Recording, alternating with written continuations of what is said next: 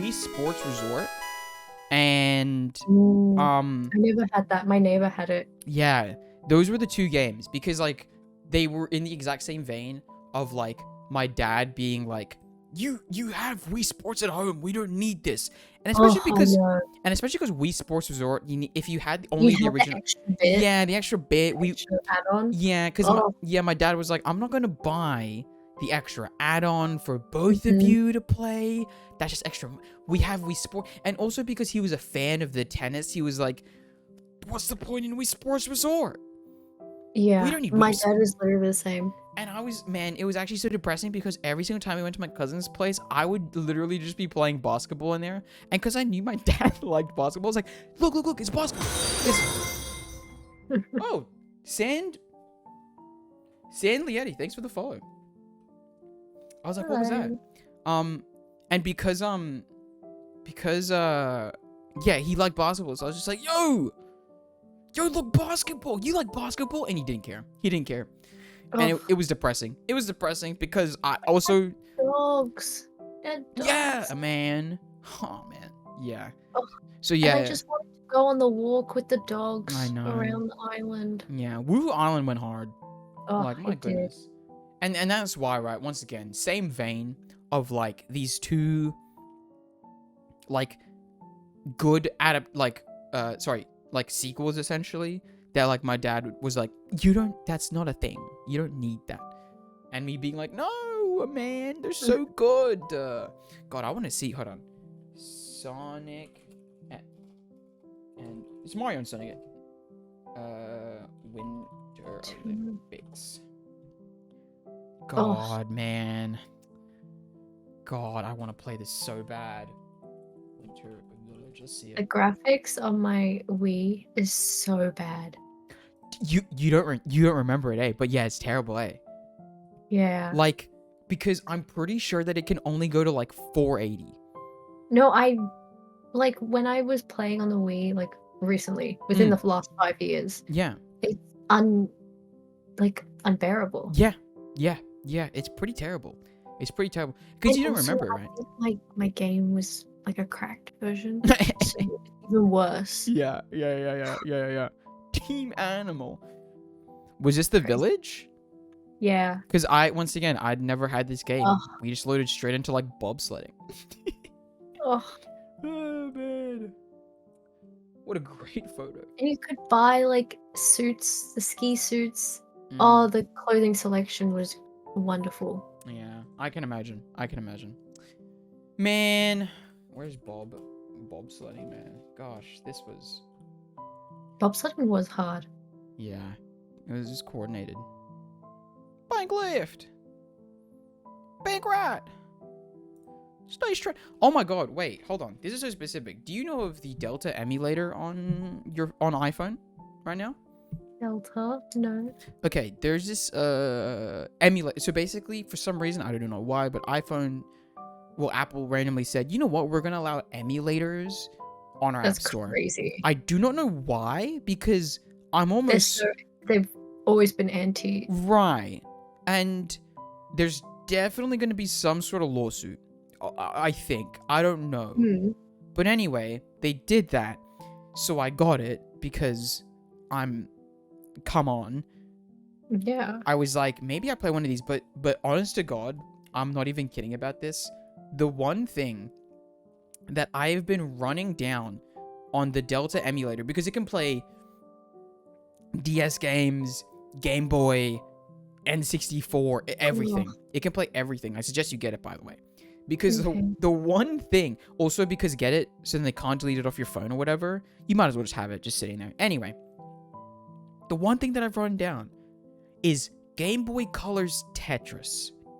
Because, oh my god, in its purest form, just back on the Game Boy, it is so fun.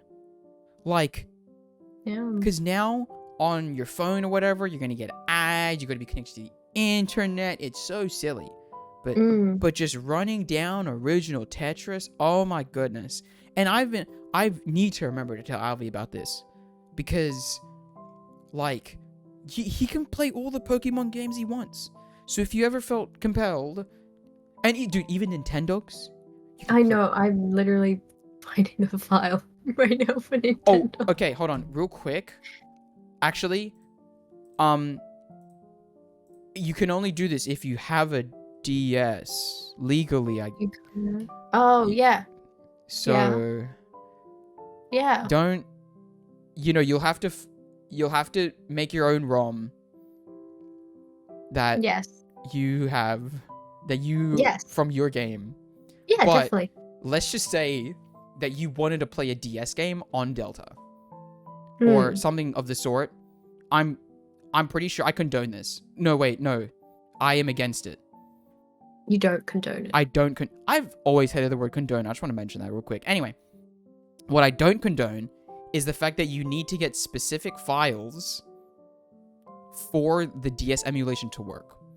Which Yeah. if you don't search online for Delta DS emulator files, Oh, it has to be specific for Delta. I think so, because if you don't try and load a Delta game, hypothetically, if you don't try a DS game, it'll tell you need specific files. Because I used to use Citra Mm, before yeah. Let me quickly see which before ones they they ruined weren't. themselves. um,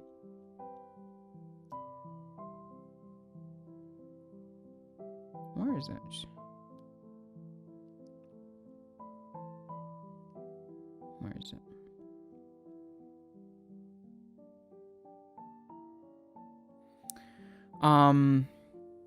Where is it? Oh, yeah. So it's these things that aren't called BIOS 7, BIOS 9, and firmware. Which if you just search for the files online, you'll probably find it. Actually, you know what? Let me just Delta emulator. Yes. Files. Yeah, there you go. Maybe this can work too. Let's see. Okay. Oh. Uh-oh. Oh, see, for those of you in 2024, because it's on iOS now. Ladies and gentlemen, Oh. Anyway.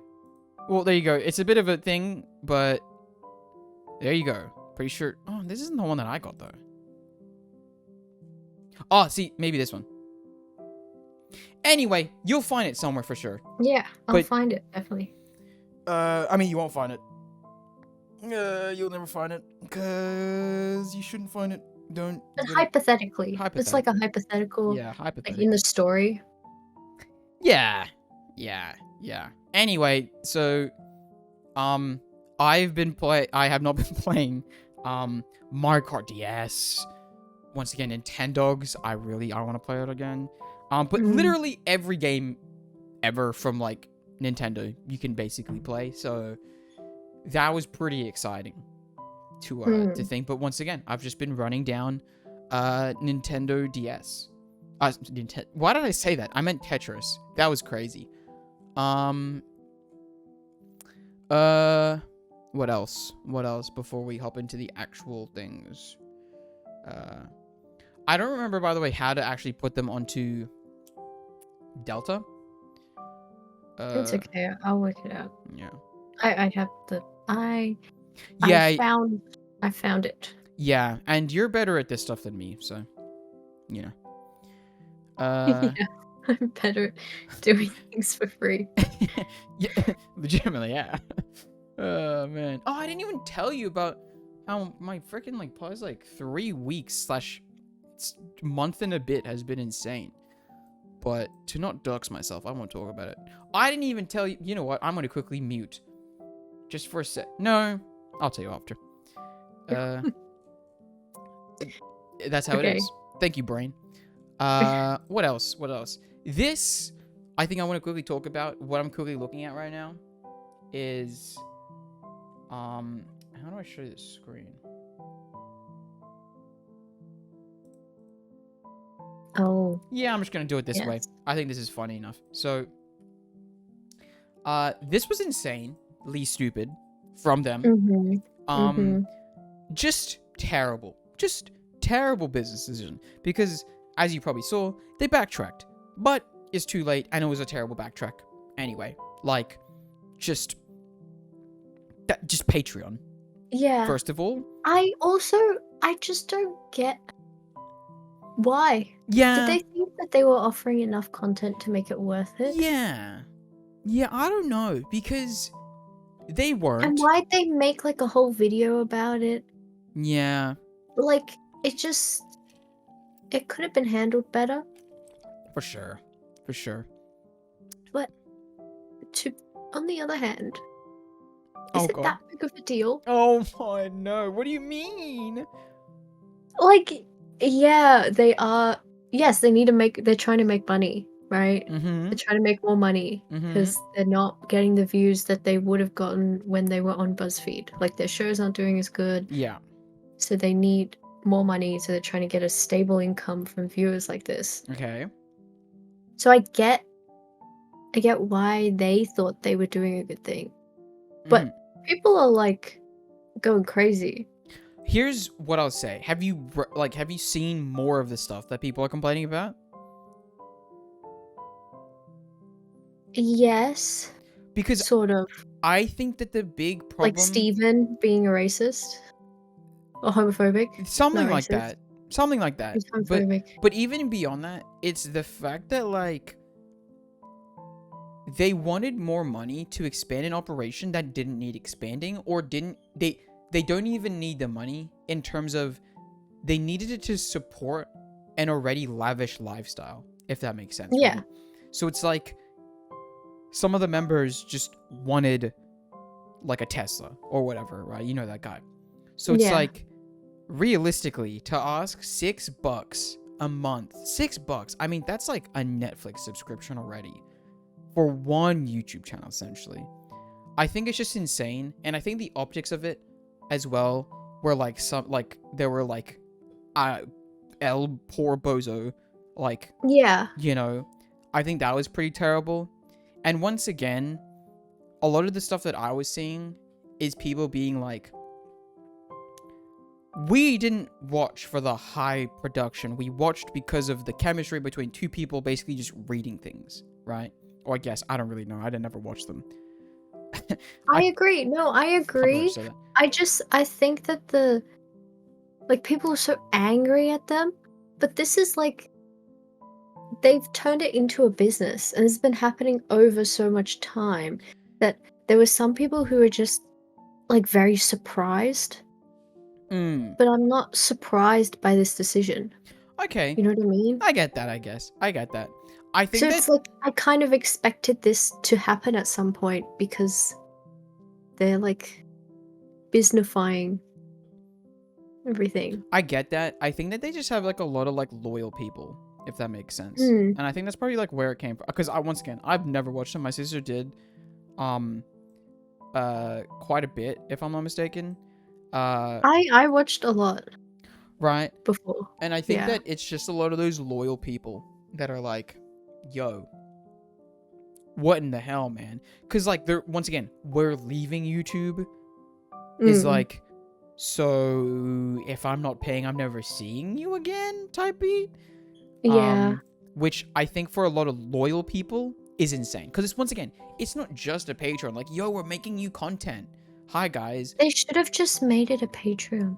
And Which they they could have already charged have. the same amount. Yeah, they could have easily charged the same amount. And by the way, they already Like, drove a Patreon. So I still don't oh, understand. Yeah, so, or I think they do. I might be wrong, but I'm pretty sure they do. Anyway, so yeah, I think it really is like a lot of that, where it's like, we were so loyal to you for so long. mm, And I think that I think originally the Patreon people were not going to even get this content. I might be wrong about that. You know what? Actually, I think I'm wrong about that. Never mind. But, like, it's just the fact that, like, they were completely leaving. And if you didn't want yeah. to pay, El Bozo essentially is what they were saying. I think that was probably the craziest bit of it, was for those loyal people that were like, what the hell? And then a lot of not from my perspective, but like even freaking one thing that MKBHD, the tech YouTuber, one of his classic lines is, "You never paywall something that people were getting for free. You just, it never Yeah, you works can't out. do that. You can't do that. It's just not possible for like not possible in terms of longevity or like any like good brand recognition, because even when they backtracked, like They still need to offer some things for free. They yeah, can't take everything behind a paywall because you're not going to get any new viewers. exactly. That was like I don't get how they thought it was going to work. yeah, I don't know, because like once again, the one sentence I wrote when I sent this was how to kill your brand in a sentence, because like you just said, as soon as you do this, you're all growth is gone. All growth is Yeah. gone. Hi Jess. Oh, hi, Jess. But yeah, And that company's way too small way too to be trying to do a subscription. Like this is like Smosh level. You know what I mean? yeah, exactly. I have multiple chats. I need to get rid of this. Okay, see you after. Go piss, girl. Damn, I was drinking. I couldn't get to that good enough. Anyway, yeah, they're not Smosh, right? And once again, I think they do have other videos or other series besides the Ghostbuster Yeah, but one. it's like just that. Yeah, they do. They have like maybe 3 though. Yeah. 3 or 4. But once And again, it's like 3 main personalities, and no one even likes Steven. yeah, because he's the Tesla one, I'm assuming. Yeah, he's the one who does like the $100 versus the $1,000 videos. Oh, he's that guy? Yeah. I didn't even know that was this channel. The the one at the Oh. restaurants. I've never watched a single one of those videos. The only ones I watch are if Good Mythical I Morning. think I watched makes one elevated. when it was like at BuzzFeed still. That's crazy. Interesting. No, I didn't know that. Okay then. That's interesting. I forgot that he was in Watcher, right? to be honest, cuz like yeah. But I mean, that's the thing, is that it's just like yeah, they're not producing enough content there's for it not to be enough worth it. content. Not enough content, and once again, ripping it from people when it used to be free and putting it behind a paywall, no more growth. Bye all growth ever. Exactly. Because also, like, and YouTube generates all your growth that so you want to much. feed into those paywalled. Yeah, which Doesn't make sense. is really weird once again, because like if I just take, I think one of the clearest examples of it being done well is once again the yard, right? You have your free stuff, and then they say, look, we'll give you more of the stuff that you're enjoying behind the paywall, but obviously you can still enjoy what is basically a majority of the content for free. So yeah, imagine if the yard just didn't have the yard, the podcast. It's dead. Like, I don't understand. It's so weird. Like, it's actually the weirdest decision. Also, by the way, I got multiple people when I went to volleyball. I wore it for the first time. And there's multiple people being like, damn, nice jacket. Or, is that the chessbox? Oh, chessbox. Yeah, really? Yeah, Oh there's my actually a few God. people. I was like, oh, damn. Surrounded by so many nerds. Yeah. I wear it to work. Hey. I always wear it to work. You don't none of the kids are Ludwig. No, none of the 11-year-olds. Damn. No Man. Ludwig. No So, no Ludwig. Hey, but they know Aiden Ross, so. Oh god, and this is why our country of the good US of A is going down the country. I'm going down the toilet. Yeehaw. Yeah, I don't know. I don't know. Just actually insane. Actually insane decision. I cannot imagine why they thought this was good. I think they just they screwed themselves. But it is funny to see, because I think people who were already had stopped caring about them came back when this news. Oh yeah. You know what I mean? Yeah, just so it is just funny. Yeah. Yeah. I agree. Really backfired. Yeah. Because as well, let's just say you did want to pull people in that were watching before. You did it, but they're not coming back ever again. You know, like, I don't know. I don't know. It's insane. I did see the parasocial girlies. They're like, Shane wouldn't agree to oh, this. I It know. must be Steven I controlling things know. from Yeah, behind the yeah, scenes. yeah, yeah, yeah. I'm like, this is a fully grown man. Yeah, yeah, yeah. And yeah, they were like reading into like At his his body job. language. If I can't, like, there was a bunch of people being like, "Dude, this is a Like, man that hates his life he's now." anti-capitalist. He would never do Yeah, this. but then did you see that his wife or whatever posted and was Yeah. like, "Oh, money or whatever"? It's like, oh Yeah. god, it's like no, he was just trying to stay out of it, and you pulled him right into the weeds of it. That was pretty funny. I can't lie. That was pretty Mm. good. What other things? Otherwise, we're just gonna keep bagging on them. This okay. I wanted to talk about this actually for the longest time, and I've kept forgetting to mention it. Not this specifically. Um, but That was like, no, not that. hey, Smeagol. Yeah. Holy crap, that was crazy. I keep forgetting every now and then that like you just say words like that, and it does actually. Anyway, What do you mean? it just I don't know. Like That I forget that people have seen The Lord of the Rings, and I know that is one of the That's stupidest things to say. I crazy. know that is one of the stupidest things to say. Actually, no, it's not, because apologize, Jess, if you haven't watched The Lord of the Rings. But it is. It's like, I don't know. I just forget sometimes. can't believe people watch Star Wars. Okay. Okay. Okay. You know what? Let me It talk. really is. If I was like, okay, Darth Vader, No, no. Okay. Can I give my personal or like maybe context? Obi-Wan. Can I give my I personal think they're context? same obscurity. No. Yeah. First of all, no. First of all, no. Second of all, I'll give you my story real quick to quickly explain this. I was a Star Wars kid growing up. I didn't actually get into Lord of the Rings until like maybe year 8 or 9, right? Wow. So I'm a real nerd. I was a person that was like, who knows the Lord of the Rings? Which is funny, Oh, which is really funny, by the way, because I had a Lord of the Rings shirt when I was like 3 or 4. I think I liked it as, like, kind of liked it as a kid. Didn't like it, I guess, for a little bit, because I was like, Star Wars is the best. And then I grew up and was like, oh, and you had to pick one because you couldn't have both. I couldn't have both. How could I have Yeah. both? You can't sit on the fence. You Yeah. gotta pick one side. It's No, not possible. It's not possible. And by the way, that's like basically the same reason why I was like, Star Trek, Star boring, more like it. like that was basically my mindset always. Anyway, yeah, so like I didn't enjoy it until later life. So like in my head, I'm still kind of stuck in that mode where it's like in my own stupidity, really. To be completely honest, because once again, it's The Lord of the Rings. Let's be serious.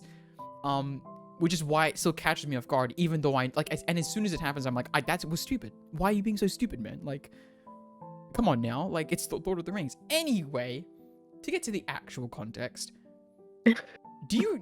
you've seen like the whole like Sony does this a bunch, and it pisses me off because it's so weird when they're like trailer starts, dude. Shut up. I remember for the Spider-Man ones. Yeah. I'm like, dude, who is this for? What does it accomplish? Like, legitimately? No, because people are gonna get nostalgic about it in 10 years. Oh, you're right. It's gonna be like the You old, are right. you know, when people like the trailers before used to have the like music in them, Oh, and yeah, you're right, actually. people are nostalgic over that. So they needed to do something to set them apart. Yeah. Dude, that's like when people listen, once again, we grew up in the Wii era, but when people are like, do you remember this? And it's a clip of like Wii Sports. Like the amount of times that like people bag on them, rightfully so, for being like, yeah, do you remember when you were a 20-year-old? Yeah, like, yeah, it's like, do the 20-year-olds remember when they were a kid? It's like, yes, because it happened like a day ago. Like, what are you saying? Shut It's up. crazy because we had such a cultural impact in like the 2010s, like online. It's just real quick. Someone subscribed on YouTube clearly, and I still haven't set it up. So thank you to wherever that's happened. Anyway, yeah, we do have like I don't know. It's crazy. I don't really know. It's weird. It is weird.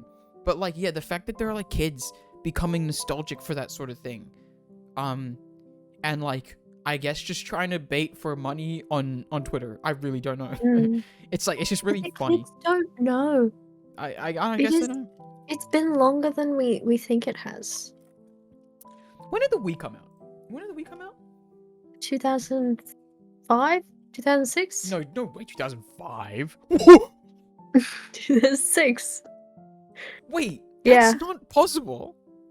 What do you mean? Wait, what? No, that actually doesn't make sense. Wait, what? How does it not make sense? Hold on. So I was 5 when the Wii came out? That doesn't Yeah. feel right. I felt like I was at least like 11. That's crazy. Wait, 2012. Oh, that is late. That's When late, did actually. Mario and Sonic Olympic Games come out? That's gonna age you. At the Olympic Games? Oh wait, hold on. I gotta search Wii. Oh my, just damn. It's too obscure. What? 2007. What? No, it didn't. Okay, can I be honest?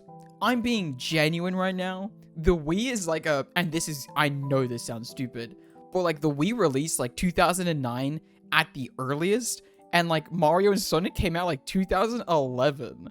I'm so confused. It was made for the 2008 Beijing Olympics. That does make sense, Yeah. but like 2006. And I think the winter one came out in like 2009 then, or 2008. Yeah. Let me go back. 2009. Yeah.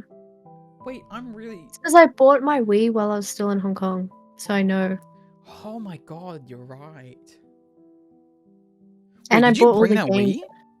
Yeah. Did it have any region-specific stuff then? Because would it be different discs and stuff or no? That thing is so jailbroken. Oh, that's right. I forgot. I don't know what to tell you. I don't know if it knows what country it's in. I don't know what to tell you. That's good delivery. Oh, man. Yeah. It could be in Hindi for all I know. Like the startup screen sometimes I feel like I'm hacking in those like 2010 movies. Yeah. Where it's a black screen with green text, and then I have to enter a keyword. Oh man. God, yeah, I kind of forgot that your Wii is like so far gone from knowing what it actually is at this point. Oh man, that's really funny. Yeah, it's true. That's true. I kind of forgot about that. Yeah. Wait, so like, but it wasn't jailbroken from the start, right? Like, I think it was because I have a hard drive that connects into it. Hold on. Right, and there's a special channel to like read, and I have a whole thing of discs. I don't think we have a genuine Wii game. If I'm honest. Hold on, wait. There's something. Maybe there's like Wii Fit and Wii Sports, and that's it. And the rest are like not real. I can't. Wait. Hold on. We need to pause for a second. I'm dying. Wait, because think about this. I want you to think about this for a second. Oh wait, no, it's because of the attachment. I was about to say like your dad didn't want to get you like games, but that just meant he didn't want to like download it for free. Well, to be fair, you had to go to this like dodgy shop in an alleyway and like get them to update your hard disk. And we'd moved by then. Okay, yeah, that makes sense. So we couldn't. Oh god. So you didn't want to actually pay for something. Yeah, but that's why in my head I'm trying to like actually make it show 2006, but there you go. This is because my face is covering it. Anyway, that genuinely kind of, oh my god, I lost it there because I was like, wait, he didn't want to get you game. But yeah, no, that does make sense. That like, you know. But I was so adept at using Pirate Bay. At the age of 8, I was so adept at using Pirate Bay. There is no reason why I couldn't have gone that game. That's pretty fair. Which is crazy, by the way. And I think it's because like my family is technologically and hardwarily inept. But like, if we wanted movies, we went to like our relative that did it. I don't get how my parents knew how to do that, because it feels like they lost all their knowledge now. Yeah.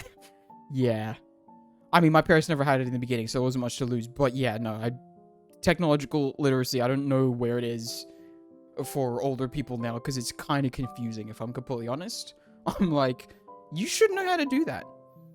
You should know, but I'm pretty sure, I can't lie, sometimes I'm pretty sure they're just being lazy.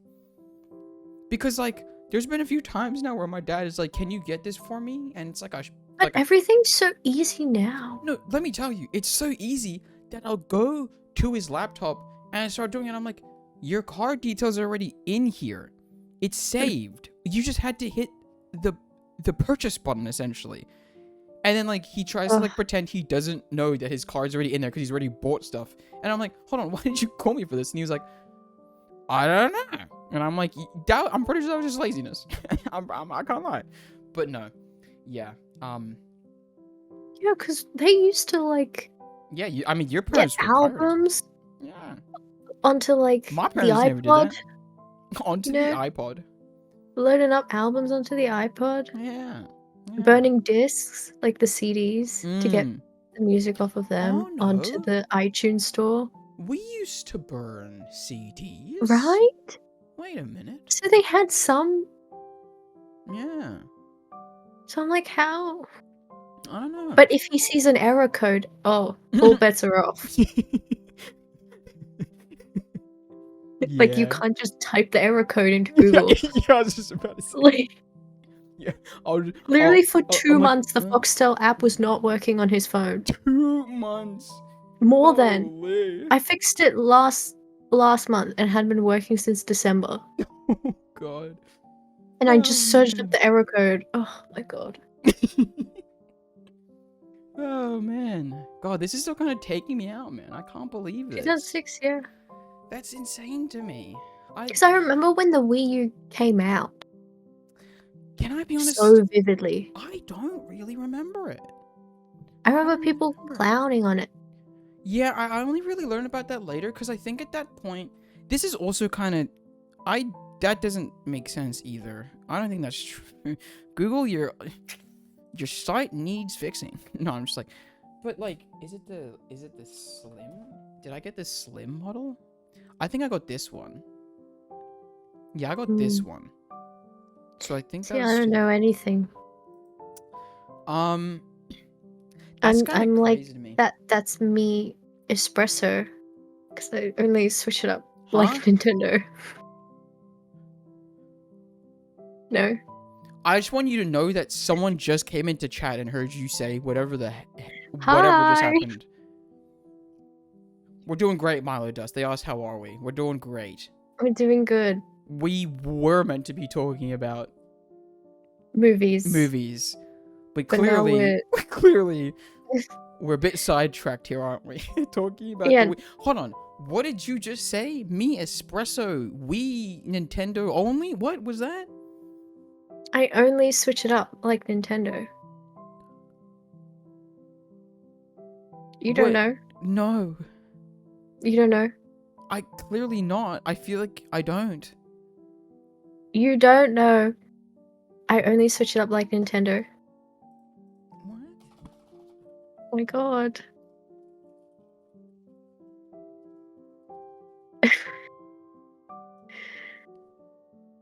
DMCA. What is this? You know Espresso by Sabrina Carpenter? Oh god. Wait, she says that? Yeah. Oh man. Song of the Summer? Oh my god. Gosh. Hold on. I didn't know this. Because I don't listen to Sabrina Carpenter. I listen to that one song. Yeah, this is the one song. Oh, thank you, Milo Dust, for the follow. Thank you, Milo Dust. No, this isn't the one song. Isn't the one song the feather one? No, but this is the new one song. Oh, this is the new. This is the second song. Oh, this is the second. This is this. Oh, I was about to make a joke about a tower. Oh gosh. No, because they have the. I can't believe I'm about to say this. They have the feather one in Fortnite. Okay. I'm just saying. Wow. No, but that's crazy. That's how you judge it. Kind of. A song's only made it if it's in Fortnite. Hey, there's a lot of songs on Fortnite Jam Festival main track festival. I don't know what the heck it's called. The rhythm game. Anyway. Listen, the only thing that I remember about Sabrina Carpenter is that she's my short queen because she's like 4'9" or something. And I'm like, Yeah. hell yes. Power to you. Represent. Mm-hmm. Amen. And she's also dating Dude. Barry Keoghan. Dude, at uni, my law people have talked about this at length because they're like, how is this possible? And I'm like, why are you What do you dating mean? Barry? Yeah, I was like, what the heck? Oh, they don't get it. Yeah, they don't They get didn't it. They did not. What? They did not see over. 4 foot. Okay, let me show you Sabrina. She is a short queen. And she wears platforms when she performs, so 1.51 inches. Ooh, that's not how. you put inches and you should put feet, not inches. Whoops. Yeah, that's true. That's true. Relatable. Hey, Milo test. Me too. Me too. Unfortunately, me too. Oh man. Holy. Is that Tall Girl? Yeah. That's crazy. She's in the movie. Oh, she's in Tall Girl? She's the sister in Tall Girl. Yeah. I didn't know this. Oh my god. I didn't know this. Yeah. She's That's the cool older sister. Hold on, you said relatable. I'm 5'7", but technically I'm 6 foot. That's not relatable at all. I'm not relating to 5'7". I get it. No. I get it. Yeah. 4'9" relatable. Oh my god, you've dogged me in my short kings and queens. That's crazy. No, yeah, I respect the height hustle. Heard twice. Hey, I've always said that, you know, she fits right in. Milo, how are you watching it with this awful overlay of the screen? What do you mean? What do you mean? It looks great, and it's definitely not meant to look like. Oh shoot! It's not meant to look like this most of the time. Hey, it's because usually, once again, we're meant to have like this up or something, not without Sabrina Carpenter in the back. It's meant to have just that. Anyway. Damn, Sabrina Carpenter. Fair enough. TBH, I'm half dead, so I didn't really notice. I can't lie, I thought that said half deaf. And I was just like, damn, I appreciate you listening in the stream. I'm glad I'm loud enough. Oh my god. Oh, man. Oh, God, Sabrina. 2006, man. That's... I cannot believe that. I cannot believe Yeah. that. That's... Like, I don't get that. People born in 2006 are at the club. No, they're not. What? Are you serious? No way! No way you had to calculate that. That's crazy. You should do 24 minus 6. Okay. In my defense, in my head, I was thinking about not 2000s. I was thinking about... No, wait. I wasn't thinking about 24 and 6. I was thinking about 2000, but not only 2000, but 20. And then plus 20. It was numbers. Uh-huh. Yep. Numbers. It's crazy that I didn't do maths. Okay. Well, first of all, I was bottom like 3 of the grade. I don't think that I should count. Anyway, I just got home from running errands. Now I'm just chilling with a glass of wine, which is making me even more tired. Honestly, I can't lie. I am too hard rated. I'm not going to call it hard rated. Hard solos deep. I'm with you. 2000 to 2005, best years to be born in. Hey. So true. Amen, actually. So true. Amen, actually. I've always said that. And I've always said that, actually. I've always said that if you were born in 2006, a bit too late. That's crazy. I cannot believe that they're in the club running it down. Yeah. Oh my gosh.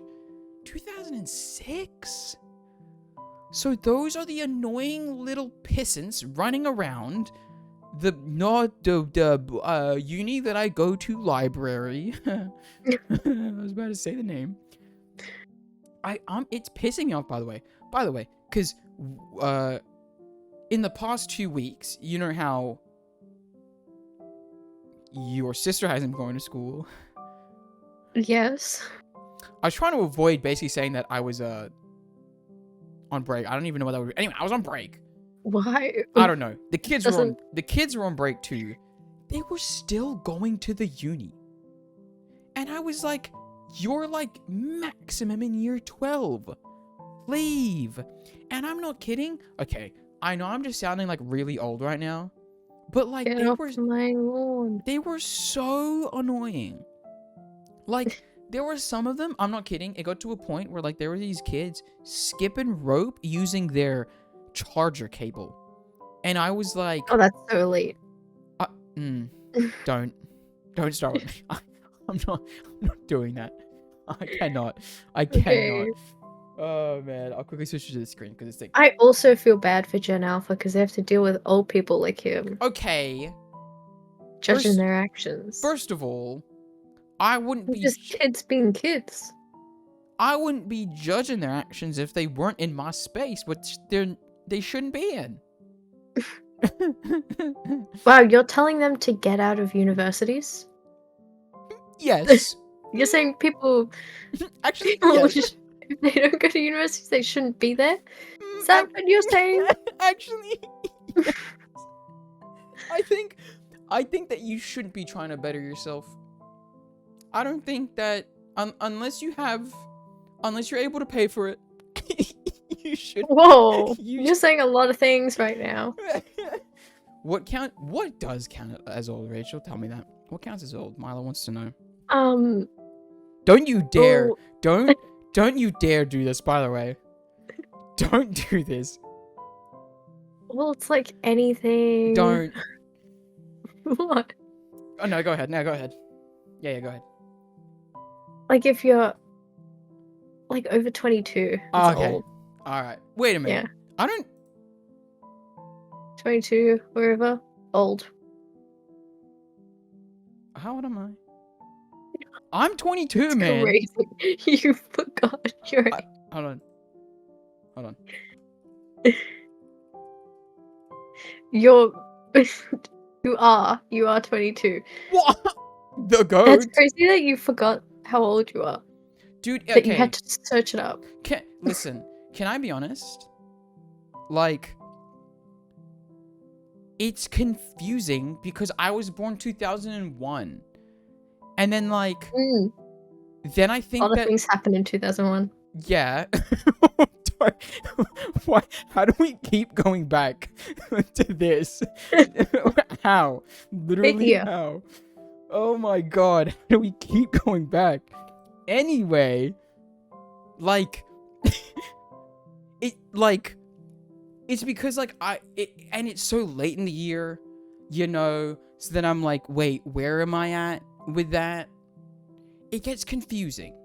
Confusing. You know? You can relate, you know? Being... Yeah. Almost there? No. No. If we were to round, it would still round down. Why do you say that? Like, mine wouldn't? No, that's not how it works. How many months? That's not... Would it? Yeah, what are you talking about? 22 would round down to 20. You 25, you're a kid. Jesus. You're right. Thank God I you mean, didn't do honestly, it's like if you're amen, Leonardo DiCaprio's type, you're still a kid. After that, you're... Oh my god. Right, if Keemstar's still interested. Oh gosh. Didn't he say he's only interested in people who don't remember 9/11? I think so, yeah. I think Keemstar did say that. And funnily enough, we're talking about 9/11 still. That's crazy. We're still here. I was like, yeah. Yeah, no, exactly. God, man. Jesus. Oh, God. I am Rohit. What is it? What is For the that? age calculator. Yeah, for the age calculator, it says I am Rohit. Hold on. What? Oh, I'm He just blocking like my runs the face. website that like Clearly. I am Rohit runs it. That's crazy. Anyway, should we oh, get into the age actual... movies. The I actual forgot movie? the movies. Yeah, hey, listen. It's not like I remembered them. Listen, I'm gonna go to my notes. Okay, which one do you think we should start with first? Up to you, honestly. I had Um, to give you. I had like 3 times the notes for Romeo and Juliet oh god. than I do for both of these. Okay, we won't do this. Okay, I'll say heads Oppenheimer, tails Henry Sugar. Henry. Let's flip this thing. Okay, we'll go Oppenheimer first. Let me go get the little graphic up. Okay, and let me also get my notes up. You know what? Also, let me quickly get my next drink. Give me 2 seconds. Oh, you know what? Third hard solo. Huh? Your third hard solo. Yeah. Let me pull up Wordle. No, which one's the connections? I'll pull up connections. Just so Oh, just so okay. something can be looked at. And then just do that, and then God. And it's completely covered Hold on. Let me by Oppenheimer. let me quickly just try and. How do I? Just it would. I think it would look fine if you got rid of Oppenheimer and it was on the screen as it was before. Like that? Oh yeah. You're right. All right. Let me quickly get my drink.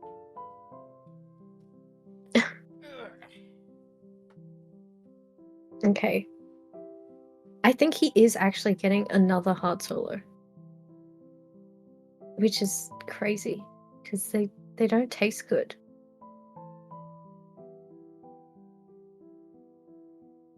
Connections. It's. Do you know like Solo? I don't know. In Australia, like Solos, it's like a lemonade, and a hard solo just has alcohol in it.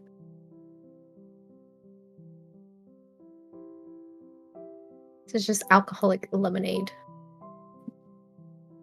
I don't even know how much alcohol is in it. Let me look it up. Hard solo.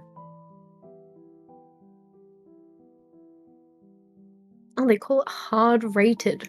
That's uncomfortable. Like a mojito. Not like. I guess it's kind of like a mojito, but it literally tastes like it's like a fizzy, like a soda. It's basically. I'm back. Hold on. Wait, can you hear that? Peeing. Okay. It's like It's basically just an alcoholic lemonade. That's basically it. No, but it's lemonade, as in like a, like, cause here lemonade is like a soft drink, like a soda, What is it? Is it not? not like a, you know, like the lemonades where it's just like lemon and sugar No, in America. I didn't know that. Is that really? Yeah, it's Oh. like at the Easter show where you get a lemonade.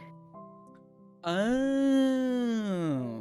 Like that's a lemonade. Okay. So are like wait, is Schweppes a Like a lemonade? Schweppes, yeah, is like a fizzy, Okay. right? Okay. I don't know. I don't know. I don't Basically, know enough. it's like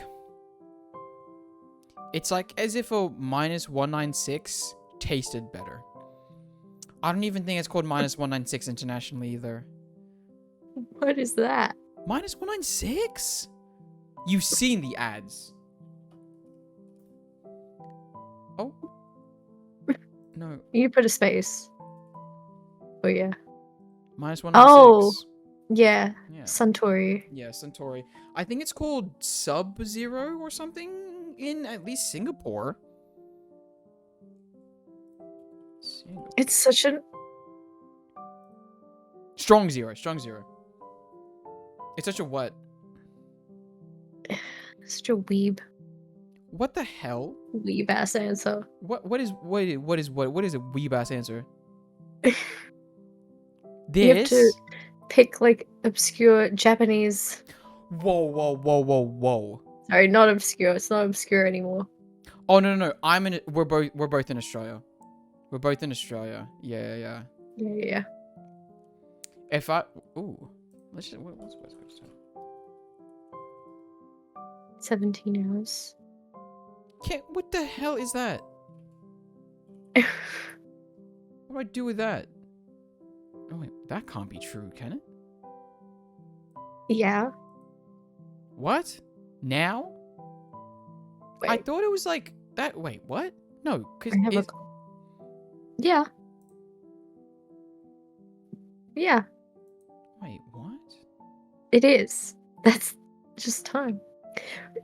There you go. American accent. Yeah, I get that a lot. I get that a lot. To get into the life story, because I've said this about 1 billion times, my parents were from the Philippines.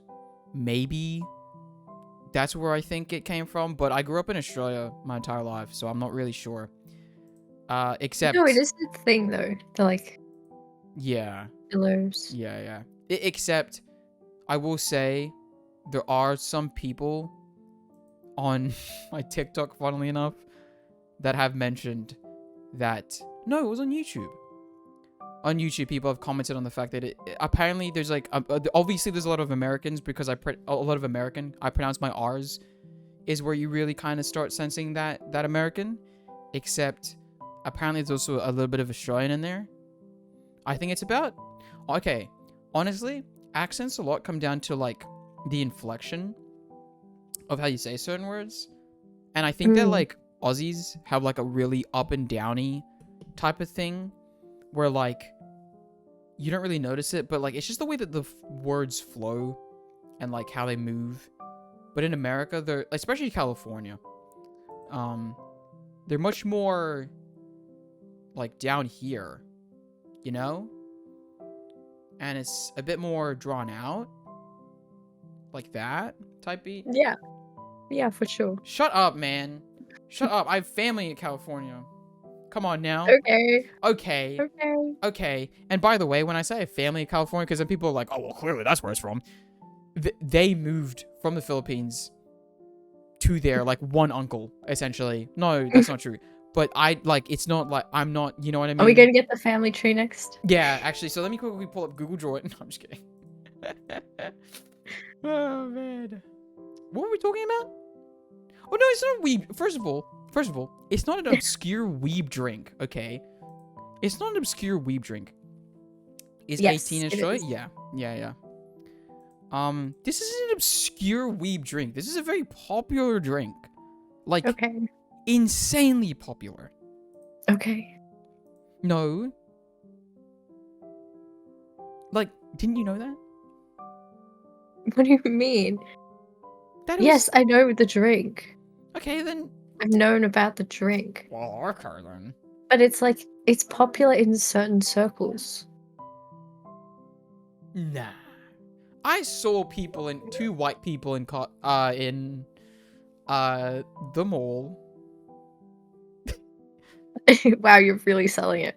No, I didn't want to say. I was about to say where I know, was. but it's still in an Asian area. It was two white people. Oh my god. What? So the white people in an Asian Wait area. a minute. That place... Do you know what I was about to say, right? Yeah. Do you... Okay, you're not in eastern suburbs. Okay, but it's like... That's like the northwest. That's pretty... I think that's... It for sure isn't completely white. But it is... Okay, you're right. It is a popular drink. This is a popular drink. No, I'm just... It is, but it's not. If you're using it as a point of reference, I don't think it's a good point of reference because I Okay. think it's as obscure as a hard solo. Okay. You know what? That's fair, actually. That's fair. And I agree, you should just have ciders. Okay. Well. Because at least it has an apple taste. Okay. Well, what if I said, let's move on to Oppenheimer? If you made it this far and are interested in supporting the channel, memberships are available for only $1. For that, you get a shout out at the end of every video. Join now! Anyway. Okay. What are your thoughts on this on Oppenheimer before I get into it? Oppenheimer? Mhm. I liked it. I was Mhm. engrossed. Mhm. Mhm. It did what it wanted to do, Mhm. and it did it well. Mhm. It was pretty. Mhm. Yeah, I think it was good. Yeah, that's basically like my exact I guess train of thought too, because like when we kind of queued this up, it had already won its Oscars, right? Mm. So then I was like, let's be honest, if it's sweeping the Oscars, there's kind of no chance that it's like not a people pleaser. It's just about how this movie is a people pleaser, I guess, is the more interesting question. So going into it, I was like, let's be honest, I'll probably enjoy this. I mean, it's like a Oscar award-winning film. I wasn't expecting to enjoy it as much as I did, is what I'll say. Yeah. Because once again, like, funnily enough, it's kind of the Hamilton effect, where like by the end, I'm like, how am I kind of like sad for Oppenheimer? What the heck? You know, like, I was like, this guy, I only watch because of Cillian Murphy. Honest to God, that's like the only reason you need. That's so fair. But yeah, like I really was like, damn, man, like this guy, like he really, like I just felt for him. I was like, damn, because like at the beginning, my mindset was like, this is the guy that made the bomb, isn't it? What the heck? But yeah, by the end, I'm like, Mm. damn, okay, all right, he got dogged. He got dogged, man. And Robert Downey Jr. is putting on like a pretty great performance. Yeah. It genuinely like, I was like, wow, this guy's playing the game, and it's like, I ooh, was I was happy that I had watched like those YouTube documentaries on like things. yeah, Like there was yeah. one about you know what I mean? Like they have an obscure topic, I get you. I get like a you. deep dive. Yeah, yeah, yeah. Um, there were ones about what was it, the glitter industry. Oh my You remember how there gosh. was that like New York Times article? Mm, It was like talking about big glitter. I think so. And basically I watched a documentary where they found out where that came from. And it like goes into You like know what? Oppenheimer because there's links. Interesting. So then I'm glad I had some background knowledge I'm gonna and put this like back more up about so I like can do the research. Berkeley like science department, like nuclear physics department, Yeah. about like them trying to like discover and research elements and stuff. Because I Interesting. feel like if you have absolutely no context, because I don't know anything about like science, right? Yeah. Some parts would be really just like boring or confusing, or Mm. I'm just like, I have no interest. But if you have a Yeah. little bit more context, I think things like you understand things and then it's Yeah. more fun. I think I might have. By the way, if you want, you can. I'm sure, but like go to on Discord, like obviously in the April section, Yeah. my notes. But it's like I think I do mention that at some point where it's like, because it's literally historical. There's a reliance on people's knowledge, not in a bad way either, because like it makes sense, but like just having a tiny bit of something really does, I think, help. Because like Mhm. even in the funniest parts, like I'm joking around at about like I should probably just like show you my notes as I'm looking at them, whatever. Like the John F. Kennedy, like I was making jokes every now and then, being like Truman cameo, what? Like even as little jokes Yeah. like that, it's kind of funny, but at the same time, it kind of helps you flow through the story a little bit better. But as someone that I think didn't know as much going in, besides like this is the bomb of World War Mm. II. Like it still didn't lose me as much, which honestly I kind of was expecting it to, you know? Yeah. So, was Oppenheimer a documentary film? No. No, but I think that Rachel was saying that like she had I like watched. watching documentaries about similar subjects. Yeah, it just kind of It helped like gave a bit more context context. to Yeah, certain things. yeah. Um but yeah, just I think that like everyone was putting on an absolutely goated performance. Like like Yes. everyone, it was great. Mhm. No, it was not historically accurate. Well, I mean, in general, yes, but like I actually searched it when he was coming out of the Oval Office, right?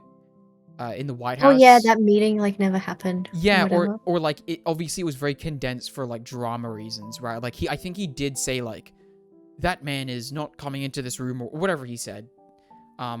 The president was just like he's not coming to the room. I think he did say that at some point, but it was like way later or something. Yeah. But like obviously he condenses it to make it um Yeah, it's like it's a historical drama, right? yeah. Like they take Yeah, yeah. the best points to paint like an interesting Yeah. Yeah, yeah. narrative where they Yeah. Yeah. but I do like how they don't try and be too biased in this. Like they still Mm, want you to make your own opinion and your own decision on yeah. Which how you view him. which actually was like so interesting because once again, we watched it pretty late considering, right? And Mm, one of the big things that people kept saying on Twitter at least was like, "Oh, why didn't why they should have showed like the actual bomb drop, like it would have been like to see the actual like effects, right?" And I was like as I was watching it and then they got to the part where they were like showing Oppenheimer reacting to the slides of the actual yeah. effects. I was like, "Wait, they did show it basically, right?" Like because once again, it's really not about that like at all, right? It's not Yeah, you about that. didn't I don't think you needed to show the Like, bomb yeah, dropping. at all. So then when that scene came up, I was like, wait, what are people complaining about? Like, you can literally see, like, its effects on Yeah, him in the way that it because would it's have. supposed to be from his perspective, Yeah, right? So obviously he didn't see that happen. yeah. And So funnily it's enough, yeah. almost purposefully so, as the movie was trying to tell us, right? Is that, Mhm. like, he wasn't a part of that process.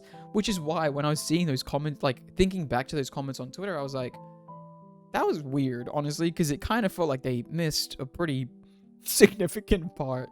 But no, yeah, it was a genuinely enjoyable movie. Like I'm just scrolling through my notes. Like once again, the whole like as soon as I said Boar, I was like Niels Boar. But like beyond the jokes, it's like he did the thing as he always does, Christopher Nolan, with like the constantly building tension. Like it weirdly enough in a 3-hour movie where people were just talking, it didn't, for me at least, it didn't feel as there was as much downtime as I thought there'd be, right? Like Mm. even once Hitler's defeated, it just keeps going, right? And it doesn't really feel like there's this like massive like I guess like down. I guess it just keeps chugging along, keeps building this tension, and you're Yeah. just kind of really feeling that the entire way through.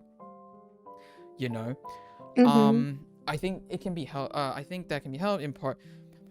What I'm supposed to know is coming. Yeah, this is what I said. I think that can be helped in part by the fact that we as the audience should basically know what's coming, and it's absolutely devastating. We know that, so to constantly move towards it, the threat is always there. It's kind of just making the journey to it. It's interesting. Um, it was a little too long for me. Like I think the prosecution scene was dragged on for a bit. It Which was prosecution a scene? bit long. Here's the thing as well that I'll comment on. I also got confused sometimes during the court scenes when they're switching back and forth. I can get I that. think for the first few bits I was like, "Oh, so we're like jumping like a Yeah. lot." Yeah. Yeah. And I Yeah. had to like to keep track of all these different people. I get that. I get that. It's like there's a lot going on. I think as well, kind of like actually nailing what it wants to be, I guess the quote unquote primary timeline was a bit confusing, right? Because Mm. I can see that where like in the in the Robert Downey Jr. court bit, right?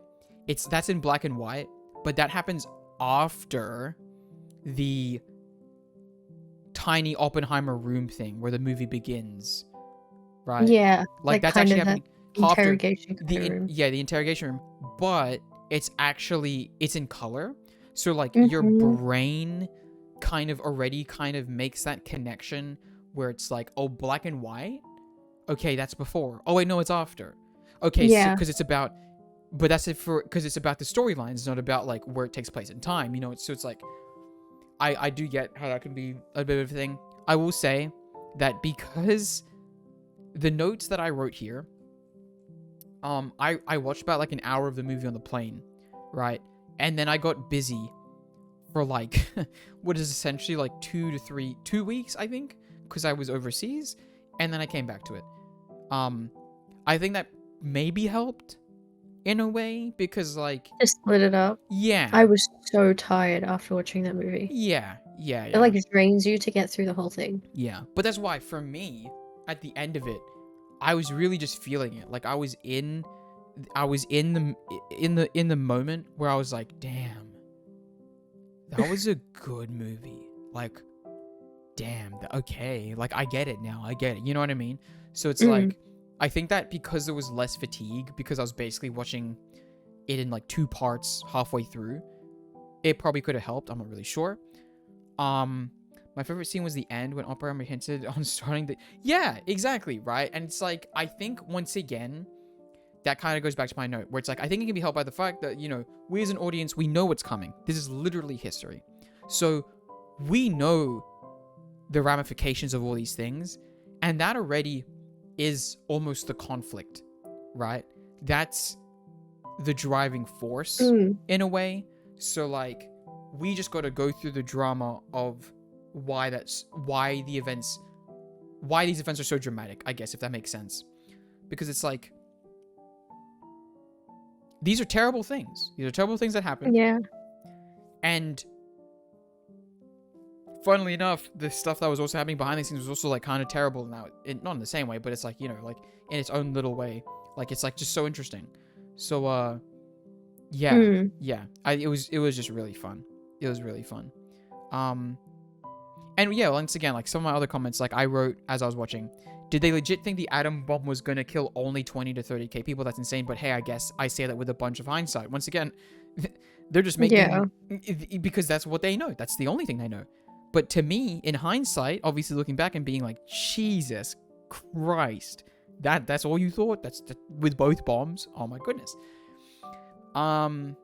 Yeah, like there's an absolute morbidity. Yeah, I think at this part is when I really started like feeling it, when it was like there's an absolute morbidity of the Secretary of War simply stating, we got 12 targets, actually 11, getting rid of Kyoto, my wife and I honeymoon there. Like I realized like why that line was talked about so much, Mm. because like when you're watching You it, really did just pick and choose. yeah, it was like, oh my god, Jesus, like it's almost trivial, right? Mhm. And like that, like I said, like when I was watching, I was like, that is insane, bone chilling, because I was like, damn, this is like not nothing, but like it's basically just like a sentence to write for them. You know what I mean? Yeah. Damn. But yeah, on the production side of things, um, like I think that didn't they pick like culturally less relevant cities? Yeah, they basically no, I think it was.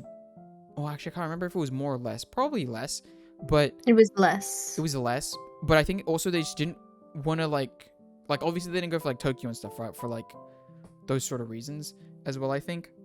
Um, but that's what I mean, right? Is that like still at the end of the day, they're making the decision not based on like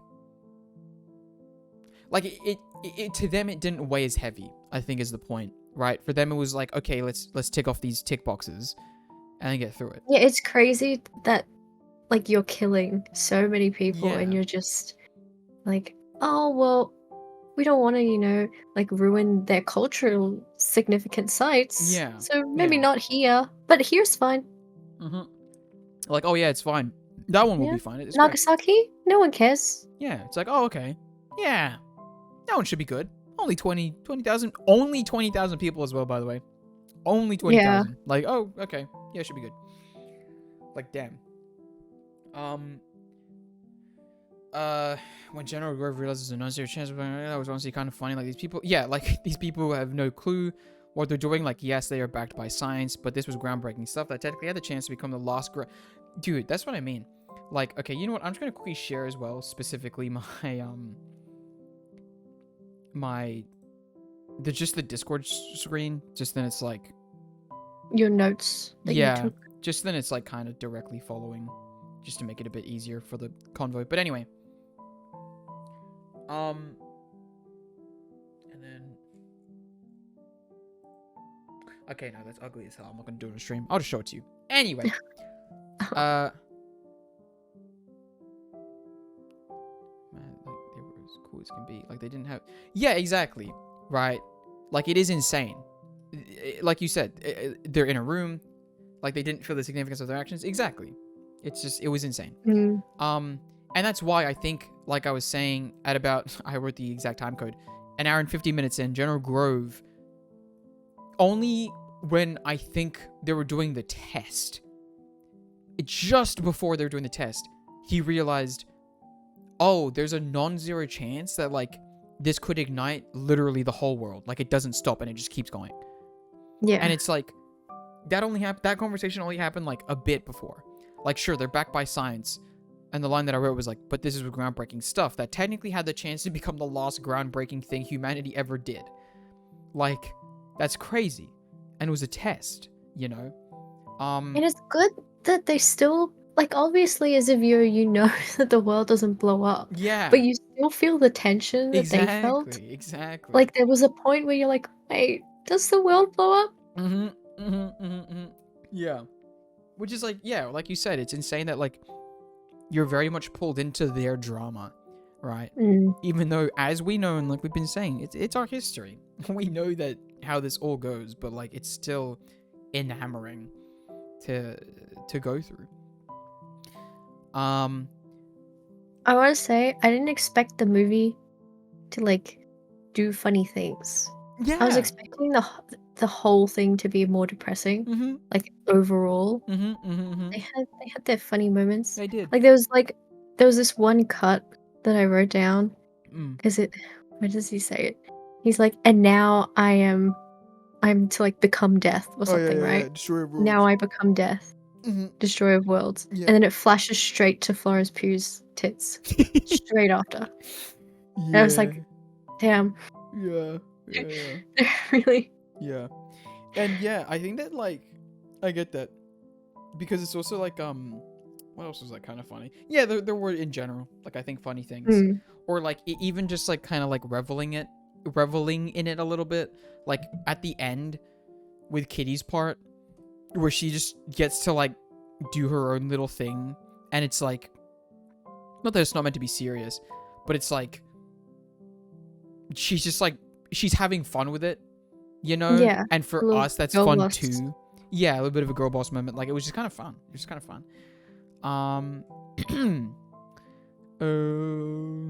But yeah. And I liked the Einstein bit. Lots of people didn't like the Einstein bit because that conversation really? did it not happen or something? I don't I think know. that was another thing that was like, I didn't know that. well, they don't know what was said, right, between the two. And then they tell us in the movie. Oh. What's really frightening is that I didn't notice complex moral. Yeah, exactly. Once again, the fact that, especially I feel like you have to like read into it. Yeah. Otherwise, you're just like going along with the flow. Exactly. But that's what I mean as well, right? Is that like, for Oppenheimer and the team, it wasn't about any moral, ethical dilemmas until obviously like the end when he did start feeling it. For them, it was science, right? It was like, we're pushing science, baby. Let's go. And obviously, yeah, there were people that were like pushing against it, but that wasn't until like the very end. From most of it, it was like, yeah, let's go, baby. Let's go. Because they were doing cool stuff. And yes, hello, Jess. I was baking. What you baking? My goodness.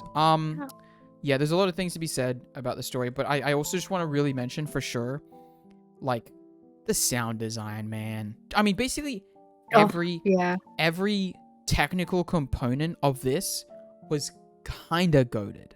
I can't lie. Mm-hmm. Like, it was It was just so pretty. it was so pretty. The sounds just, they really worked so well Yeah. on it. Like I mentioned, the sound delay on the bomb was so fun and cool to see. Like, Mm-hmm. they just nailed so many parts of this.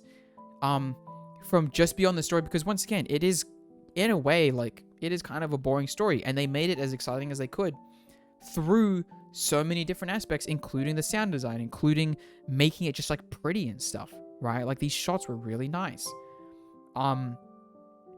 Like, the sound design throughout the entire test explosion, that's power. Like, that's literally what I wrote was, oh my god, chills. Man, the sound design throughout the entire test explosion, that's power. Like, because it is. You know what? Let's see Yeah. if we can find this scene. Let me quickly go if I can find this scene. I'll do it on YouTube, so then, like, Netflix doesn't want to kill me. Bomb test. Fandango movie clips. That's what I'm saying. Okay, there we go. Muffins? Yum. Muffins? Someone's saying, I'm gonna watch it again. That's what I'm saying. Like, genuinely. The world. The 20th century. Yeah, even the whole 3 hours. Okay, that one doesn't actually seem like the exact one that I want. Maybe it's just this? No, it's 20 seconds. So, I mean, already. Oh, wait, hold on. Let me quickly... You're not. Yeah, let me You're pull not it. streaming to anyone. Oh, I'm not even streaming to you. That's right. Hold on. God. Give me a sec. I'll pull it up for you. It's okay. I can just... No, it's okay. I already got it. Okay. Okay, like, from the beginning, real quick, just like, and obviously we're just hopping into it, but like, that's basically the entire movie, is like, you just feel this in your ears, and you're constantly like you're kind of just breathing a bit heavier, and you're like, oh god, It's so immersive. like, it's so immersive. These things are hard in your heart. Like, I'm getting chills again.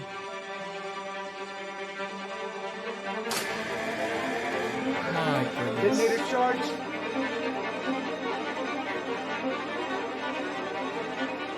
We'll just watch the full minute 43, why not?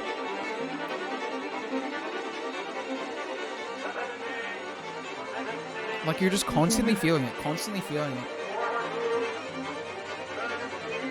Also, these guys in the car, are they actually getting protected by the UV? Oh, absolutely not. 9, 8, 7, Oh, God. Once again, I'm scared again. Oh. 4,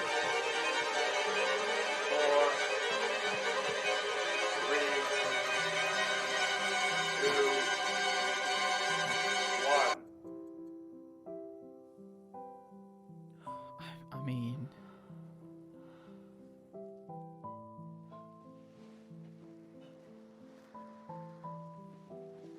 And, like, you're just hearing their movements. Yeah. No, but you need those subtle sounds. Yeah. You couldn't have it completely silent. Yeah, like, it's just so good. And then the close-up. Like, it's just enveloping. Because that's what it is. It's all consuming in a way. Like, that's just... Like, that's... Okay, it didn't get to the part where it kicks back in. Which it Doesn't really... show you the sound. Which it really needed to. But okay. You know what? Netflix or... Oh, God, if I get copyright struck for this, I'll take it, I guess. I'm hoping that my overlay will... Fandango clips. I This don't... is Fandango clips. Oh, yeah, this is Fandango Clips. Coming at you live. You're but really yeah. gonna go and find this moment? Oh, maybe. No, that's too... Yeah, there we go. Oh, there we go. Wait a minute. And I'm really just hoping, once again, that my overlay will make it seem like nothing's happening. Okay, You hold can on. skip Yeah. 10 seconds. There we go. God, I love Fandango clips.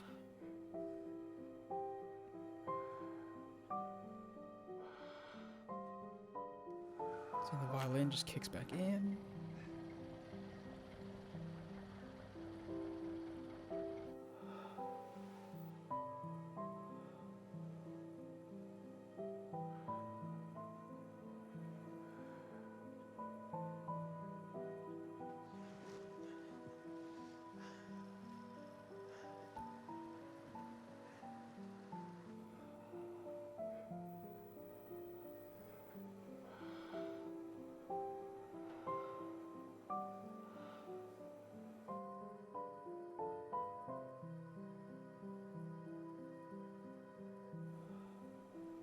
Do you remember it being this long? And now I am become death.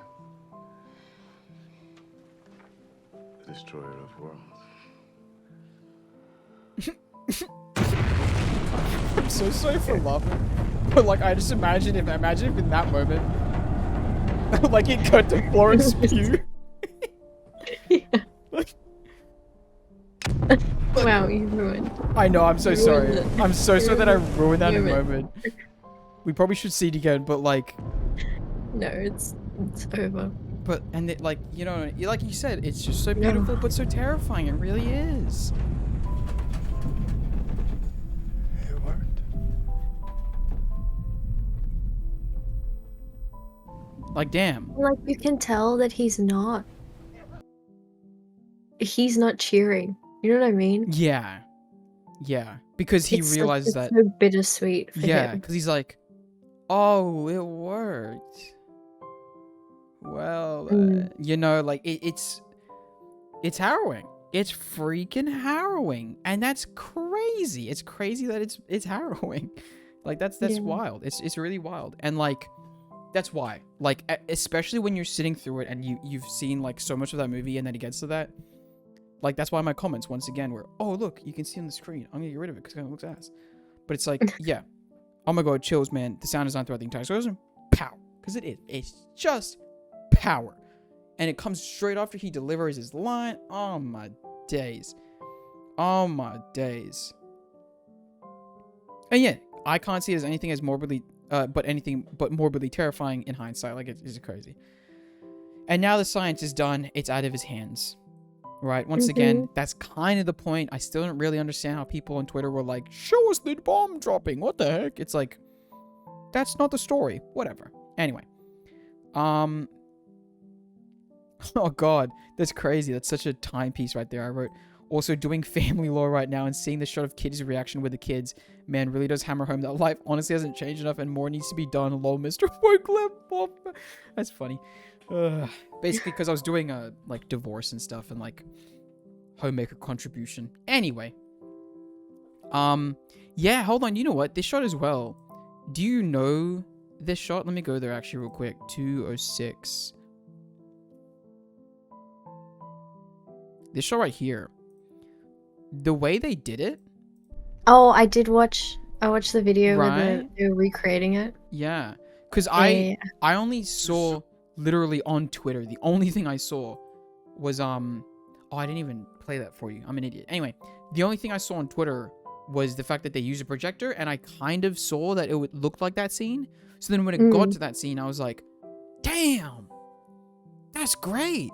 Like, I was like, okay, I'm gonna go watch this right now. Hey, I encourage it. Yeah, you take care of my hey. You too. Thanks for joining us. Thanks for joining Ryan. us, and hope your watch through is as pleasant as it was the first time. Cause man, it's a great movie. It's a great movie. Yeah. You can't. Making it sick. Oh my god, please, the sound design, please. You can't keep getting away with this. Like the depiction of the absolute insanity his brain is going through right now. Chef's kiss. He knows what he's done. He knows the horrors he's released. You don't get to commit the sin, and then us all feel sorry for you that it had consequences. Like that. Yeah. That line from Kitty. Like when kept he's coming back. walking and he can hear like Yeah, the stomps or whatever. the stomps. Oh my days, man. Like, it's just so good. Like, legitimately, like, if we just sat through and, like, just let it play, and the entire time our review could just be like, it's just so good. it's just like, because it really is. Like, it's so good. It's so good. Like, man. And look at Although that. seeing Josh Peck did take me out. I will, yeah. I will say, it did take me out a little Him bit. in particular. Yeah. Like, the only other one that, like... Because I forgot that he was in it. Yeah. And maybe the I other saw him one... and I was like, wait a minute. Yeah, the only one was maybe Nepo Baby, Faso, what's it, Which Quaid? one? Jack Quaid? Is that his name? Jack Quaid. Which one is he? Is he the... He was the one in the car. Didn't wear sunglasses. Oh. That one. He was concerned about being a Nepo baby, and then everyone was like, nah, you're an actually good one because, like, you actually are decent at your job, so, you know, like, you're not what people talk about. Anyway, completely besides the point. But yes, no, Josh Peck definitely, like, I feel bad a little bit. But also, okay, I can't lie. Didn't he get allegations or something against him, like, a little bit ago, or am I wrong? You're thinking of, No, I know. It's not the other side of that duo. What? I thought, but I might be wrong because I thought there was something beyond just that, but I might be wrong. I don't know. What are you saying? Drake and Josh? Yeah. It wasn't the news of the other. I forgot which one was Drake and which one was Josh. I can't lie. Well, Josh Peck plays Josh. Oh, that makes sense. And Drake Bell plays Drake. Oh, wait, I'm stupid. Anyway, Is it that wasn't. their actual name? It wasn't the Drake. It wasn't Drake. I was about to say the Drake side. Oh. It wasn't Drake, I thought. Because that was a completely separate thing. But I don't know. I might be wrong. But then Drake's thing is like That was insane. really long. Because Yeah. then now he's like after the Your mic's the doing a new thing right now, by the way. Nickelodeon. Oh, just now? Yeah, I'm not really sure what just happened, to be honest, because it hasn't... Oh, Wait, go in? I'm talking. Oh, it's completely gone now. It's Okay. random. I don't know what that is. Anyway. It's because Josh Peck was in Oppenheimer. Yeah. That's how the pipeline. Yeah. No, and then there was that doc on Nickelodeon Oh, the, that released recently. Yeah. Yep. Did you watch... And then that one that had Drake in it. It came back just for a little bit there. I don't know what it is. The sound. Anyway. What? I don't know. Did you... I think it'll just come and go. It's fine. Don't worry about it. Let me just move it. Yeah, it's all good. Did you watch Oppenheimer, Jess? That's gonna take a little while to get there, but projector, arms race, Truman. No, honest to God, I suggest it to everyone. Like, once again, it swept the Oscars for a reason. Mm-hmm. You know, like, I thought I was gonna also, I'll be honest, don't really like Christopher Nolan that much. Like, his films, I'm not really that big on them. So, Yeah. even though it was the Oscars darling, I really was like, it's Nolan. I'm not really sure. You But do have to be in the mood to watch it, that is true. Oh my God. because otherwise it's so long if you're not Yeah. in the mood. Yeah, it's true. That's true. I don't watch things often is my problem. Honestly, you don't really need to.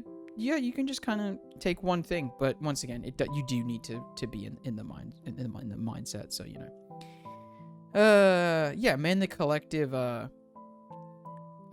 Gasps, projector. Danny, this is so good. He's scary, man. Far out. Yeah, He he did really well. He did so well, man. And I get why he won. yeah, 100%. Because I'll be honest, like, I didn't know his role. I didn't think his part was that big. Same. That's why I was like, he won it? Okay. I didn't know it was that involved, but sure, I guess. And he was so good. Oh. He was really good. Oh. He was really good. Like, and I'm honestly, as well, like, very parasocially, I was just happy for him because, like, Yeah. if I was a part of the MCU for that long, and then I had to, like, reconcile with the fact that, like, am I now just, like, basically not an actual actor to then go and do this? Like, that's very much a great personal redemption story for him, even though, I mean, he's going through his redemption story for sure, but, like, this was, And I like... love it MCU actors do something artsy. Yeah, exactly. It's just fun. Oh man, this was really cool too. The overlap of black and white and color in the scene about the appeal, because like it's once again about the story. So like we see it first from Downey's perspective and then Killian's perspective. So then it's like Mhm. we're seeing these scenes both in black and white and color because we're getting Oppie and we're getting Downey. So it's like, okay, that's interesting. Oh, I Cool. didn't even notice that. There it's very tiny. It's very tiny. No, but like I get it. Like I didn't even like my mind didn't connect the Yeah. No, yeah, it was fun. Because because I also, was so like yeah, just engrossed no, by that point. exactly. Because it's near the end, too. I stopped trying. Like, yeah. Yeah, I get that 100%. Oppie, why did you say he's still your friend, man? Oh, yeah. I was like, once again, right here, like, I'm feeling for Oppenheimer? What? What do you mean? What do you mean Yeah. I care for Oppenheimer? That's absurd. What part? The broken heart. Richard never found out. I mean, come on, this. Oh, dude. Because when they were like, you cheated or whatever, with and Robert found out and it broke his heart, and then Oppenheimer's just like, that's absurd, and the person's like, what part? And he's like, the broken heart. Richard never found out. It's like, yo, you're still kind of not there yet, man. All their dialogue was so good. Like it's just it punches every single time. It's just, and also once again the whole linking of it, the fact that we started the movie in this tiny room, not really knowing that like as we learn throughout it, it was basically just a coffin for the guy. Like that was meant to be Yeah. his death. That was basically his like his sentence, right? And we start there and it basically ends there, in a way. And it's like, damn, that's great. I had no idea about any of that. Like the aftermath.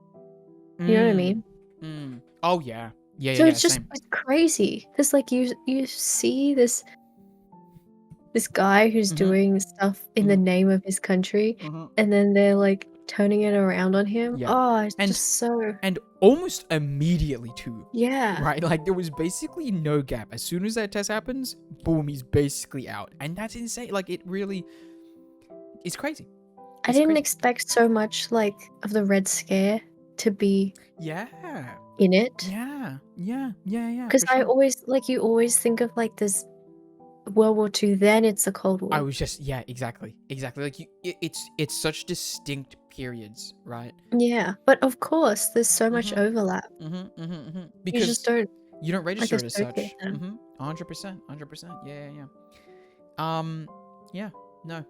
And then I keep going, you just feel terrible for Kitty, but man, she was putting on a performance, man. She was, oh my gosh. It was so good. It was so good, like, I like how everyone was flawed though. oh yeah. Yeah. Like even Kitty, they like Yeah. they showed that there was no like one character that you Yeah, to like latch onto and be like, this is the Gibraltar this that was I'm the good person in the yeah. history. Yep. 100%. But yeah, near the end when she's just like 16. Oh no, 17. 18. It's like, oh, like why didn't Yeah. you just put her on this stand the entire time? She would have ended it so quick. Man, this movie caps. Come on now, damn Strauss. Control of Kennedy motion. They don't even know what's happening. The people, if they're watching this, because I'm just now shouting things. Yeah, that was cool. Honest to God, that honest to God was cold as hell. Final line, yeah. And like I said at the very end, going into it, I was like, this can't be bad. It's a 3-hour biopic. Didn't expect how great it was. Now, I think under here, was oh my. You have your ratings? Yeah, I think so. If I'm not mistaken, I can't remember, to be completely honest. I'll close my eyes. You can check. Oh, My I eyes are literally, closed. the first one was test. Okay, I do have it. Let me quickly see if I just. Okay, it's. Wait, give me 2 seconds. I'm just gonna quickly read. Okay. My eyes are Okay. still closed. All right, it's going again. Okay. It's under there. But I want to ask you first. On Letterboxd, what are you going to be giving this? Oh.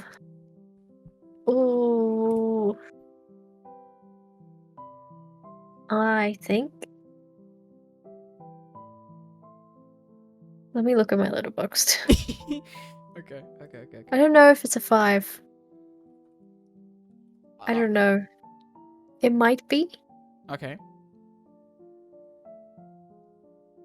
Where's you know what? my I'll give you my movies? opinion now. Yeah. I'll give you my opinion. I'll literally reveal it. Now I wrote is, now was it a 5 out of 5? No, because to me, that wasn't a personal favorite. But I'm pretty sure it gets a really solid 4.5. If I really could, it would be a 4.9, right? Because Yeah, once I again, completely agree. for me, this is pinnacle cinema. It really is. But at the end of the day, the way that I classify a 5 out of 5 is if it's my personal favorite, like it's a personal favorite movie of mine. You know, for me, Mhm. Winnie the Pooh, that definitely is not a 5 by any stretch of the means, but it's a personal favorite for me, so it's my 5, right? And that's what I save my 5 for. But honestly, if I didn't have that random ass scale thing, this probably would be a 5 because it really is that great. But 4.5 is what I landed Oh, on. I think on my scale, this is a 5. Damn. Yeah. And I think that's fair. I think that's really fair because it is. Yeah, it is What? like the curse of the were-rabbit What is happening here? What? in my other 5 out of 5s. Hold on. What is? I can't even get to Oppenheimer. Oh, Oppenheimer? What do you mean there's none? Did you just review it at all? I'm like, maybe I no. just go to your profile. What is happening? I'll Am I? like it. What is happening? It is what? Sorry, what were you saying? I got way too lost in the source there. It is a 5 out of 5. I said Mm. it's just like Curse of the Were-Rabbit. Isn't that? Wallace and Gromit. Yeah. The Brilliant. second one. Brilliant. Nah, that's brilliant. I should have showed Okay. it. All right. Have a nice shower. Why'd you say it like that? Oh my god. Without me? Oh my god. Okay, so why is it a 5 on your scale? Also, okay, so what then constitutes a 5? Like, how do you, what, I don't know if we've discussed this yet. Like, how does I your think scale I'm work? generous with my 5s. I think that is true. Not as And an I think insult. that's why it's a 5. I do the exact same thing. I can't lie. Because No, that's it's fair. better than a 4.5. Like You're right. 4.5 was a good movie that I enjoyed, but this was a really great movie. It was. It And was. the only reason I wouldn't watch it like over and over is because it's so heavy and it's so long. Yeah. Yeah. But it was such an experience to Yeah. watch it I get that it that. has to be a 5 out of 5. No, you're right. You're right. Once again, like I said, if I didn't treat my scale the way I did, it genuinely would be, it'd be so up there. It is so close to a 4.9 that it's not even crazy. Sorry, so close to a 5 that it's basically 4.9. But yeah, it's a 5. It really, but once again, on my scale, it's a 4.5. But it really was. It was, and I think if anything, in my head, it does deserve that 5. Purely for what it is and what it did. Because, once again, how the heck am I at all feeling for this guy? How is this at all interesting? Yeah. How is this interesting? You know? Oh god. So, I also watched that. have you watched Lost, though, by the way? Nope. Dude, let me tell you, it's so, like, if this is confusing, trust me, watching this show, doesn't help it. Doesn't help it at all. Yeah. And The it's only thing brilliant. I know is 42. Love that. I love that. You know, That's- one of the like I 5 knew that names, one. right? I knew 42 came Okay. from Lost. Yeah. You didn't know about 4, 8, 15, 16, 23? None of those ones No, I popped up? just knew 42 because it's the meaning of life. Oh, yes, that's right. Yes, that's right. I forgot about Yeah. that. Yeah. 'Cause it was on Tumblr. Lovely. But yeah, no, this was we'll discuss that in just a second. But yeah, no, Oppenheimer, brilliant. Really was just absolutely brilliant. It like Mm-hmm. just for what once again what I cannot not I cannot say that enough. Like it's insane to think that it just did that well because Yeah. it really was that good, and that's insane. It's insane to me, but it was, and it deserves the praise that it got. It really does. So I'm like, good on you. I will say this is really funny because the next line that I write in my document for Oppenheimer is also, won't lie, glad to have it finished because it was kind of acting as my albatross as I tried to wade through the sea of first Pacific Rim, then Avatar, then Voltron lol. A nice Taylor Swift reference. What? What? The albatross. It's been hijacked. Has it actually? Yeah. Oh. When I was at her concert, it was the song that she announced. It was the Oh, albatross. I see.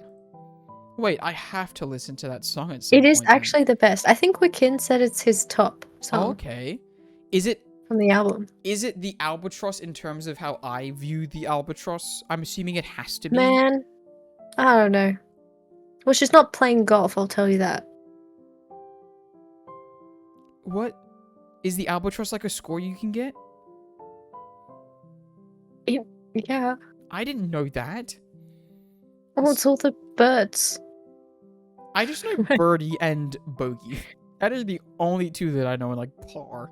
Because of freaking Wii. Can't you get an eagle? I don't know. Jesus. Yeah. I Yeah. An albatross is a double eagle. What's You don't know golf? You didn't play Wii golf? I did play Wii Golf. I wasn't good enough to get a double eagle albatross hubba belowy. Actually, can I tell you that's the one sport I didn't go pro in? Because I really didn't like it. Not that I Wow. didn't like it. It was just way more boring than any of the other sports to me. Don't you think golf is kind of like fishing in games? Explain. Don't you think the mechanics are kind of similar? It's like a fishing game. What do you mean? Because like when you hit it, you have to like get the angle right, and then you have to take into account like wind speed. I used to play a lot of fishing games. So I can tell because in my head, like on the Wii, I had this Japanese fishing game. Oh, that shit went hard. not the like you really felt that. Oh my god. I don't even know what it's called. As if you can't just search like Wii Japanese fishing game. Wii Japanese fishing game. I don't know what's real. You know what I mean? I get that. Tatsu. No, that's definitely not it. Like, was it Japanese or did I just have a Japanese version? No, I see. Oh, it is. It is this one. Is it? Which one?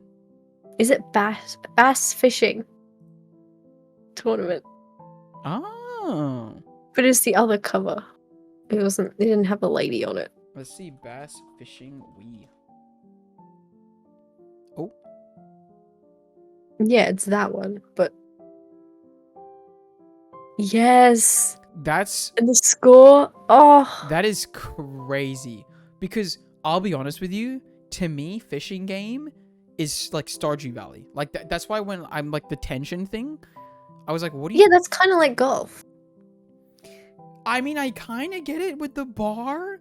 You know what? I Yeah. guess sure. You know what? I get yeah, sure. I'll say yes because like when you started And for saying, some games, you have to like get it like further out. Like when you're doing the Club I do Penguin get one. that. Yeah, I do get that. You know what I mean? Yeah. Like you have to do the distance thing. Yeah. The distance mechanic. Yeah, the distance I do understand as well too. That is understood. I also played the other fishing game I played was actually on Wii Play. That this is like the extent to like what I would call my fishing, which is basically just this.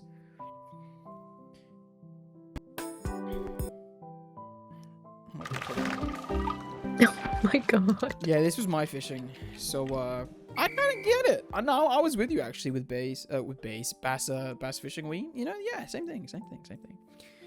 No, let me quickly Read this here.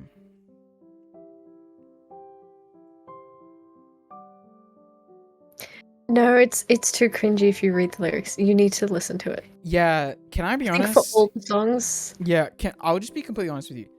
Especially that GTA one. I was like, what is happening, man? Like, is this Oh, meant to no. We can't talk about Taylor Swift on live. Oh. My thoughts on this album cannot be recorded. Okay. We'll be moving on. No, okay, let's quickly wrap up Oppenheimer, which we basically did. Oppenheimer, the GOAT. 4.5 out of 5/5 out of 5. Oh god. Guess who just popped into chat? It's our resident Taylor Swift expert. Oh shoot, hold on. My sound just went out. I was like, I can see her little thing going off. What's happening? Hold on. Oh, wait. Cringe and free, though. You know, Hello? she's just being a millennial, Hello? and that's who she is. Can you hear me? Yeah. Okay, cool. I can hear you now. I just literally I came back and the only words I heard were cringe and free. She's a millennial. Yeah. No, I get that. I get that.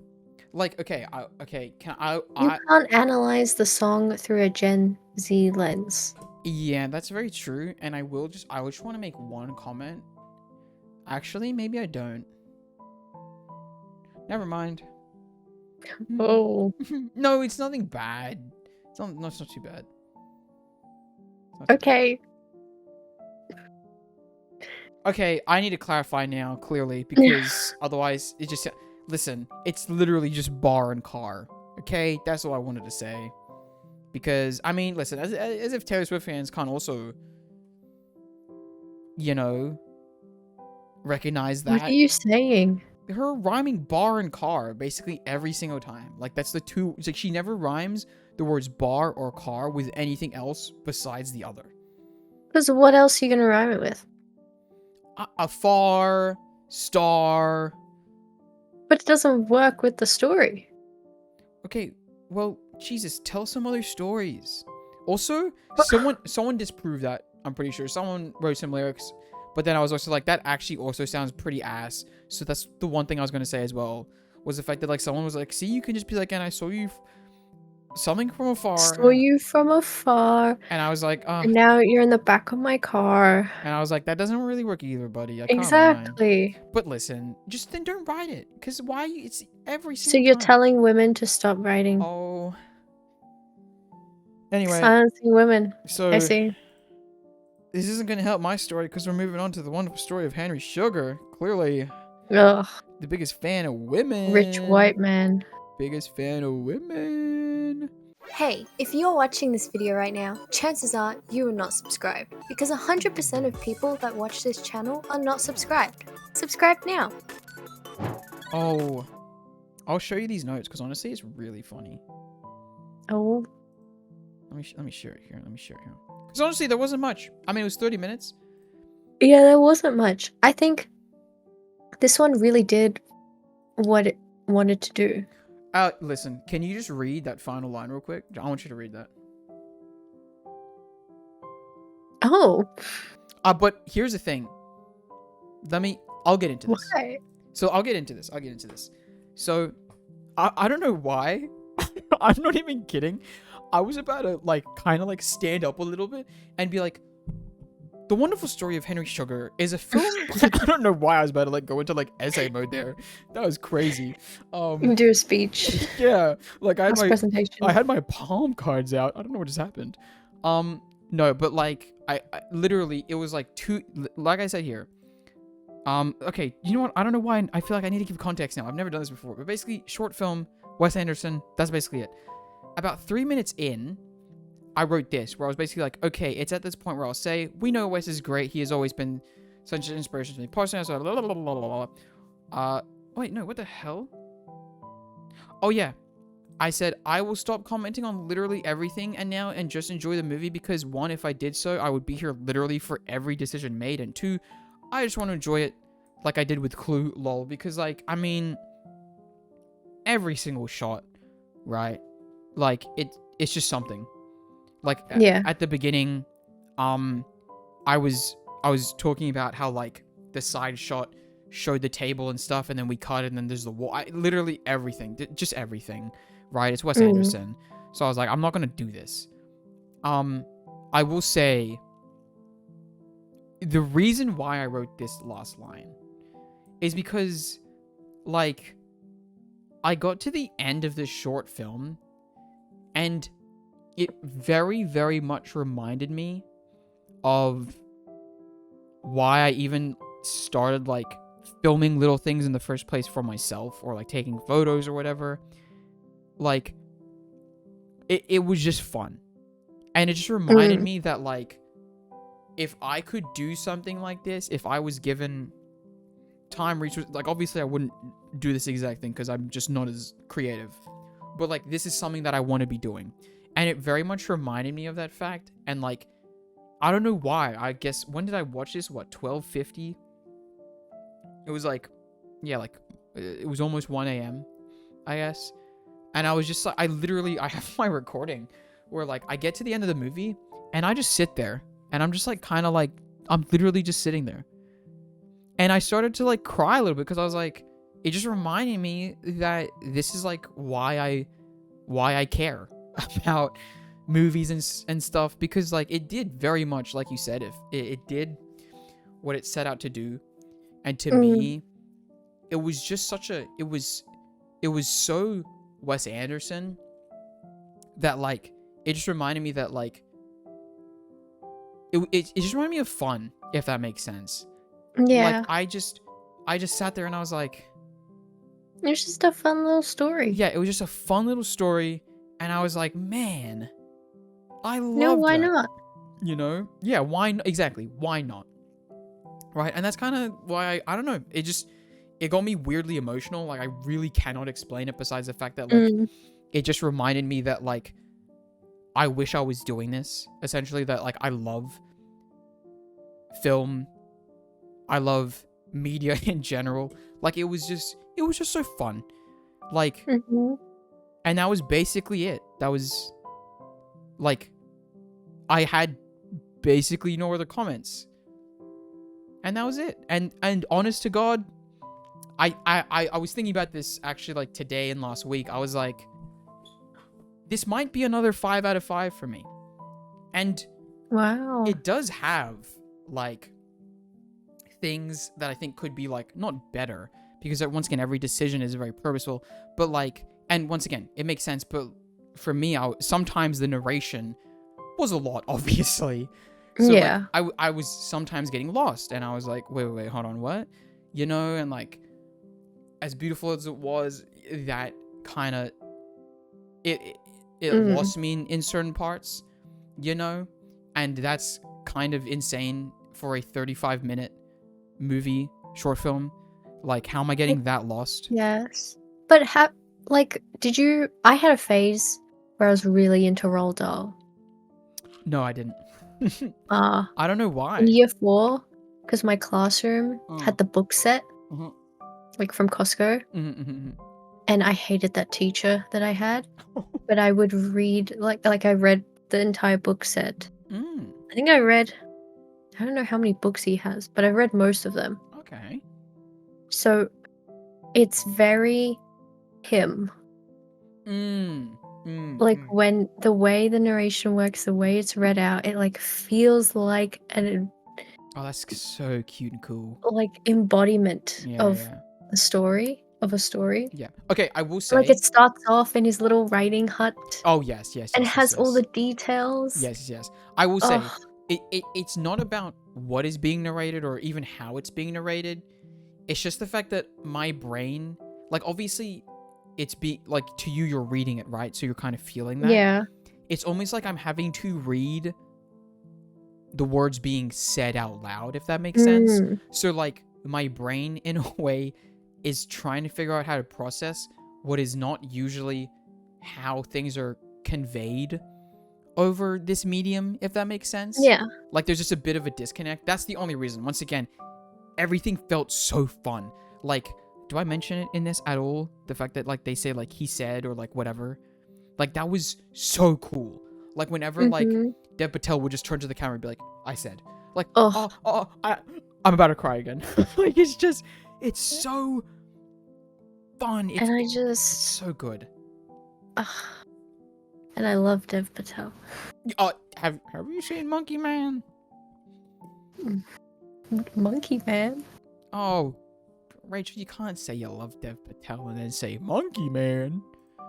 It's monkey. You gotta get on Monkey Man. Oh, this is recent. Oh, it's a thriller. Oh. No, okay, it does get kind of ultra violent because it's meant to be kind of John Wicky, but Dev Patel is John Wick, and let me tell you, because he's the director, he objectifies himself because no one else was, and the world was happy for it. Like, it was great. If you enjoy Dev Patel, since it's literally his movie, I think you should watch it because it very much is like just him doing what he wants, and it's great. It's a great movie. I watched it with some of my friends, and it's great. It's actually great. I gave it, I think, like a 4. I'm not sure. I can't remember, but yeah, it was great. It was great. Anyway, Oh, and the casting. Oh, The yeah. casting's so good. like, Richard Ayoade. oh yes, Oh, I dude. love him. At first, I didn't notice, and then I was like, wait a minute, and How then did you not? no, I because I think it was just like him sitting in the back at first, right? And then I like looked in, but then he started you- speaking, and then I was like, Yeah. "My boy," I was like, "Oh yes, sir." Like, it's just every single part of it, and like, I honestly gotta kind of wish I did write notes because now I'm like trying to like think of like everything, but like the fact that it was like so layered was so fun, you know. The box, It felt, yeah. like, Oh, yeah. just everything is It felt like a Ugh. play, yes, and like, but it was not as confusing as like Asteroid City, for example. I never watched Asteroid City. Oh, I need to watch it. well, you should, Yeah. but it is like really confusing Mm. because it's like a play within a TV show within Ah. a movie of, you know. I see. So like that was anyway. Mm. This was nice. It was just like a play, but you could tell. I don't know. It was just clear. No, yeah, I get you. Clearer. Yeah. Like, the different levels were pretty clear, obviously. Yeah, I get that.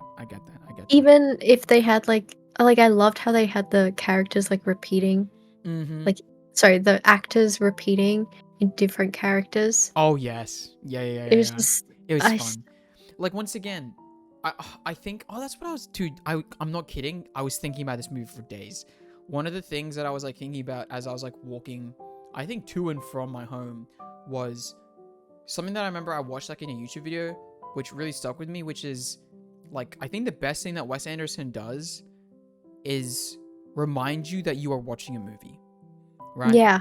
And like, from the choice of like just reusing the actors in that way to I think it's in I don't know if it's in the Royal Tenenbaums, but like the curtains in front of the camera, right? Like, these are all things that I think that even in that, when he used the curtains, the director, the producers or something were like, can we get rid of that? Like, we don't need that. Like, it's a bit silly. And he was like, no, keep it in. Like, it's a movie. Like, this feels like a movie. Like, it just contributes to that so much more, you know, and it really just envelops you in it, which, like that producer thinks, you think that it takes you out, but really it doesn't. Like, you really are just, you're more invested because it's just it's just so beautiful. It's so enveloping. It's so, And like, all that. And I think it really works in this like shorter format, especially. Oh yeah, for sure. Because it's like, it's easy. I get it sometimes when it's like a long movie, like it can be difficult to like fully get in the story if you're constantly being taken out. But because it's so short, it's just fun. Yeah. I literally wrote fun. Yeah. Capital letters. Yeah. Yeah. No, that's fair. That's fair. That's fair. Because once again, I think as well, if you like, in the same way where like I wouldn't criticize The Room, it's Mm. like I'm not gonna start nitpicking every single thing in this movie because once again, I'll be here for days, and it's like we get it. Like at that point, I think that like there's like a bell curve where like you can enjoy it, but I think if you enjoy it in that way, it becomes a bit not pretentious. I don't want to say pretentious, but like it does kind of feel a bit like Yeah. I watch Wes Anderson, you know, and it's like, listen, just enjoy. I the don't think crap. anyone is like that. Are you And Is- people shit on Wes Anderson. really? Like the film people? Oh, Yeah. really? Because I don't know. it's so like fake pretentious if you like Wes Anderson.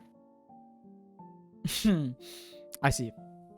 You know what I mean? It's Yeah, like you're yeah. trying to be a film person if you like Wes Yeah, yeah. Anderson. Which I is think. why I think that people that might look at it way too much in that lens might fall into that camp, right? Potentially. Mm.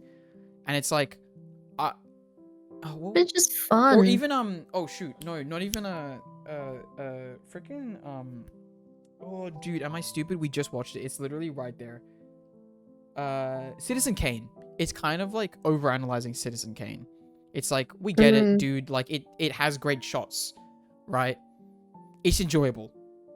We get it. You know, it's the same thing. It's just fun. It's fun. Like you said, fun. Like, and that's why I think that by the end of it, because of that almost base, like, review of fun, I was just like, damn, like, I don't know. Like, I just got so emotional because I was like, man, I would love to be doing this. Like, yeah. the amount of times, like, even, you know, like I said, with Project 52, enacting it through what I want to do with Will, what I want to do with Alvinari, what I wanted even to do with you, right? It's like all of that stems from my feelings when I watch this, where I'm like, I'll be listening to a song during my walk, and I'm like, oh my god, like I can see the shots in my head all the time with so many different songs, and I'm just like, I wish I could do this forever, you know? Oh, there is one shot I loved. I loved the car when he's in the car, and it's so like obvious that he's on a set. Yep. The background is moving, and I just, I my just god, loved wait. it. I think I was literally one of the things I was gonna write is like, this is like a forgotten art. It really like I think that in pursuit of hyperrealism, we kind of lost a little bit of that beauty, and it really, I agree. To make another obscure reference, this is like in Hotel for Dogs. You know, in Hotel for Dogs, they have the car in the backdrop. Hotel for Dogs. I love that movie. Right? God, can I be honest? I was thinking about it recently because I realized it's Emma Roberts. I Oh forgot my god, it is. that it's literally Emma Roberts. That's wild. Dude, I'm not And kidding. Don Cheadle's in it. I do kind of remember that. That was crazy. But I'll be honest with you, I have watched this movie multiple times. Yeah, same. As a kid, I loved this movie. I don't even... Well, if you're a dog person... I guess that makes... Yeah, I think it really was that. This was one of the top ones of the dogs. Yeah. Because they didn't talk, right? I have no clue. Let's quickly check before we say anything out of our I think ass. they didn't. Because it's not like Beverly Hills Chihuahua where the dogs are yapping. Oh, yeah. Oh. Hold on, let's see if they talk in the trailer. If they talk in the trailer, then it's over for us. And Bruce needed a home for their dog. We have rules, Do they? and you know them. Oh my No god. dogs allowed. Do they talk? No, it's Lisa Kudrow. Yeah. You're not sharing screen, so I don't know. Oh, sorry. Now, It's okay, No, you I don't don't think need they do. to. I don't think they do. I just heard a dog go. Okay, good. Okay. But like in a Okay. barking, not like that. Anyway, no, I don't think they do. Anyway, so yeah, no, no, I agree. I love that friggin' movie. What else? Yeah, no, just I don't know, beautiful. What did you give it, or what would you give it? This movie, Yeah. I do have some negatives. Yeah, go ahead. cheesy art ending.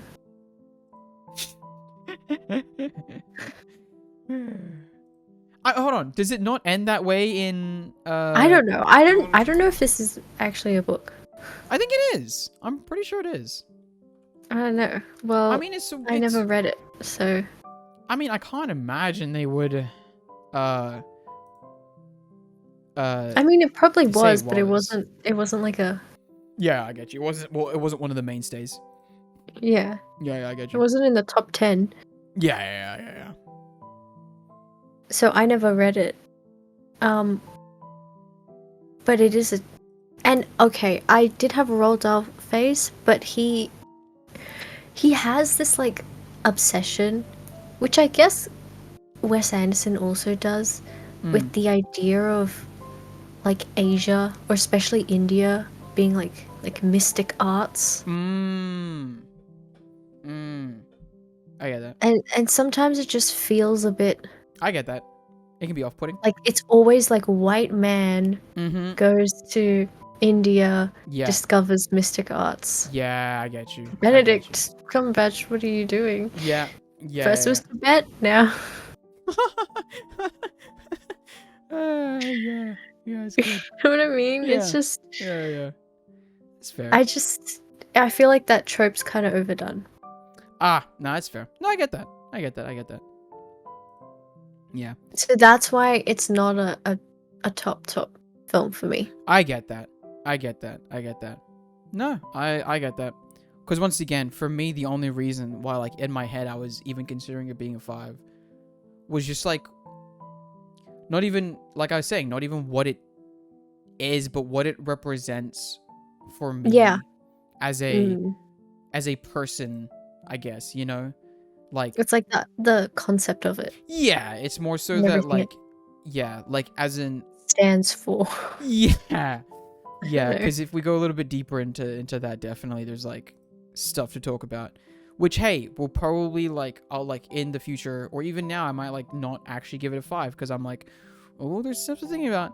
But like,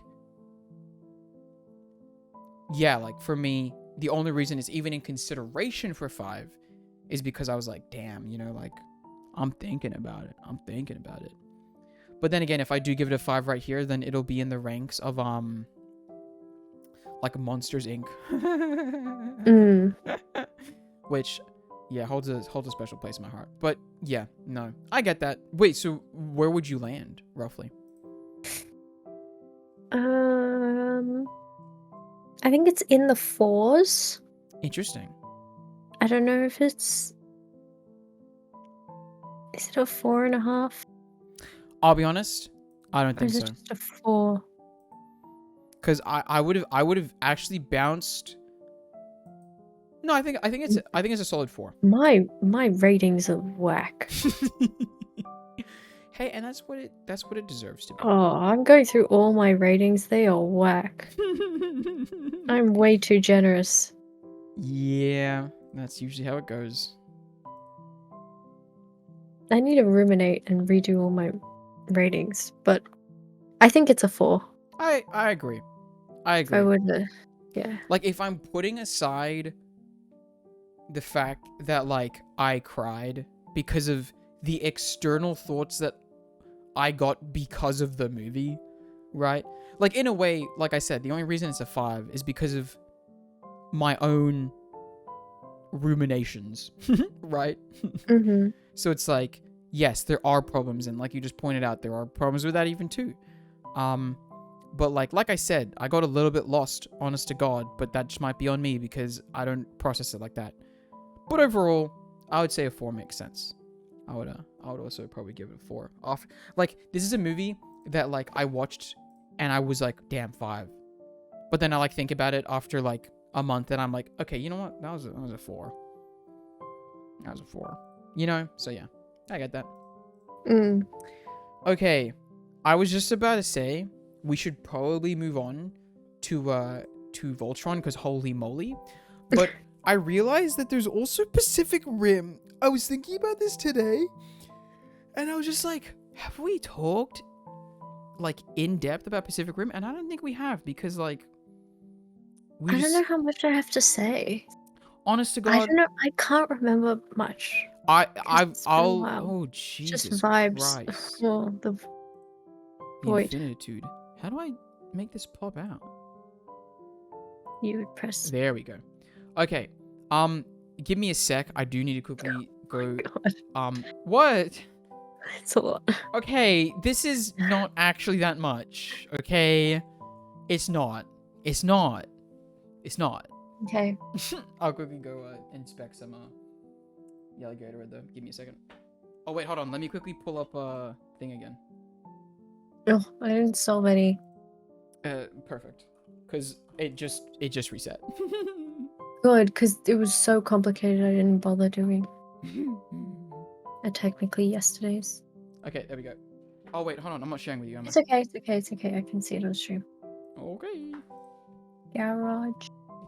Oh, never mind. Okay, yes, you can see. Garage, shed, yard, lounge, church, R, drop, league. Okay, league, club. Maybe not. What could it be? Let's see. You would have like clearance sale, sample sale, yard sale, bake sale. Okay, there's one. No, that's not one. Is it not a yard sale? Is it a garage sale then? Yeah, it's a garage sale. Oh, that's purple. I got the hardest one first, okay? You could have ditch, lose, drop, shed. Yeah. Yeah. What's the rest? Club, lounge, disco bar.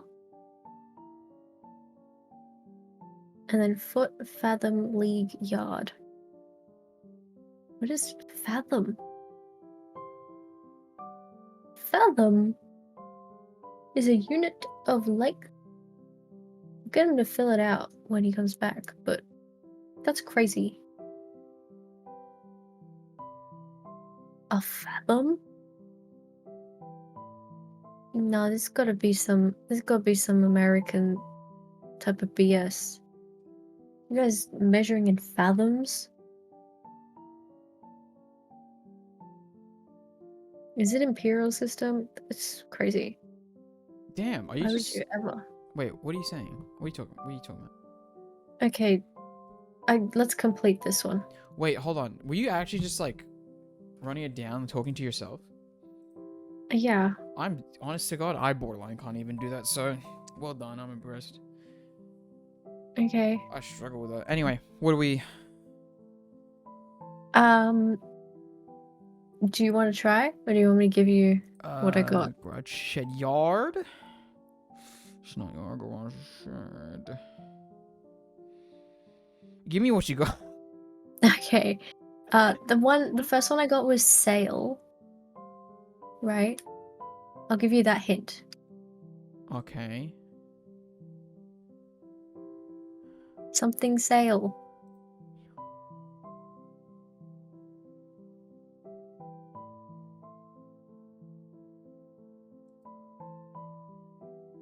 No way, my dude. Yo, I'm like 3 deep, man. I'm kind of. Okay. Sample sale is one of them. That is not a thing. A sample sale That's not a thing. is where they sell off all the samples. Respectfully. Like brands will have all their samples that they don't put to like mass Oh, garage sale. production. Yeah, but it's not yard. Because I tried it with yard. It's bake instead of yard. No, that's not real. It is. That's not real. Like, Because guys. they have a garage sale instead of a yard sale. Toy Story 2. And yard is for something else. Toy Story 2. Anyway. That's what I'll say. You can have it.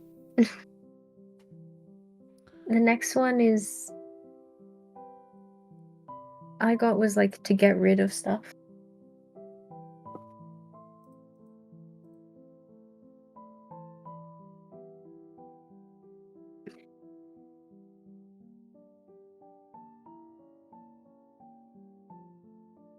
Wow, you Bar? really are 3 deep. No. Like a snake? Oh. Yes. Yes. Yes. Okay. And then should be easy. To get one of them at least. Goat. Yeah. The last one? A What? fathom? This is why I was talking to myself. What? What? Fathom is Oh, like fathoms below. huh? No, I'm just Do you kidding. know? Well, I know fathoms below is like a A sailing fathom term. is 6 feet. Oh, that's unreal. That's actually unreal. I was just kidding. I can't lie. Fathoms below is just it's a song from The Little Mermaid. Fathoms. It's the first song. Oh yeah. Fathoms below. Anyway, Crazy. crazy. I was crazy once. Locked me in a room. A rubber room. A rubber room with rats. Rats make me crazy. God, Crazy? what have I done here? I was crazy once. Hold I'm in a room. Rubber room with rats. Rats make me crazy. on. Crazy? I should decide here.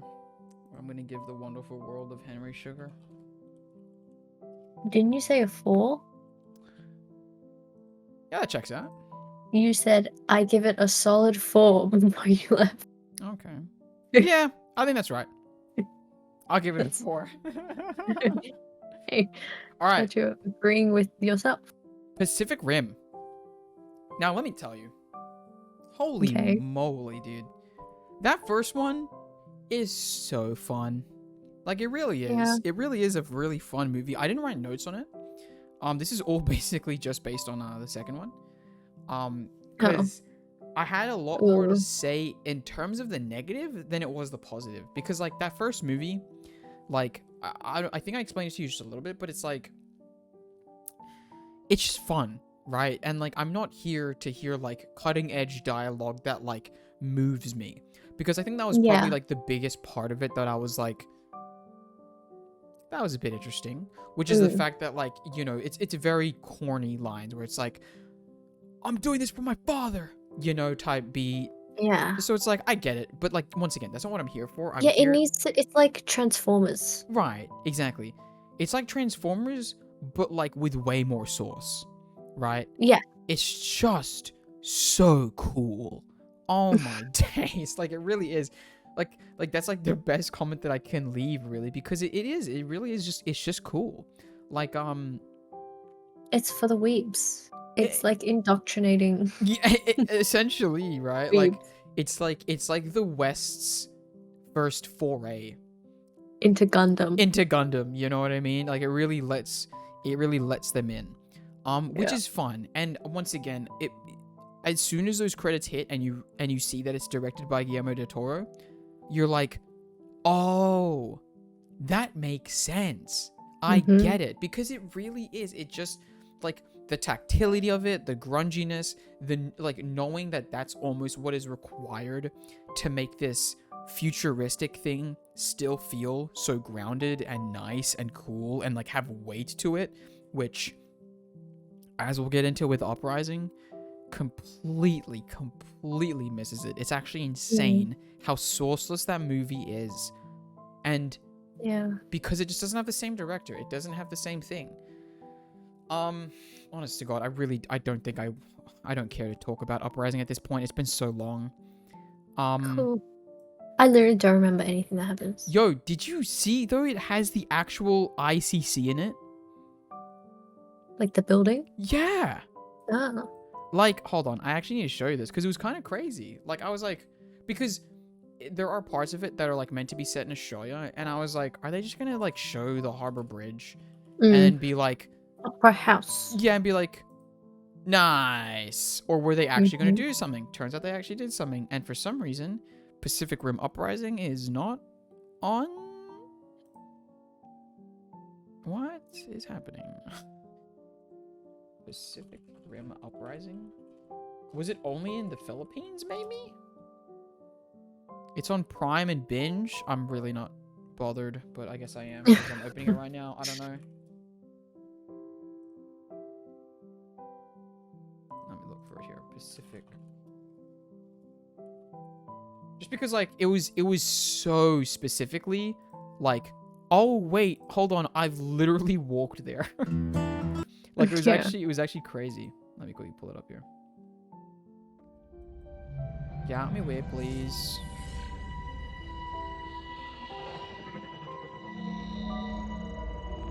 Oh, it's not black screening, is it? For No. you? Okay, cool. Just making sure. All right, paste that down.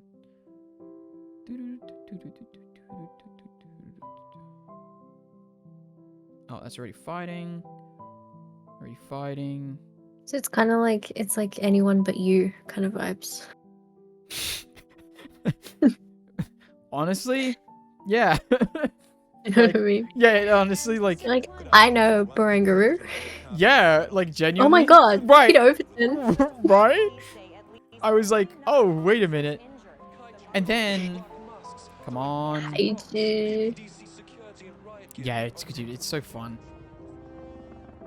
Like, yeah, okay, sure, okay, it's the backdrop. I was like, okay, I mean, sure. I mean, Peter Overton, that's crazy, cool, but like, you know, that can all be done from LA type beat. And then, I'm getting pissed off again. Not him.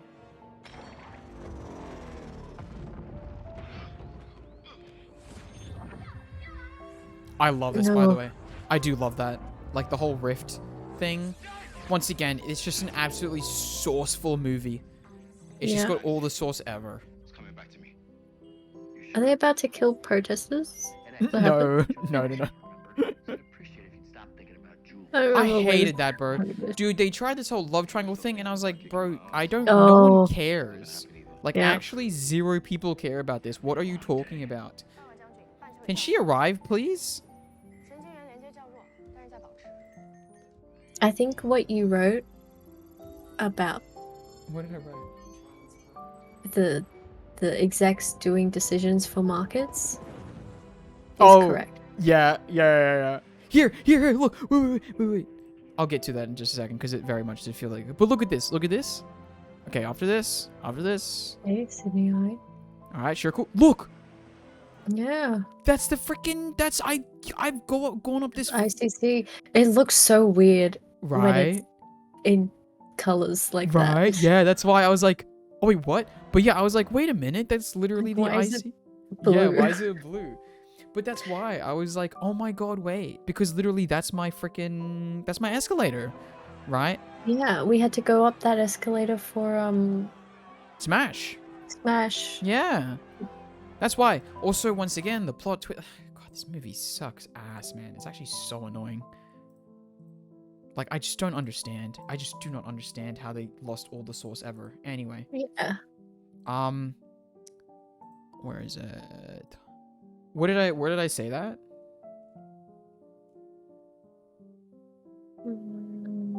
In the bottom. Oh, the very. Oh Right wait. before right before Peter Overton. What? Right before Peter Overton. Where the hell's Peter Overton?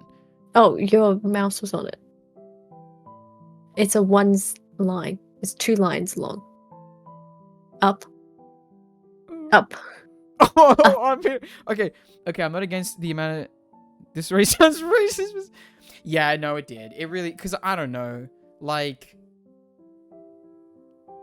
I think it was of that era as well. You know what I mean? That, like, I think they I think the execs are trying to tap into the Chinese market, so they're using. Well, they had quite a few like stars, right? But yeah, Yeah. it's a lot of. It's like a lot of Mandarin. Yeah. Yeah. that it's like noticeable That's a lot. why. Like, and that was like pretty early in the movie that I noted that once again because it was just before Peter Overton. Mm. So it's just like that's kind of crazy. But also I think it Because you was feel like a lot of movies in that capacity would only be using like a language change when yeah, it's exactly. necessary to the plot, Yeah. right? Yeah. Like, oh, if these two characters only speak Mhm. Mandarin, then of course they're going to be talking Mandarin, Mhm. right? Or Mhm. if they're in mhm. China, of course. Yeah. But it's just strange that they would have Yeah. any Chinese character Yeah. predominantly speaking in Mandarin Mhm. just for the sake of it. And also, like, what was I gonna say? I was at first surprised because I made this comment that they were gonna make the main Mandarin lady evil, and then they didn't, and I was Yep. like, oh okay, sure, and that was weird too. Like, it tried to plot twist on plot twist, but it just didn't work. Like, I don't know. Like, I don't know. And here, like, once again, it felt like Guillermo was like commenting on so many like actual things. Like I say here, like, also the breach is closed. Why the hell is there so much funding going into the Jaeger program? Do they know something then, I guess? Like, it doesn't really make sense. Once again, it doesn't feel like thought was put into this. Because when they tried to start making it deep, like, the first movie is literally just, there are kaijus, and we need to bash them. And that's it. That's literally the plot.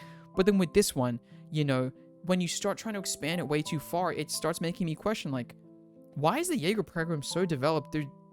They think it's over, do they not? So, like, what's happening here? So I guess they know that, I don't know, but do they? And then, like, you know, like, Guillermo was trying to comment what I felt was, like, on the ineptitude of government when they stopped, you know, the Jaeger program in favor of the war. Like, it's like, what? You know, and I was like, maybe this movie, at this point, I'm like, maybe it's a comment on the military. But I was like, I don't think it's a comment on the military, I'll be honest. You know. Yeah, and as well, I don't know. Choices in this felt like it cheapened choices made in the first movie. Like, the whole Mako, Elba relationship kind of just gets, like, thrown out because, okay, he has a son that was never mentioned. That's kind of weird. Like, like, the implication of Idris Elba not having children strengthens that Mako relationship because it's an adopted daughter he never had. Oh, no, he has kids because we needed that for some reason. I don't know. Once again, could have just used either the same characters or just... It was just weird. It was just weird. It was all just kind of weird. And yeah, once again, it felt like it lost so much of what made that first one special. Like, the thing I say here, it's like the massive loss of life, you know, like, obviously it's a thing, but in the first one, you don't really focus on it because, once again, this movie's meant to be about kaijus and bashing kaijus with big robots. But now, when they start focusing on, like, the individual lives being lost or whatever, you're like, oh, so now we need to address this. Like, this is a thing that we need to talk about. But they don't. Not really. So then it's like, what? And then later, at the very end of the movie, when they evacuate the city, then I'm like, okay, but now the stakes are kind of lost. Right? So it's like, you're meant to not address it. So then it's kind of just in that gray area where you're just kind of brainless being like, yeah, get the monster. You know, it's like, it's not meant... it just, like, thing. Dude, and that was another thing. There were not kaijus for, like, a really big portion of the movie. I was like, wait, what? Like, I am here for the monster. yeah, exactly. Like, Me, the monster. Like, I'm here for the monster and bashing the monster. I'm not here for your stupid-ass political plots. And I'm not here for... Yeah, because politics has infested all media. It's woke. No, I'm just kidding. But yeah, it's like... I don't know. And I really didn't think that this was gonna become the whole plot. But it did. Charlie Day and him really wanting to be friendly with kaijus became basically the main part of the story. And not just like a funny, really funny little side point, which it really was. It was really funny.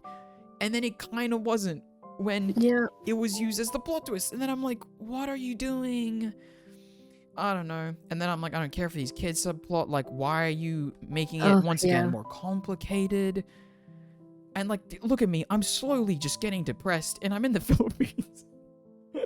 I'm in the Philippines trying to watch this, and I'm like, it doesn't even feel like Pacific Rim. Yeah. Once again, I felt like there were some things that, like, I guess in concept kind of made sense, but their execution of it, like, was just terrible. Just absolutely terrible. Yeah, basically in the best way possible. Yeah, see, like, now with Uprising, it feels like it's trying to do too much, and a kid wrote, like, legitimately feel like a kid wrote it. Like, it was actually insane. It's like, and turns out the Kaijus took control of the guy with mind control out of nowhere, so now they took over the world. Well, I said the world as a joke, but yeah, once again, it's like, what are we doing? You know? And that was, once again, I could just keep going into how weird the decisions on this movie were. All neg. Yeah, just all terrible. Just all terrible. Like, I do not understand. Like, this point here, where, like, the first movie, once again, the stakes were clear. We don't have a lot of mechs, and there's a lot of kaiju. And I think they kind of realized that that was a pretty, like, crucial part into making it scary, because they basically took 2/3 of the movie to get to the point where they were like, so we don't have a lot of mechs, and there's a pretty big kaiju that we need to now face. And it's like, that Pacific Rim 1 did that, like, so easily. So what are you doing? Love triangle. Stupid. I don't know. Then, oh my god, do you remember this, by the way? They did like a bit. No. Dude, they did that. I'm not kidding. They played that audio that I just did. And I was like, it was like 2018 or 19 when they made this movie. I'm sorry. It was no longer relevant. Like, it was so far gone. So once again, lost touch. Mount Fuji, lost. I don't know. Everything sucks. I'm not even going to keep going. Just terrible. I don't know. And then, I loved it so much though, not Pacific Rim Uprising, but just like, I just was so kaiju mecha pilled that I was like, oh, they have a show, I'll watch a show. And I watched the whole show. I guess I didn't write notes on it here. I think I did it on my other phone. I don't know where it is. I probably won't talk about it that much, but I mean, like, it was decent. I will say, one of the things that I was scared of was, I kept reading online that, like, oh, season 3 was canceled, and I was like, oh god, am I gonna get to the end of this and be like, oh, Jesus, I'm now left on a cliffhanger? No, it wraps up its story basically completely. I don't really know. I guess people just want more Pacific Rim content, but in that regard, like, if you're just kind of looking for a fix of Pacific Rim, I think that the show in its 2 seasons does it fine. Like, that, it's completely fine as it is as a standalone thing. Don't really need more of it. I get it. It's set in Australia, like I said. There's a town called Bogan. I think that's really fun. And oh my god, that reminds me. Those Australian accents are piss poor in that first movie, though. Oh my god. Like, What? What do you mean? And which is No.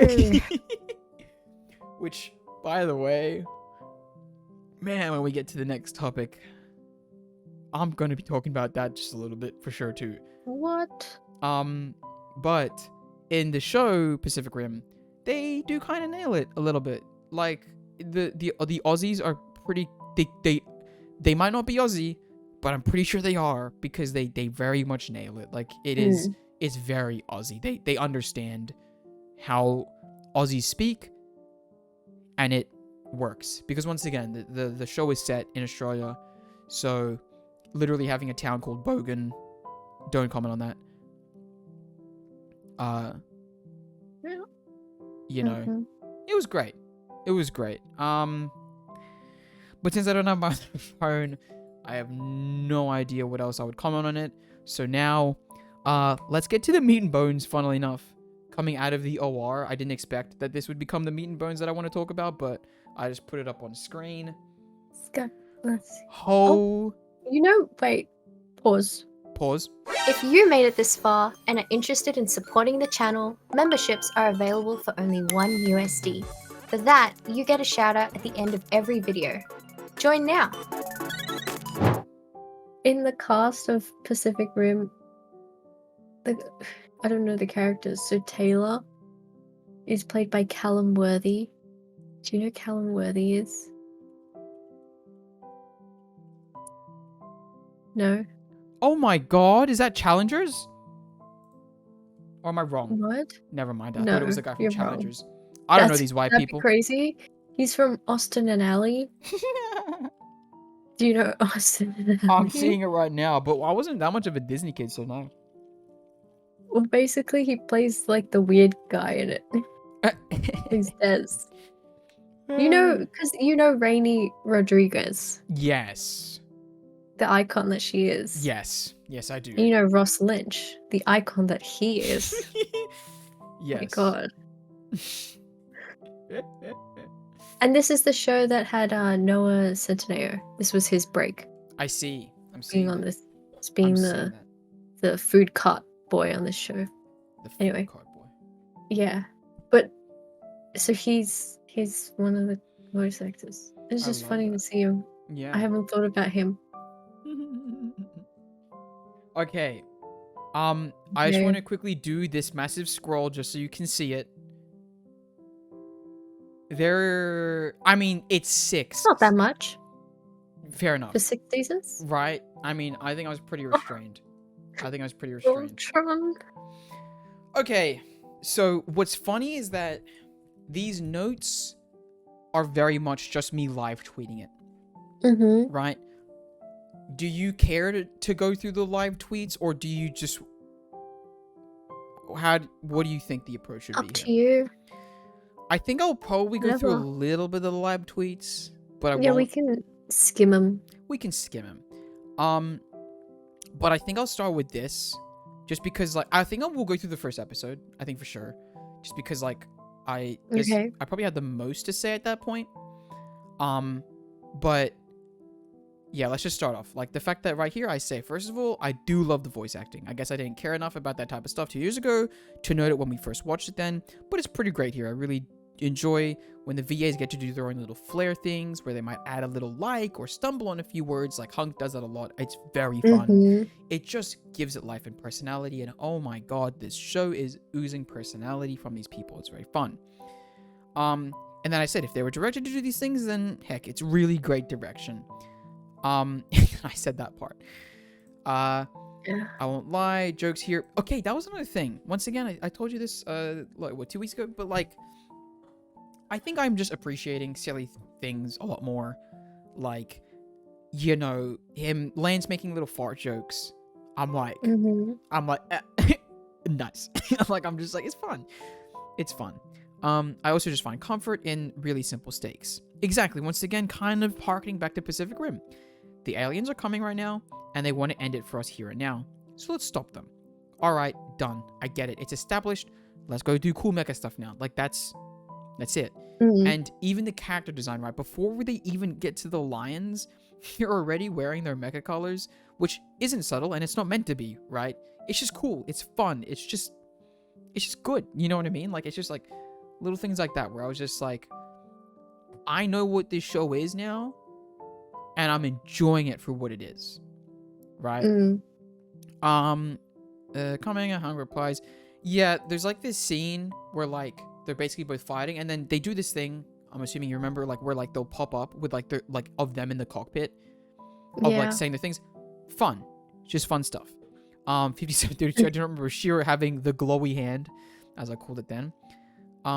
See, the show gets the need for a bit of analog, and the need for the wear and tear, the weathering on the lions, which, by the way, is funny that I comment on it here because I think I only commented on it recently because it pissed me off that a little detail was overlooked in the later seasons, but that's okay, because for now, I'm like, yes, this is fun.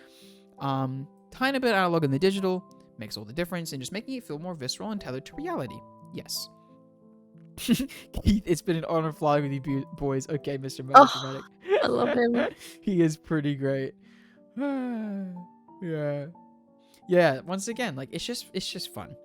It's just It's fun. just fun family dynamics. It is, right?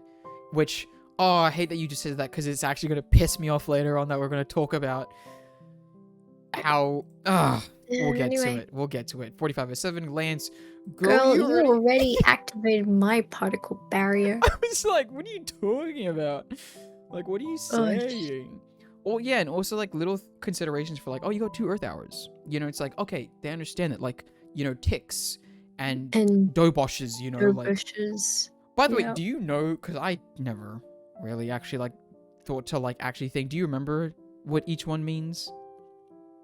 A tick is like That's a second. I'm almost... second. Yeah. And then doboshes is what, hours? I honestly don't remember. Days? I can't remember. I think it might be hours. I can't remember that anymore. If you don't remember, that's fine. I was just curious. But yeah, I think this is the end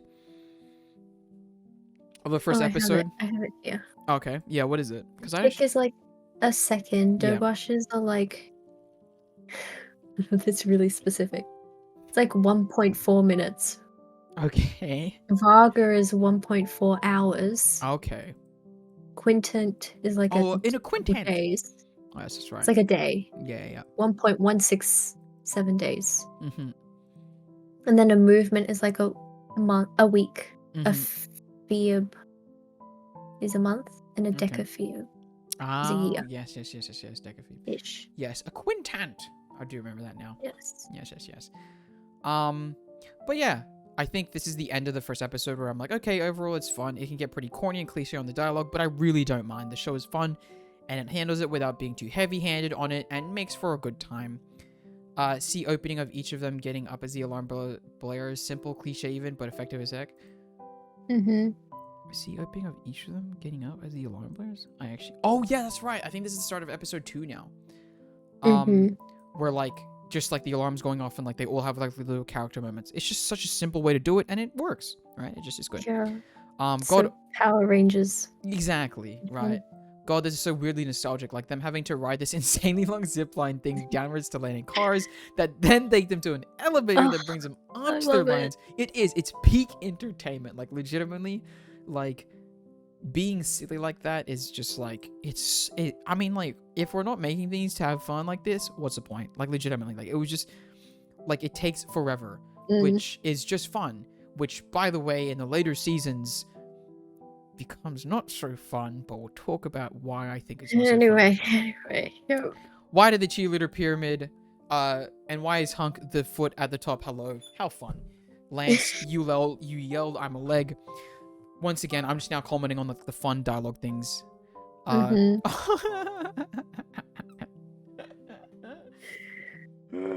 Lance says, you still going, Keith? Keith is like, you know it. You, Lance, going? I'm speeding up.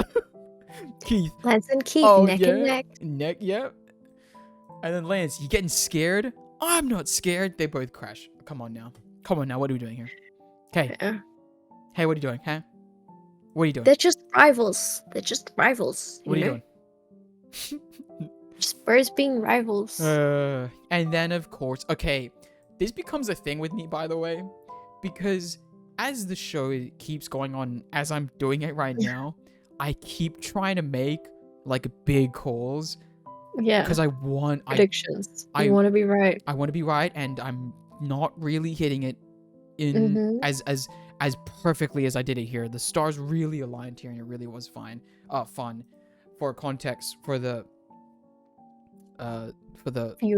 viewers in the operating room, basically in like the end of episode 2, I'm watching this show. I'm basically like an hour and 20 in because the first episode's like an hour, and I say, okay, call me Mr. Woke Left Mob coming here to brainwash and kidnap your kids, but I can't lie, it feels like a bit of a slightly missed opportunity to not have a girl on this sausage fest of a team of 5 dudes.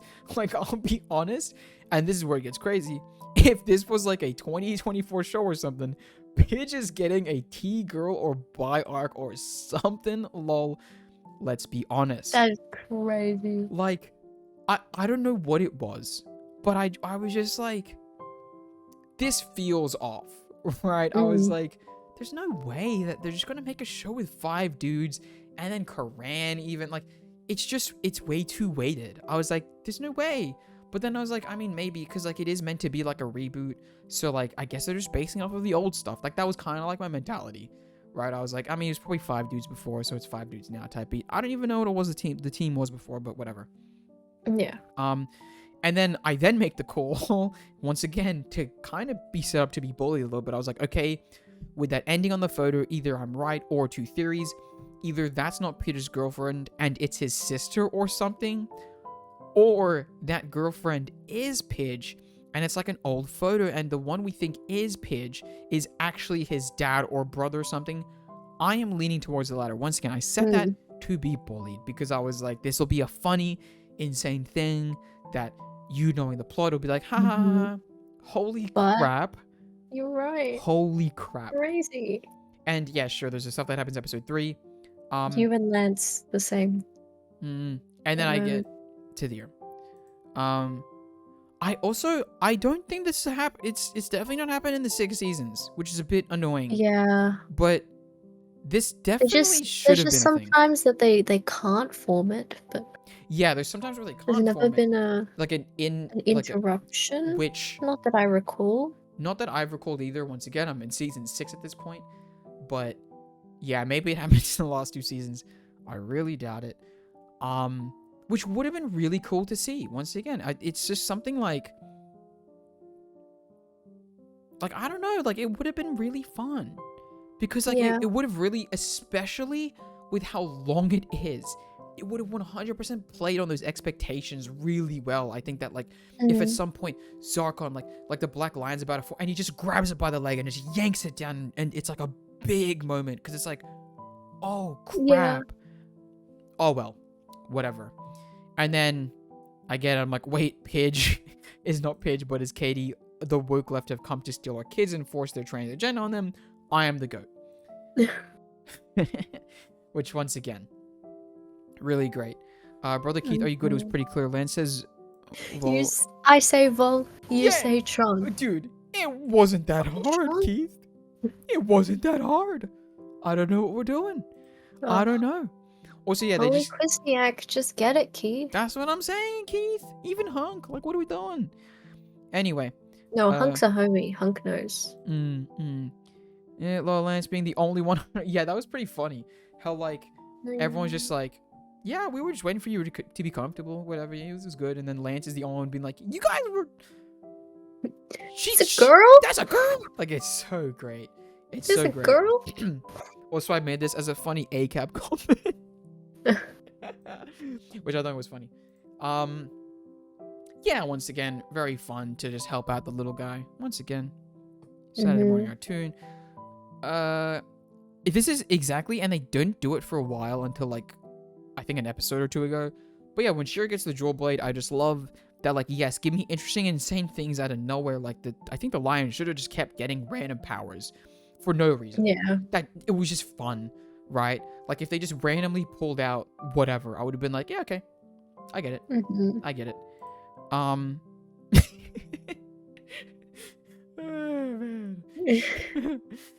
Sure, did everyone make it to the lines in time, Lance? What do you think? We're idiots? Oh, this obviously isn't exactly what he said, but I'm basically, like, you know, saying the vibes of it. Yeah. Doing anything or something, get real, then he just does an idiotic thing. Like, it's just so fun, once again.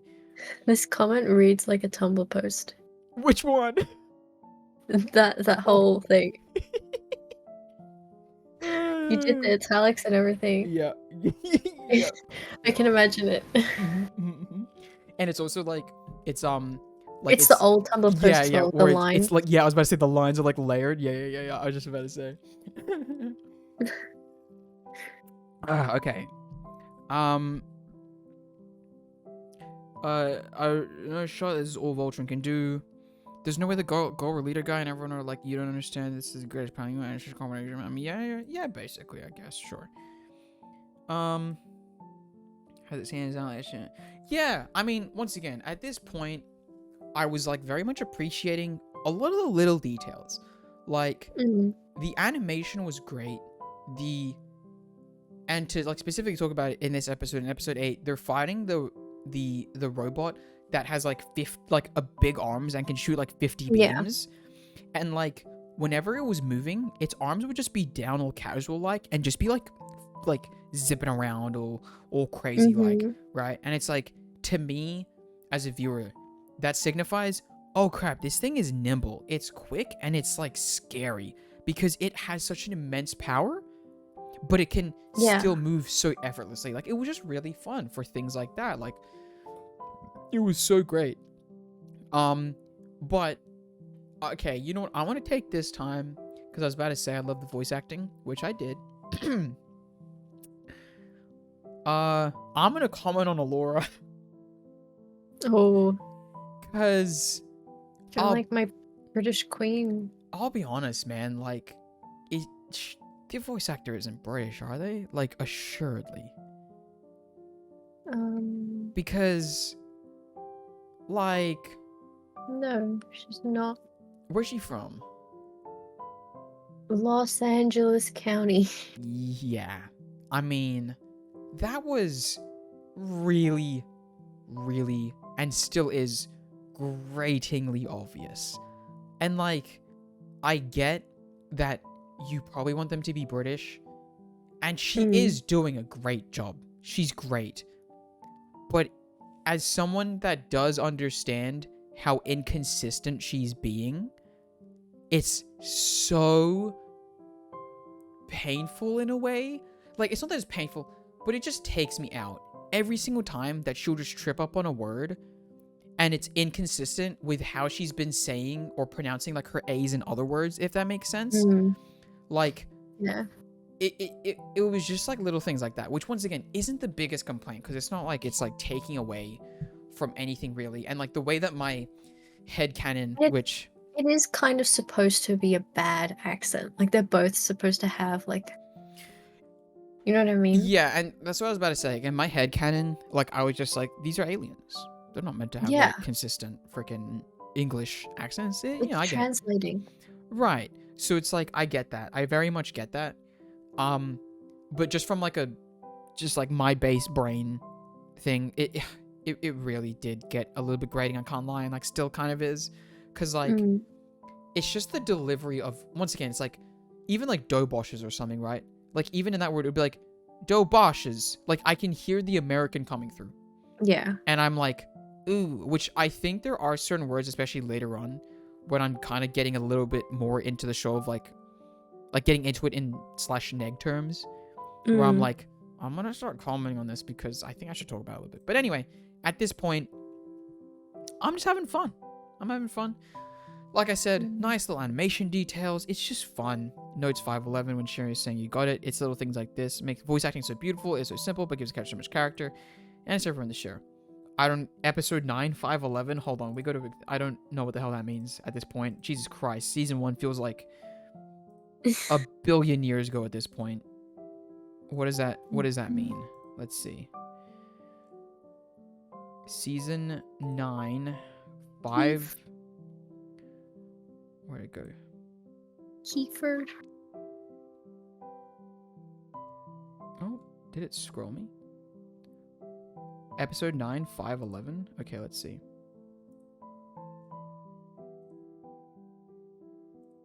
It's crazy that I watched. That's crazy. That is crazy. I mean, like you said as well at the beginning, it's like easy to watch. Okay. Also, it's not specifically accurate because you can't hover on, like specifically hover on like mobile and stuff, and even on computers. Yeah. So it got really confusing. Let's. Let us know if anything happens. Shiro? You got it. There, holy like Yeah. the little you got it. Like it's just tiny things like that. I'll turn it up just. And So it really shows his character. yeah. Once again, I'll quickly just play it again so then the viewers can hear it. Too late. Fine. Let us know if anything happens. Shiro? You got it. Like it's so tiny. It's just so tiny, Mhm. but it's beautiful. It just makes it feel more real. Like you're just a little bit that more invested, you know? And also, by the way, Reese Darby is from New Zealand, I'm pretty sure. So like his accent, Yeah. brilliant. And I think that is meant to be like a bit of like the joke of it, right? You know what? No, I won't Mm. keep commenting on Allura. Never mind. But yeah, like it's tiny things like that. Oh my days, just beautiful. Just absolutely beautiful. Really gives it just that little bit more sauce where I'm like, oh, these are people. These aren't just like these people reading a script. I'm falling in love with them. Like they're just so fun, Yeah. right? Why did they all look at Lance like he's an idiot for saying space as if he didn't just spit bars with a line? Which is true. Oh, he's It's- always spitting bars. He's always spitting bars. And nope, I'll leave it for later. Never mind. No one appreciates him. No one appreciates him. They He's don't. spitting bars. Yep, they don't appreciate him, and they're. You don't like sporks? I don't like sports. That's a crazy opinion to have. No, I'm sorry. Listen. They are the most efficient. No, I don't need this silly narrative that they're more efficient. Okay, they're not. I went to bat for sporks back in the day, so Yeah, and I did too, right? It became like I think like an internet thing, and I didn't like. it was a Voltron thing. So That's what I'm saying. Like I don't know. Like maybe it was you were just maybe.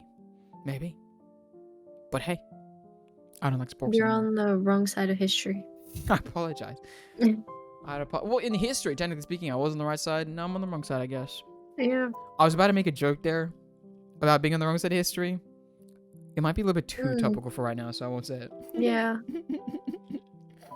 Anyway, silly Keith trying to steal quintessence like that. Come on, man, be serious. Exactly. Like, come on, Keith. Now, come on now. What are you doing? Okay, I can't lie. That felt like the most unnecessary fact. I said like a bit of shit. Like, I'm very confused by that. Yeah, that was a bit.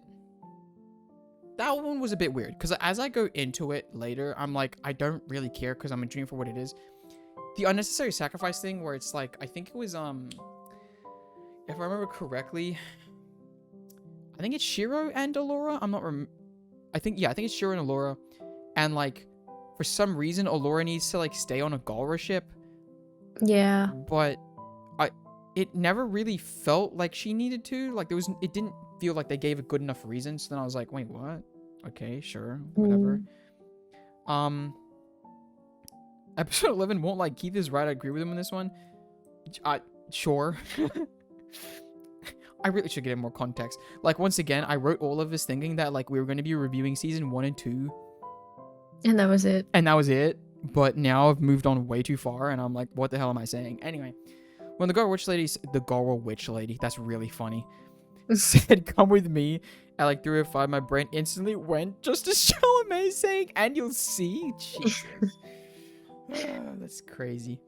Damn, them cutting through the ship was kind of sick though. This is a cool exercise of Voltron's power. This is fun. I'm not kidding. I just made an face when Shiro got ejected. Like that's what I'm saying.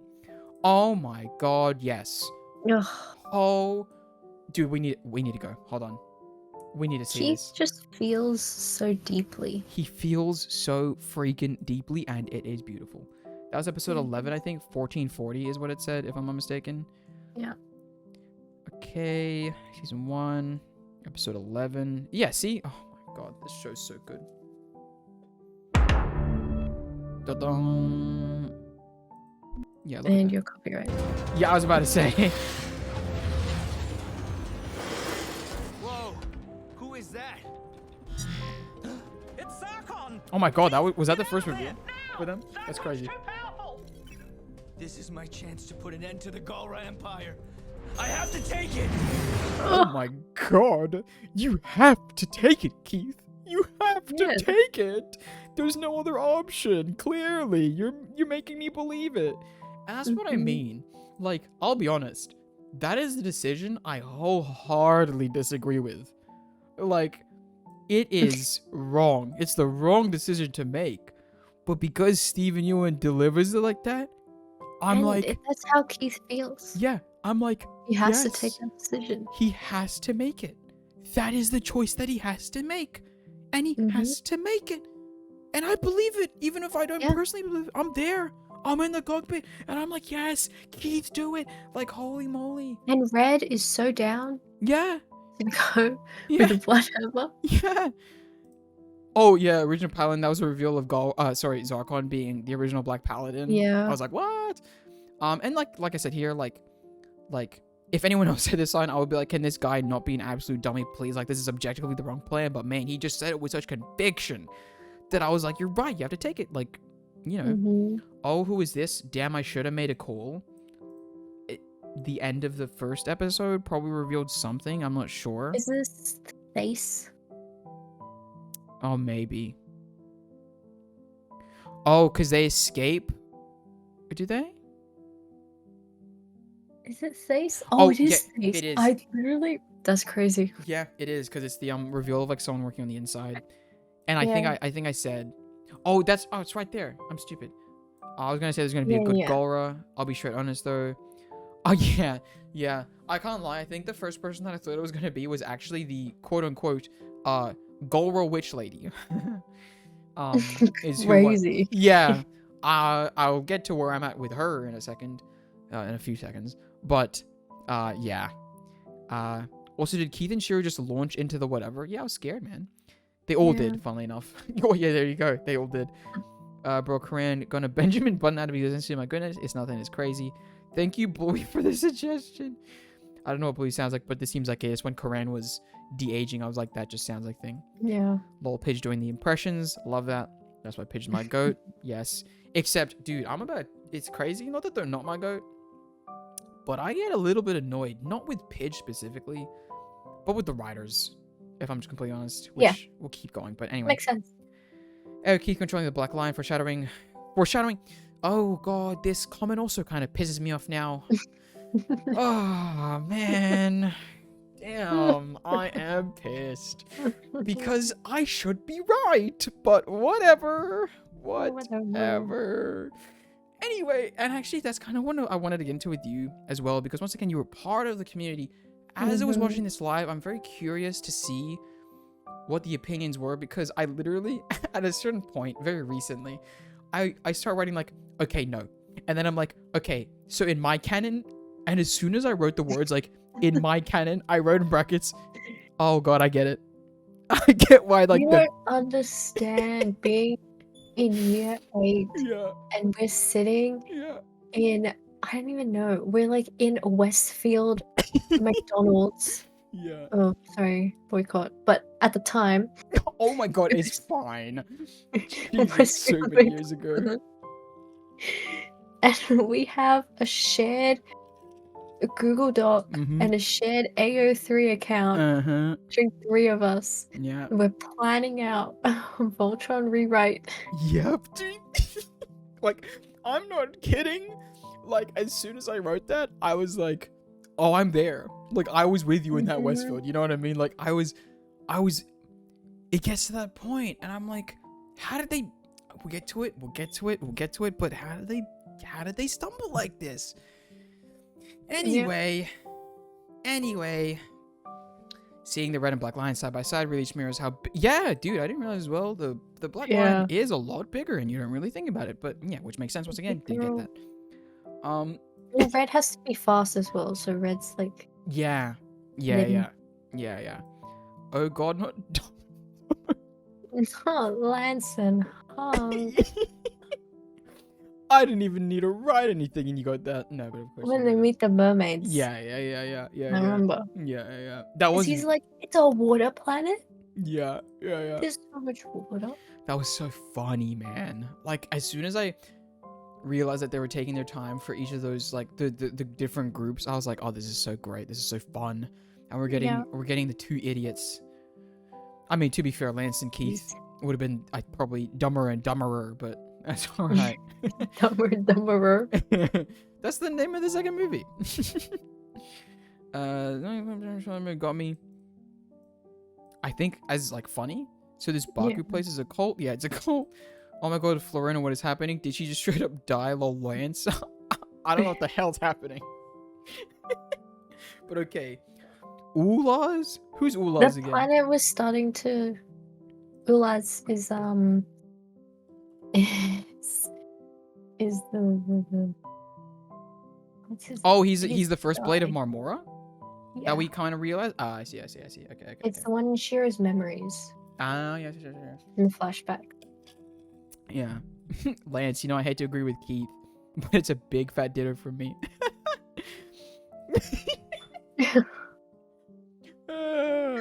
I'll be honest, I was playing into it a little bit because it is funny, but no, at the same time, man, it's like, oh, they had a lot of chemistry. They really did. Yeah. It really was like, and oh god Tension damn, had to build up to something. I'm pissed. I'm remembering what I'm currently mad at actually, so I'm just gonna keep going. Also, Low Torin, oh lord, what are we doing? Anyway. oh, you're up to that. Interesting. Yeah. Well, I thought the Interesting. interesting. Anyway, well, I thought the transform guy would not just be a head. Why is it giving MODOK? Wait, hold on. I don't even remember this anymore. Transform guy would not be a head. Season 2, episode 3. Gosh, what is happening? Let me quickly check. Season 2, episode 3. Shear's escape. What's happening here? Oh, let me turn that down so then I don't get hit more. Transformed guy head. Transformed guy head. Oh, yeah, dude. The freaking... So, Zarkon just sends, like, one of the new, like, robots that they built. And then it leaves its little pod, and it's actually, like, just a straight up, like, just a head, essentially. And I was like, that's crazy design, but okay. Like, not that it's bad, but it was just funny. Well, that marks the fastest and first time Voltron formed without the wind-up animation. Mm-hmm. Calling it now, they're going to destroy the crystals as it's going in. I think I was wrong about that. Also, that's funny. That's... He wants one of the He blades. wants one of the blades. That's interesting. Yeah. That visual of the space pocket destroying that thing was cool. It was. Season 2, episode 4. Lance. Sorry, Shiro. I meant to hit Keith. Okay, once again. Just get over it. What's with this anyway, Lance has some great bits, like when he's in his face mask, and then it's His face mask and his robe and his lion slippers. Yeah. Don't stutter with me. They're all color coordinated. Yeah. Very good. Sports code. I love Pidge. Yes. Love a good Pidge centric. Oh man, you don't realize how many you're gonna get, man. And at the cost of the rest of the Yeah. It's crazy. It's crazy how many things were basically foreshadowing things that I was gonna get really pissed. And once again, no, we'll get to it. Also, Lance, mine is just a tree. Now, come on, man, let's get creative, man. I should have called it once a person said that only the king could have designed it. I was gonna be like, yeah, no, Shorty's actually in prison like that. He's working with them or something. Yeah, I think that was the cube episode, maybe. They go to that planet and like the guy's building a cube, but then they basically save it by, with Pidge, controlling the trees and whatnot. Season episode. Oh my god, Lance and Keith just ramming each other in the defense pods. Like, what is the issue with these two? My goodness. Pidge vomiting over the Koran. Old man juices. Yeah, that was crazy when they said that he was basically like lactating or whatever. Not actually, but you know. Oh, come on now. With the Keith walking into the... You don't understand what happened when you're on Tumblr and you're 14. I can only imagine. And you're stuck in an elevator together on the way to the pool. On the way to the pool. Because he's shirtless in that one too. Lance is. Or Keith is. Just a towel. No, Lance is. Yeah, Lance just a towel because he was going to the pool. And of course it shuts down. And then, yeah, holy crap. They did like a really big close-up of his barkers. And I was like, holy crap. Like, they really and they held on it too because they were like trying to go back to back going up the elevator. So like they filmed like the feet a little bit too long. And I was like, oh my god, okay, we get it. Jesus. Yeah, I just remember when Avatar: The Last Airbender did an episode similar to this one. I don't know if it's season 2 episode 5, it might have been, where basically they keep getting chased, and it's because like I forgot why, if I'm completely honest. Yeah, they're not powerful enough to fight, so they have to... Yeah, they just have to keep running. The same thing happened in Avatar: The Last Airbender. Really fun stuff. Yeah. Really good. Did not expect the cookie thing. That's pretty cool. Yeah. I think that... They turn into the reflecting... Yeah, the Teludovs. Yes, the Teludov. Like, it's little things like that which I think that early Voltron did really well, which I actually, funnily enough, make a comment on pretty recently, because in season 6, Yeah. after a really long time, they I like do it it again. establishes like Hunk, like, you know, he's cooking, Exactly, he's baking, and he's caring exactly. for the Yeah, team in that way. yeah. And that's why, like, once again, I think them tying in subplots, or like the the B and C plots, let's just say, into the A plots, it's really Yeah. fun when they do it really, like, in ways that I didn't really think, which is really fun. Oh wait, there you go. I literally said it in the next line. I didn't realize, my bad. We'll put yeah, exactly. Season 2, episode 6. Yeah, basically, Paige was just like, of course they're gonna, like, I got to color coordinate. What am I, an animal? I was basically like, you know what? I understand that now. Yeah. This was so good. Lance being like, were they sitting in a tree? Like, he was so concerned. Yeah. Like, it was so funny. I would feel more comfortable with all 5 paladins, lol. Was Shiro missing at this point? No. I don't think so. I don't know why. I don't know what the kind of. Anyway, whatever. Season 2, episode 7. Oh, Space Ball. So great. The guy. Really the best. Which, by the way, no, we'll get to it. Shut up. The guy doing the infomercial voice that Keith is listening to is doing a great job sounding like the ShamWow guy. Do you know the ShamWow? Dude, it was really good. Wow. Like, it was really, really good. Wait, okay, so, like, no spoilers, but is Paige actually struggling with her identity? Not really. Is ShamWow the one that's like, bam, and the dirt is gone? Or is that something else? No, that's just another thing. You know what? See, let me quickly, because no, actually, it doesn't matter that much. But you should listen to the ShamWow Oh, and the guy. one where they twist it. Yeah, they twist it. It's very similar. The cow being alive is a good bit. Actually, the alien in general is a good bit. Dude. Yeah, the cow then coming back for, like, relevance is, like, really funny. It's really good. I will say, like, the point I'm making here, what was really funny to me was that, like, in my head, it's almost as if, like, aliens have visited Earth, but it's just a guy that's just trying to get, like, cheap things to just kind of sell off. Or, like, what he, like, that's, like, a really funny thing to me. Like, that was really good. Actually, crazy that all those fountain wishes just ain't coming true. Space Cop. Yeah. But if Paige get their console, I'm fine with it. Lol, yes. Paige not getting anywhere to plug the console in is an Altean hate crime, I think, by the way. Yeah. Also season 2, episode 8. Lance, I think I was meant to say mocking Keith. We need to focus. Funny. I don't even remember, but sure, yeah, man. I'm loving it too. Yeah. I'm thinking things are gonna get a little hot. Oh yeah, I think he was saying that to Allura. And then Allura was like, you're right, Keith with me. That was pretty funny. Oh. That was pretty funny. Man, I'm getting scared for Keith, man. Like, why has he got this blade since birth? What is this? Here you go. 1320. Hunk trying to give an explanation and looking for Lance for reassurance, and then being like, what are you looking at me for? Like, because yeah, I think like Hunk was like trying to give like some like engineer explanation, and then he's like looking at Lance like, yeah, right. And then Lance is like, bro, what? Like, I can't give you Jack here. What are you doing? Keith, I guess I really wasn't supposed to go through that door. Lol, that was good. Oh, so yeah, he's going through his Blade of Marmora trials right now. Why do I get the feeling it's not Shiro?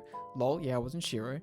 Okay, the trade on Gold Empire has to be a she, right? Like that comment with the witch lady. We will destroy him and all who threaten our reign. I mean, not really, but kind of. There's a few. Oh, by the way, I'm just gonna say it now because it's really funny. As soon as I saw Keith's mom, I didn't know it was her, and I kind of was like, hello? And then it revealed it like a minute or two later, and I was like, oh, all right. Manor. Don't say MILF Manor. Oh my days. We don't need to put Keith in there as well. It's okay. But okay, if you insist, whatever. Honestly, didn't expect this from the Blade of Marmora storyline. That is kind of wild. Oh sheesh, never mind. The Blade awoken now. Yeah, I thought at that point that they were just kind of gonna drop it. They didn't drop it, buddy. They didn't. They didn't actually. You know what? They didn't. They really didn't. They really awoke that blade, buddy. Yep. I'm getting pissed again. We're gonna pretend we're back in season 2 again. discover blood in his veins, huh? What do you mean? What are you, Keith? Ah, crazy times. Oh, love the vivid description from Lance. I don't even know what you're describing, brother, but sure. Season 2, episode 9. He was. Actually, he was. In the stomach, because they're trying to get, for the big Teludov thing, they're trying to get the things from the stomach of that beast. Yes. Oh, I'm gonna kill myself. Whatever. Whatever.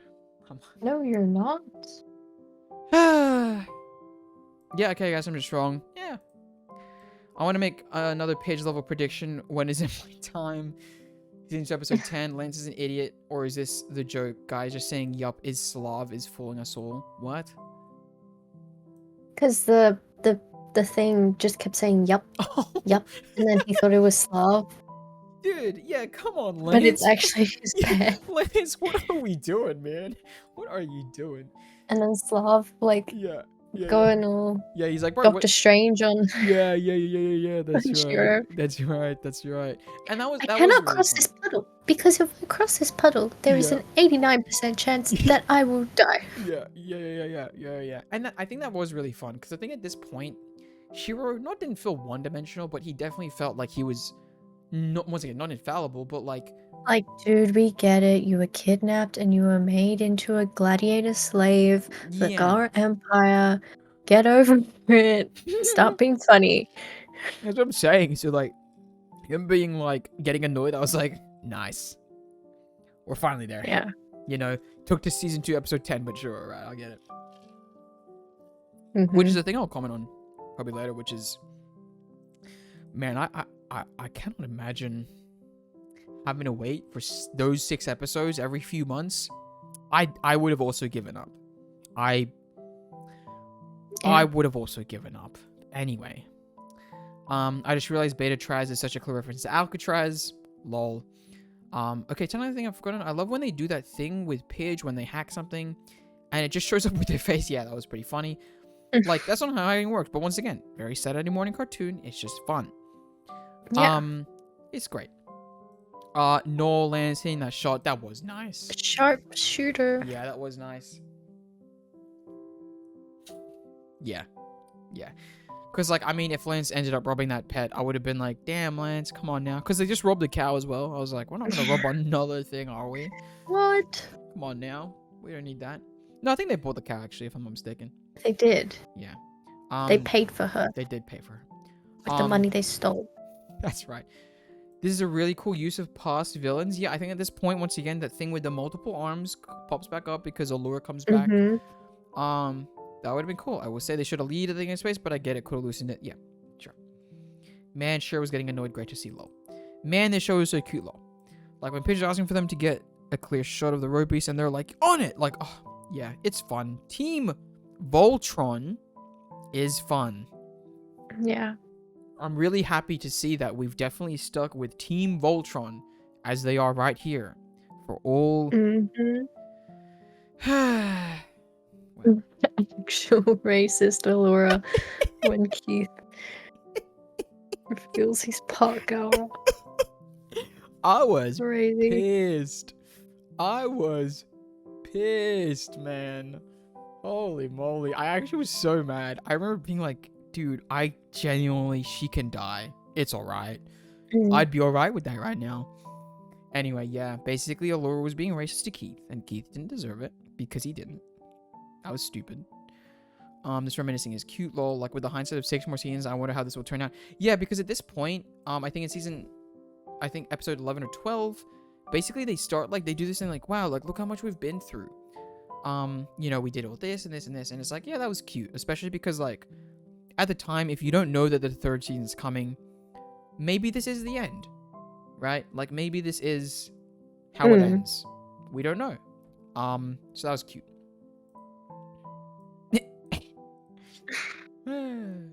I'm also really enjoying the idea. Yeah, I think this is another point that was really fun, which is Sarkon is just pure evil, right?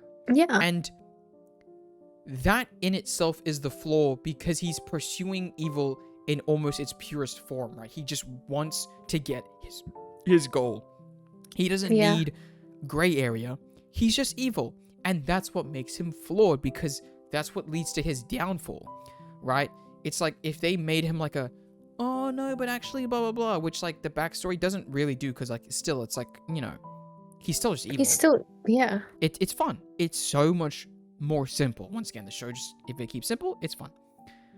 This is still stressful, lol, OMG, yeah, because like once again I'm like, god damn, man, like what's happening here? Yeah, man, putting myself into the position of what might be the final time I see the Voltron transformation. If I'm thinking the show's ending, I'm like, oh my god, this might be the final time, let's go. You know, I was really trying to put myself in that mindset. Robin the Quintessence, did they just make her OP? Oh my god, I'm gonna cry. I see them floating the lines, come on now. Oh my goodness.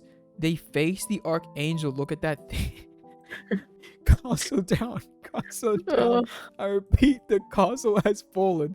Let's freaking go. Battle of the Minds. Shiro clears easy. The Black Lion bared. Hey yo, come on now. Yeah, listen, clearly you can tell in season 2 episode 3, I was just feeling it. It was basically the pinnacle. It was episode 13. It was popping off. I was so invested. I was like, Hagar the Lady Witch is Altean. You know, this music rendition is hype. Alora's absorbing the energy. It's turning the fight.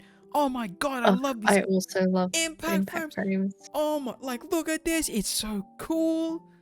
Like, just, and then where's Shiro? Who the heck is Prince Lotor? like, this was peak. Just straight up. Yeah. This was the peak of the show. I'm now really pissed that I can say that. Because I'll be honest, like... See, I told you, first 2 seasons. Yeah, like, legitimately. Like, I'm now so far past this, right? That, like, I'm now looking back and being like... Yeah, I get it. I 100% get it. And it kind of pisses me off because... Truly... Because you go into season 3 and you're like, okay... You're on a high. It's still good. You're on a high. Good. Yeah, you're on that high. And then it slowly starts whittling away at your faith. Yeah. And it's so saddening. And once again, I'm almost like... It's like if I could go back and like if I was in your position, I would like give past me a hug, you know what I mean? I'd be like, hey, come in. Like, hey, come in, you know, like, I get it. It's okay. Because as well, like, once again, like, I felt bad for you guys because you guys were going through it in real time. Like, you were waiting, I don't know how long for between it to be better. Seasons. Yeah, you're waiting for it to be better, and you're waiting in between seasons. Waiting for clans to become canon. You know what? Honest to God, waiting for Lance to become actually relevant again. Holy crap. We'll get to it. We'll get to it. But and you're not even...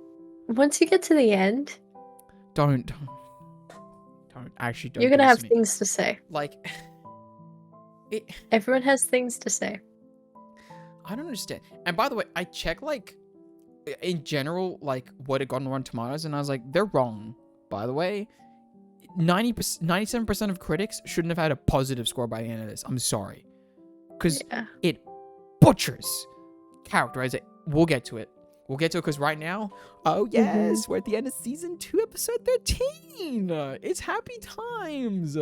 It's great. Where is Shiro? Where's Shiro? Hello? Okay. Oh, don't. Oh, I'm pissed. I'm pissed that I'm saying I'm so invested. And then I said I was. You said you would stop. And it's been 4 seasons. It has been 4 seasons. And I'm very much not. Shifting invisible ladies. Yeah. Anyway, Alada couldn't do it. Season episode 1, who is a shifting invisible lady. Also Insane Theory. She was also in that room. Yeah. Okay, Lotor was hot when it's who the heck is Prince Lotor. That was the timing of when I thought that. Me and Tumblr thought that. I see. Hey, listen. Even when they introduced him, I kind of listen. Not his character in any way. Yeah. But like I get maybe. I thought that. And I like his gang of gal pals. I'll be honest. Like, if you're watching it the way I am, you can't form an emotional connection with them. I'll get to it. What? But I didn't care for, because like. His gal pals. Because like. He had a full team of. Listen, it is cool. But once again. I maybe I'll view it through a different lens now that I'm like kind of at least recapping just a little bit here. But in my head, like they're affording 6 episodes a season, and they're not even building these characters out enough. And I want to see them. That's what I mean, right? Like I want to see them developed because they seem cool. All these characters seem cool.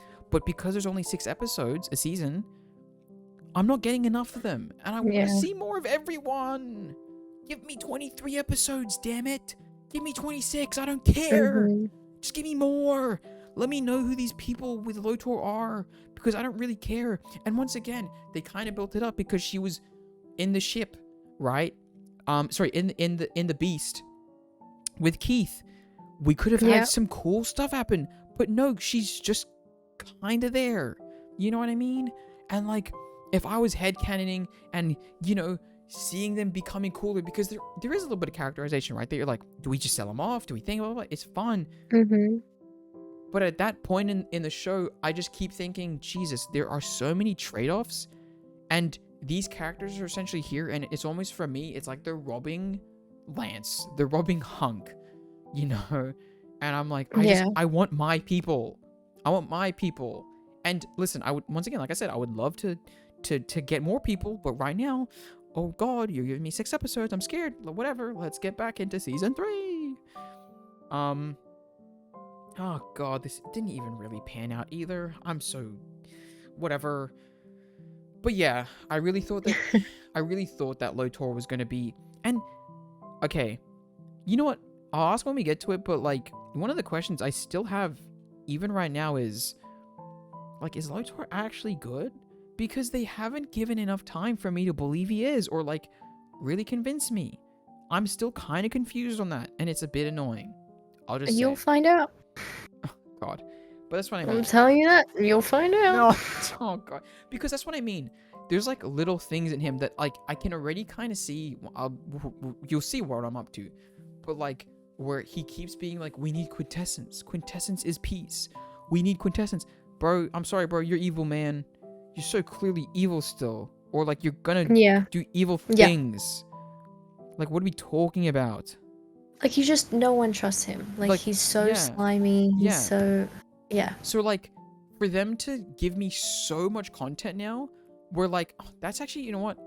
That's another thing. It became less simple. And when it became less simple, they didn't know how to convey complexity.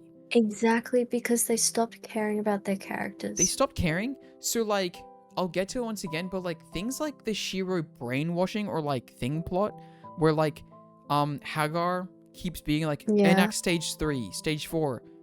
They said that, and then, like, tangibly, they don't explain nothing. It. Yeah, they don't explain it, and nothing really happened. I didn't even get, like, a Shiro's eyes maybe quickly shining over to show me that, oh no, he's changed something. He just has, like, he has, like, one headache one time, and then they bring it up, like, 50 years later. And I'm like, wait, so hold on, I'm confused. Is he gonna be, and I'll get to it, because I do say, I'm like, oh my God, is Shiro gonna be evil? This is gonna be so fun. Is she just spying? Like, that's all I get right now. And I'm like, wait, what? So, like, there's, once again, it all stems from, I feel like they don't really know how to write in complexity.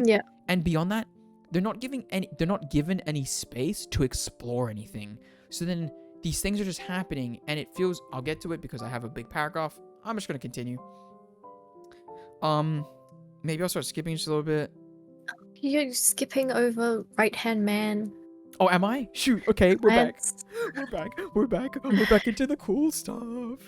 Okay, season 3, episode 2. The Black Lion responding to Keith. Don't get too excited, buddy boy. Don't get too excited. Because why did they rob him? I don't. It makes sense. No, it doesn't. What? Wait. It makes sense. For them to rob him of the Black Lion? Yeah, because he needed to go, find himself.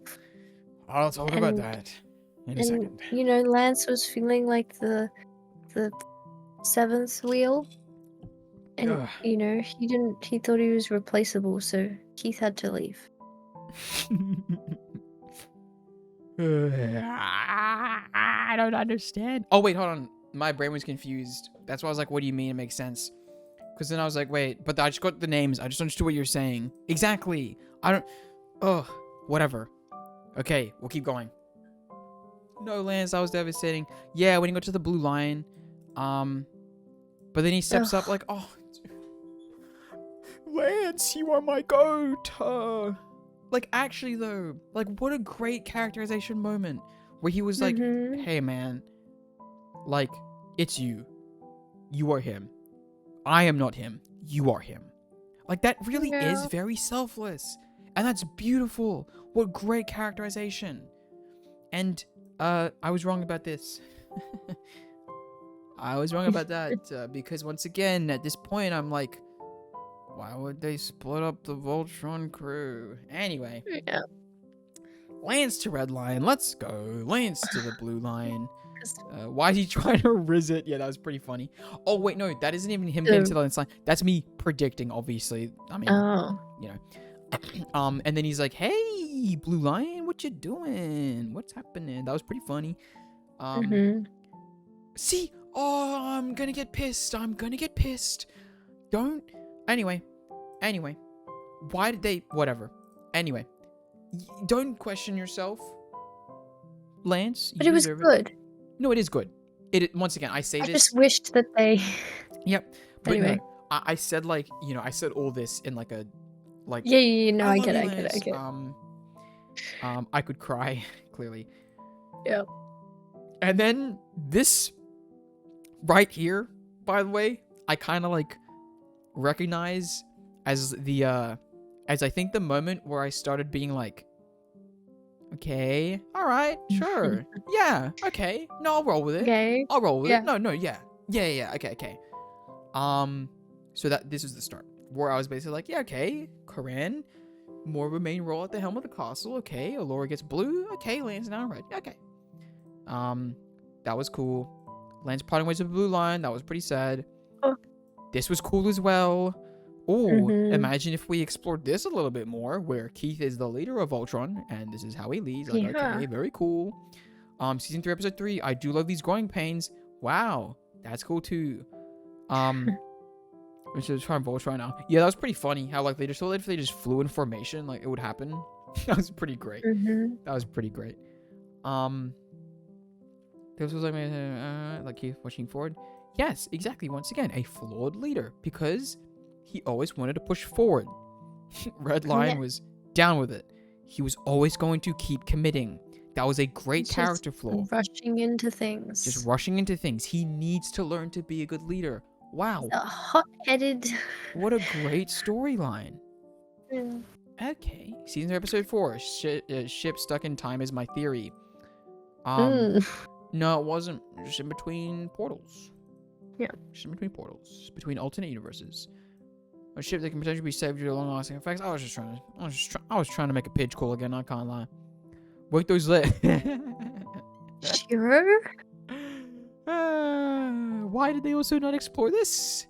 That could have been cool. Whatever. Just spaceships. Yep. I did love alternate reality stuff. I do still.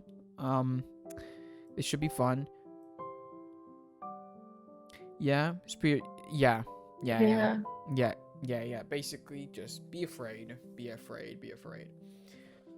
Yeah, once again, I think at this point they still had at least a few interesting things to say where like there's like a moral conundrum, you know, where it's like, okay, either we bring this back and everything sucks, or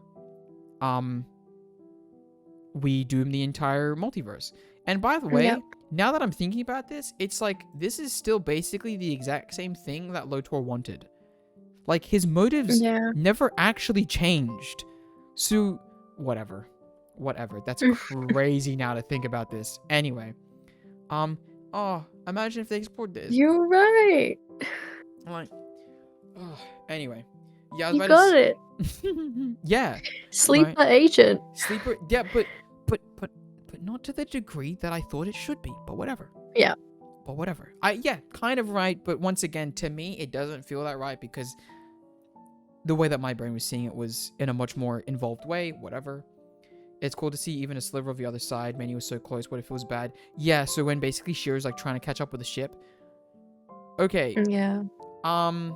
This this is where the cracks really start to show. So basically, Yeah. for the operating room people, in about season 3, episode 6, it's showing the other side. Shiro's been gone for what is essentially 6 episodes, and what I thought was going to happen is he's really close to getting to Voltron, and then he's unable to. Yeah. They just reunited, just like Yep. that. Just like that, he's back. And he's back now. Oh, okay. So now let's go over my notes. Not gonna lie. Oh, so all those 6 episodes we spent of the team getting used to this new dynamic. What are we gonna do now? Yep. Not gonna lie, I think there's an insanely massive missed opportunity to really widen the show in a decent way, with an A plot constantly going and a consistent B plot that could have culminated in something really cool, which is Shiro on his own. That would have been great. And it's crazy that this truly was the inflection point that I keep coming back to. Because truly, this is the biggest stumble, and they never recovered from their fall. Like, just straight up. It just, it pushed everything in the wrong way. And I think that maybe at this point, I'll say, what it felt like, not in this moment, but what it feels like now, is they were like really zoomed out. Like, imagine you have an image of the story and it's basically just a timeline. They were zoomed out on that entire timeline and they loved what they saw, right? But they wanted to get to those big points in those timelines that they really, really enjoyed. And they forgot to make an actual show in between. So then they just started doing things to kind of get to those big points, but it doesn't really service the story well, nor the characters that they've built, which really becomes apparent, and I think really soon in something that happens. So I'm just going to keep going. But anyway, let's quickly read my notes. Massive missed opportunity. Bringing Shiro back now feels so insanely rushed. Yeah, trust me, buddy, it was. In hindsight, for sure. And also, to afford what was basically one episode to bringing him back and telling his story while away just doesn't feel right. It doesn't feel like it does season 2's ending justice, nor the story as it was moving as a whole. Actually is correct. Just actually correct. Like, we basically just established the new Voltron squad, so to bring back Shiro right after, it feels like they didn't trust in their own direction they were heading. I don't know.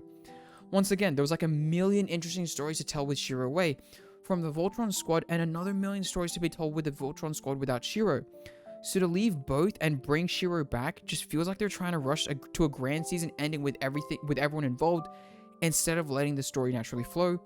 Yes, it doesn't help that I know that there's like only 7 episodes in the season. God, trust me, buddy, it doesn't get any better. So it feels like we are moving too quick on purpose. Once again, all shows ever would basically benefit from more episodes. Yep, there we go. He's like, the best thing I can do is step aside. What a good man, but also don't be silly to yourself. Don't do that to yourself. And this is the moment where I was like, this is basically character assassination to me. I was pissed. Because in this moment, in this episode, basically, Shiro has just come back. They're about to do a big thing. And there's a moment where both Shiro and Keith speak up to basically say, okay, team, here's what we're going to do. And for some reason in this moment, Shiro keeps going. Yeah. Dude, I'm sorry. Did the writers actually just all quit at once and the people just came in? Like, it genuinely is insane to me. So let me read out my notes. It felt out of character to interrupt. Like, if Shiro saw that happening, and when I say Shiro, I mean my headcanon Shiro, saw that happening, he would have felt so proud and encouraged by Keith stepping up. Yeah. And we would have had a scene of Keith like, I literally can see it in my head. Keith saying his plan, and the audio is fading, and Shiro is just looking at Keith, and he's just happy because he's stepping into this role that literally Shiro himself said for Keith to step into. But instead, he's just barging back in from wherever and takes the leader position back, and it cancels out any character development that they just built to.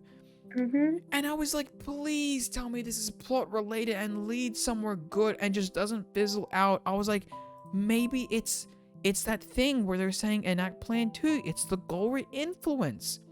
And I was like, see, like that moment feels weird now. I can't lie. It's not as cool.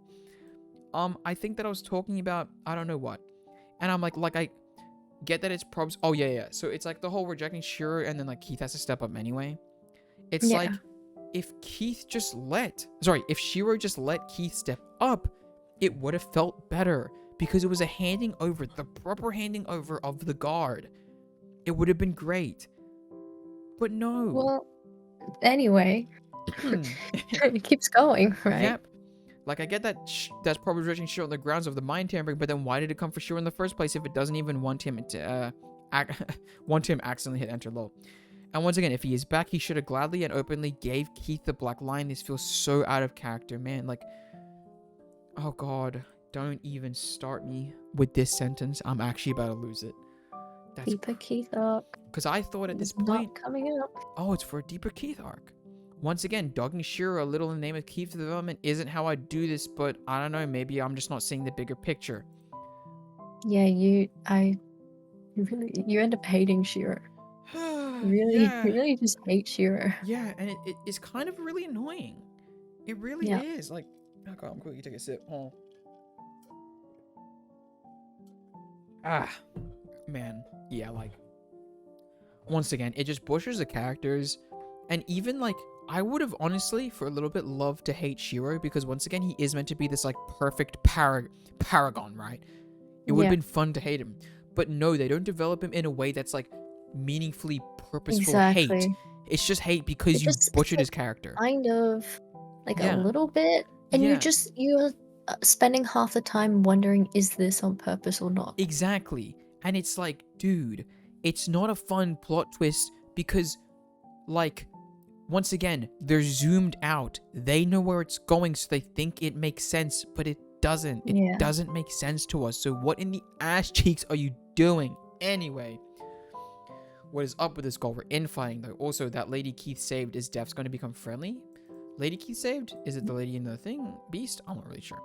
See, and then now at the end of the ep, Shiro is like, nah, you're a great leader, believe in yourself. Yeah, and then by the end of the same episode, Shiro's like, Keith, you're a great leader.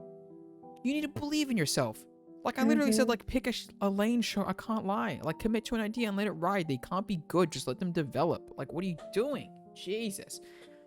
The end of episode 7 is when Witch Lady goes into Zarkon's memory. She sees what we can assume is an Earth woman. Okay. Oh. I'll be honest with you. It was on my second screen, I think, at this point. And I was kind of a bit confused. And then I was like, I actually just need to rewind. I'm pretty sure. Anyway. Or is it? I'm not sure. Oh, yeah. It's a Nova from Altea. So whose mom is it Bloody Laura? I mean, it's just... Oh, yeah. No, I was just confused. Anyway. Yep. Rewinded. Anyway. Okay. Woo! Oh, God. I couldn't wait to comment on this. For some reason, when the lions are, like, in their literally quote-unquote pristine state because they're just made, they already had, like, the weathering effects. For some reason, I'm not really sure why. Like, I think it was a bit of an oversight because they just didn't want to make the new models, I guess. Yeah. But, like, they had, like, on the edges and stuff, it was already, like, the red paint and all the paints were just, like, kind of, like, already faded. What are you doing, dude? Like, actually, once again, the show for me was so fun at the beginning because there was an attention to detail that was really fun. The weathering was cool because it was an attention to detail. Now it's from the beginning. So you've now retroactively made me be like... Just slot. Yeah, it's like, oh, okay. I guess it wasn't a good... what? Like, you know what I mean? It's like, see, oh, right there. Yeah. Retroactively making me a bit annoyed. There you go. And then look, wait, I'm not confused again. It makes sense, the whole, you do not pick the beast to choose the other. Yeah, I don't know.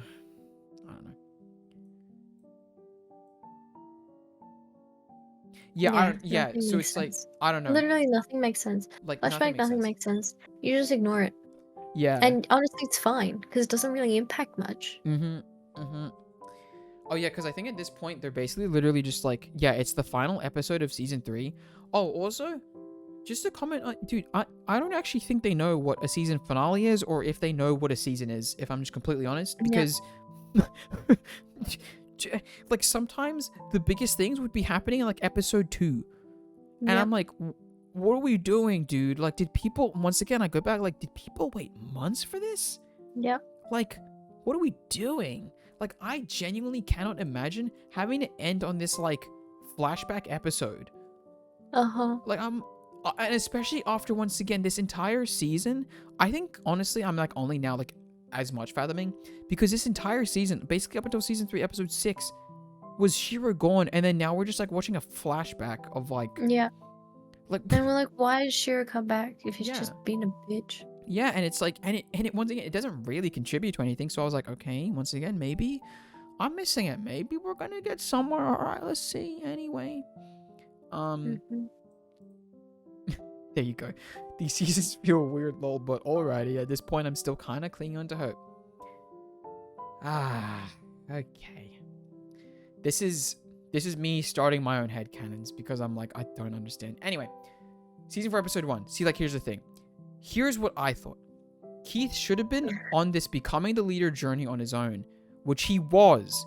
And then they reset him because they wanted to bring Shira back, and now he's going through the same conflict that he was just going through, except now it doesn't feel as natural for Keith and feels weird because, once again, he was already on it, then they reset it, and then they decided to put him back onto it. Okay? Yeah. See, but like now we're not meant to wholeheartedly trust Shiro, are we? Because once again, we know that he's got some Golray influence, so we don't know what to think of this character. Like, we know he's got something going on in his head, and the Black Line rejected him on his return, so like, him going back to it doesn't feel triumphant at all. It feels scary, but I don't know where this is going, so I don't know. At that point, all I'm thinking is, dude, there's a brainwashed, basically Golra operative now at the command of the Black Lion. Oh Yep. my god.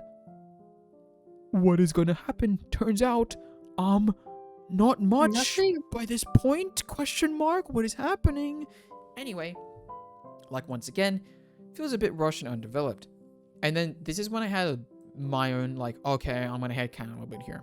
Just a little bit. I was like, swap Shiro and Keith. The current storylines. I think it works way better. And, like, leads more from the kidnapping thing. Like, and I was like, sure, let's pretend that he returns, right? They want him to return, but in his time away, he felt he could do so much.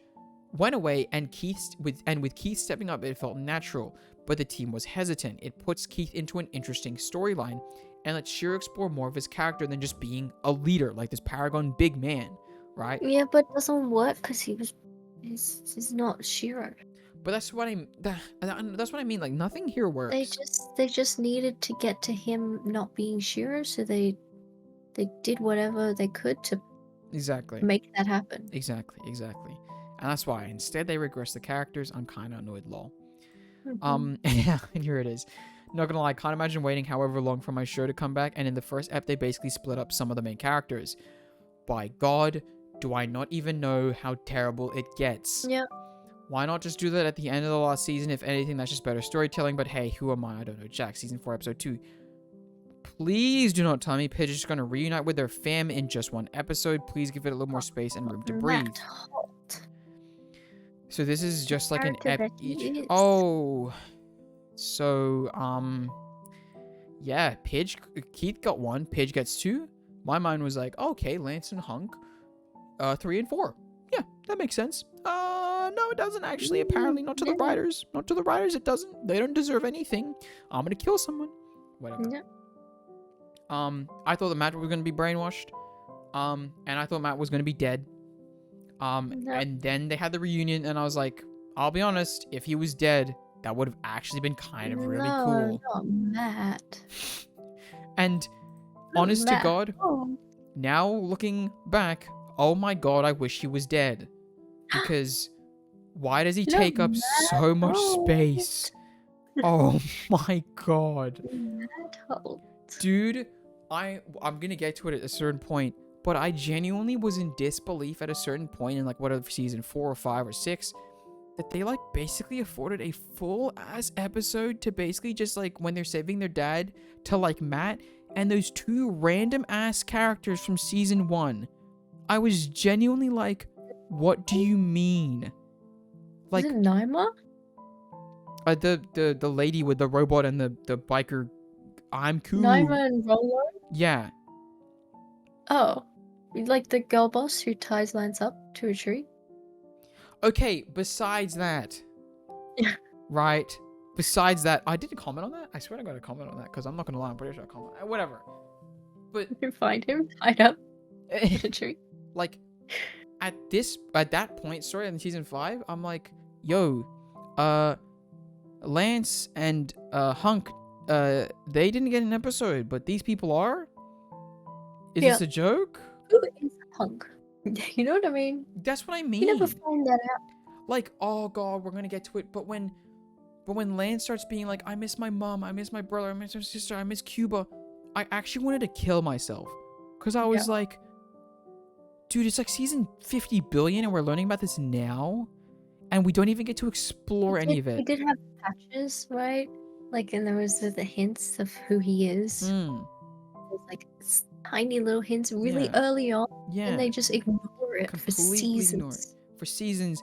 And then they explore with just, like, I'm sorry, but if it's ever going to be, like, none of the Voltron team on my screen, you better make it a good damn reason as to why that's happening. I'm telling you, they're gonna explore Lance a little more, and I don't know if it's a good thing or a bad thing. Oh, God. Anyway. Like, how harrowing that would be if Matt actually was dead, how insane for Pidge's character and their development. Like, exploring that into Kid Show would be so cool. And I was like, hey, maybe even help out, like, kids. Maybe also processing that. I don't know. But I was like, okay, I'm also happy just to see Matt alive. I can't lie. It's fun. They needed Matt to be a Lance 2.0. Yeah, he came in and like, legitimately, like, even with this, like, like, why? The cow is still here, dubs on dubs. Yeah. That's funny. Oh. Matt and Pidge content, you love to see it. Oh, I really don't, actually. I actually really don't anymore. I want to kill someone. No, it is fun. It is fun, but once again, I'm still thinking about it in the perspective of, Jesus Christ, where is my Voltron team content? I'm going to kill myself. Anyway. Not the floppy disk and old dial-up sound. That was fun. Honestly, yeah, the concept of milk to these aliens probably is actually completely insane. Like, I hate thinking about it because it's actually sick of behavior for us to drink the milk of another animal so casual like that. I'm actually correct. Crazy. Anyway. What the cheese? Also, so, like... The cheese. Yeah. Like, Lotor's literally being attacked, and, like, the whole point of Keith going away, he was like, I need to find Lotor. I need to find him, and we need to take him down. And then when we finally get to Lotor, Keith isn't there. And it's like, what do you mean? Like, what? Is this the Voltron show? Oh. Are you up to the Voltron show? Oh. I had nothing to say about this. The Voltron show, it was awful. Like, once again... Voltron show was when you're like, oh. Yeah. Because I think... He is just a shell for you to make jokes. Yeah. And very much so, it's like... We're in season 4, man. We are dedicating a full episode out of the 6. We get 6. I could pass this if there was 23. But it'd be we fine had if they explored some of the characters. Yeah. Like, maybe because you're portraying these people as these two-dimensional characters in the Voltron show, you could explore how that affects them, because they're three-dimensional characters and they have emotions and feelings. Yeah. Yeah. Okay, I love Lance, lol. I'm just getting, literally at this point, I'm getting, I'll take anything I'll get, you know what I'm saying? Yeah, dude, okay, remember that rock girl that Hunk liked? Shay. Yeah. Bye-bye to her, apparently. Jesus Christ. Yeah. Long-distance relationship, but no communication. Yep, and Hunk just doesn't get storylines. So, that's how it is. They just whole ass turn on Lotor Lol. He just feels like an underdeveloped villain, honestly, yes. I was excited that he was almost taking a... As time went on, it was like too shadowy, which is what I'm saying, right? Is that like this still extends to right now, where it's like what's your not what's your plan, but like what is the writer's plan, right? Like what are they Where are you like, yeah, going? where are you going? Because it doesn't feel very direct. Like, it's so directionless. Like, what are we doing? Yeah. Like, What's the point? This What's the point of all this? yeah, exactly. It's like, what are we doing, man? Like, at this point, I'm like, okay. And also, I can't lie. I don't know if it's at this point. I mean, this is only like a few days ago. I'm speaking as if it's like 50 years ago. But anyway, like, I have what most likely is my phone propped up, playing the show, and then I'm playing Hades on my phone So fit. on Netflix. Did you know this, by the way? You mentioned. Yeah, dude, it's so sick. I can't lie. It's actually so fun. Anyway, Yeah, Keith just wanted to die. He was. yeah. Yeah. Also, He was so ready to just die. there was and I was like, wait, what? Anyway, there was the shot of like the whole backup coming, and it was like 4 ships, man. And I was like, And Keith. yeah, and Keith. That's all you needed. And I was like, hold on, didn't they just make a really big deal? Literally, the whole point of this stupid ass filler episode was to say, look how much support we have. And then, like, 2 episodes later, and their backup is actually nothing. What are we doing, dude? Like, it's genuinely like they kind of forgot. They should just all died. Show's over. Honest to God, yes. Because at this point, I'm just kind of holding on through fumes. That's it. And you're like halfway. It's 8 seasons. Like, if Keith dies here, that's why I was like, clearly he's just got other jobs that he's got to do. Right? I was like, clearly he just has better paychecks that he's got to cash, and he's just like, listen, guys, can you write me out somehow? And also, since I mentioned it, Keith leaving literally did nothing for the story at all. Like, they did not explore it in the season in any meaningful way whatsoever. It didn't help with Shiro. It didn't help with Keith, so I don't know. And then I was like, also, is this whole Shiro thing with the plan with the Gora, like, is it still going? Like, is Lotor good now? And that's when I was like, I'm getting late in Game of Thrones season's feelings right now, lol. Like, this all feels rushed. Nothing really goes anywhere. The big conflicts are just there. It feels like just to be big conflicts. I don't know. Like, it just, at this point, it was falling apart. Like, I'm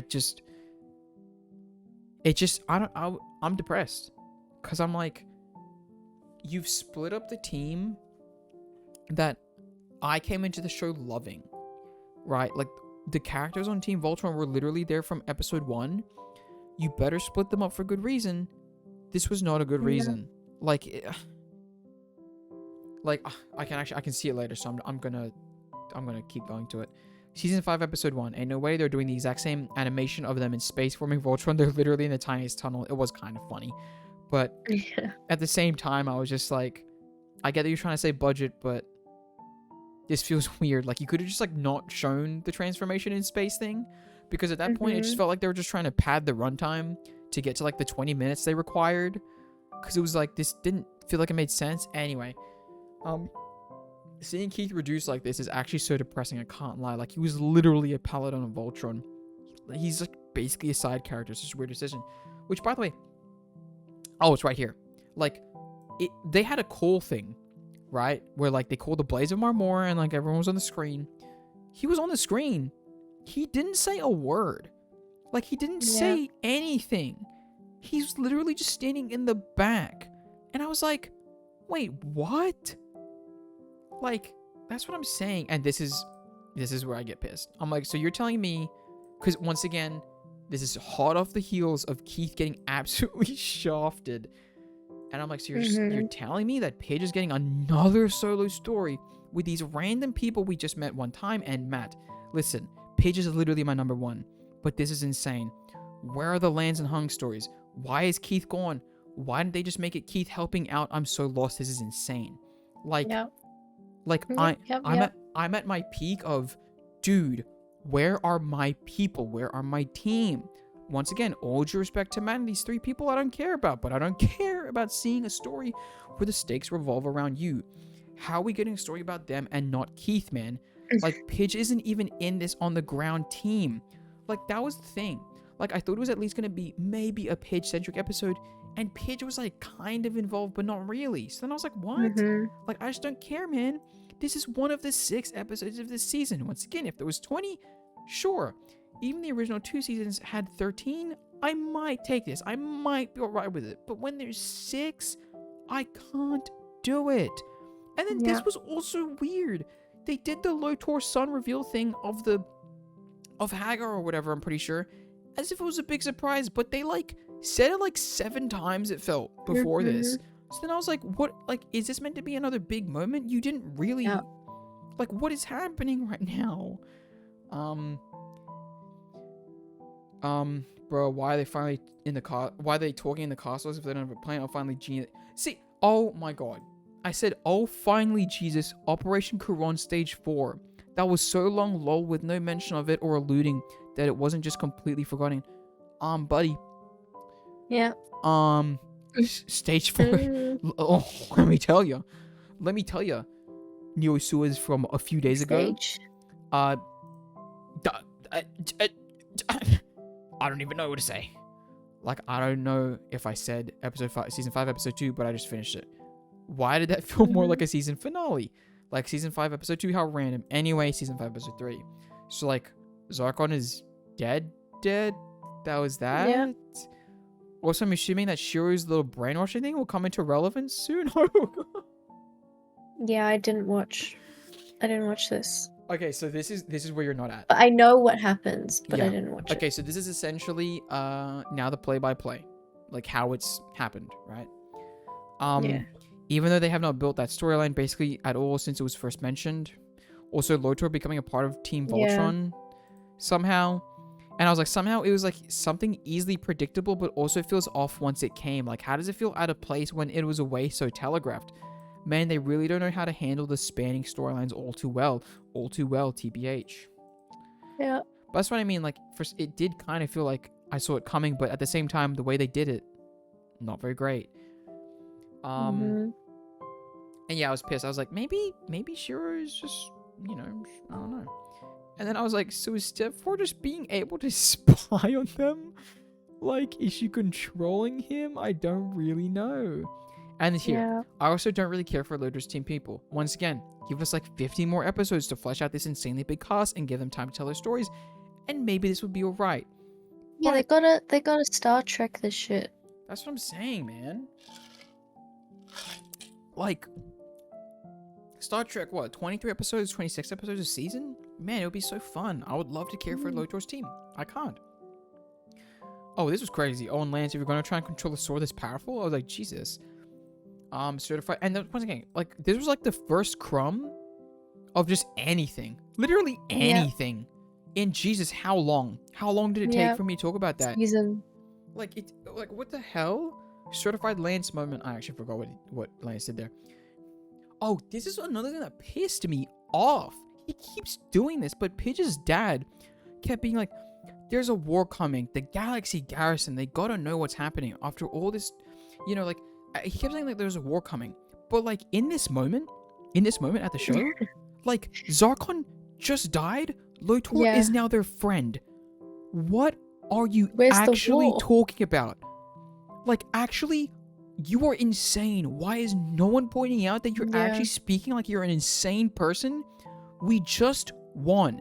And I think I said, like, later on, like, I mean, sure, like, the Golra are kind of scattered, but then I said... You're saying this literally at the bottom of this page. Exactly. Let's get to it. Yeah. This is where I say, like, when I start doing, like, the zoom out thing in my head. Anyway. Yeah. So, like, Lotor takes the throne at the end of season 5. For some reason, Pidge's dad keeps saying there's a threat coming for Earth.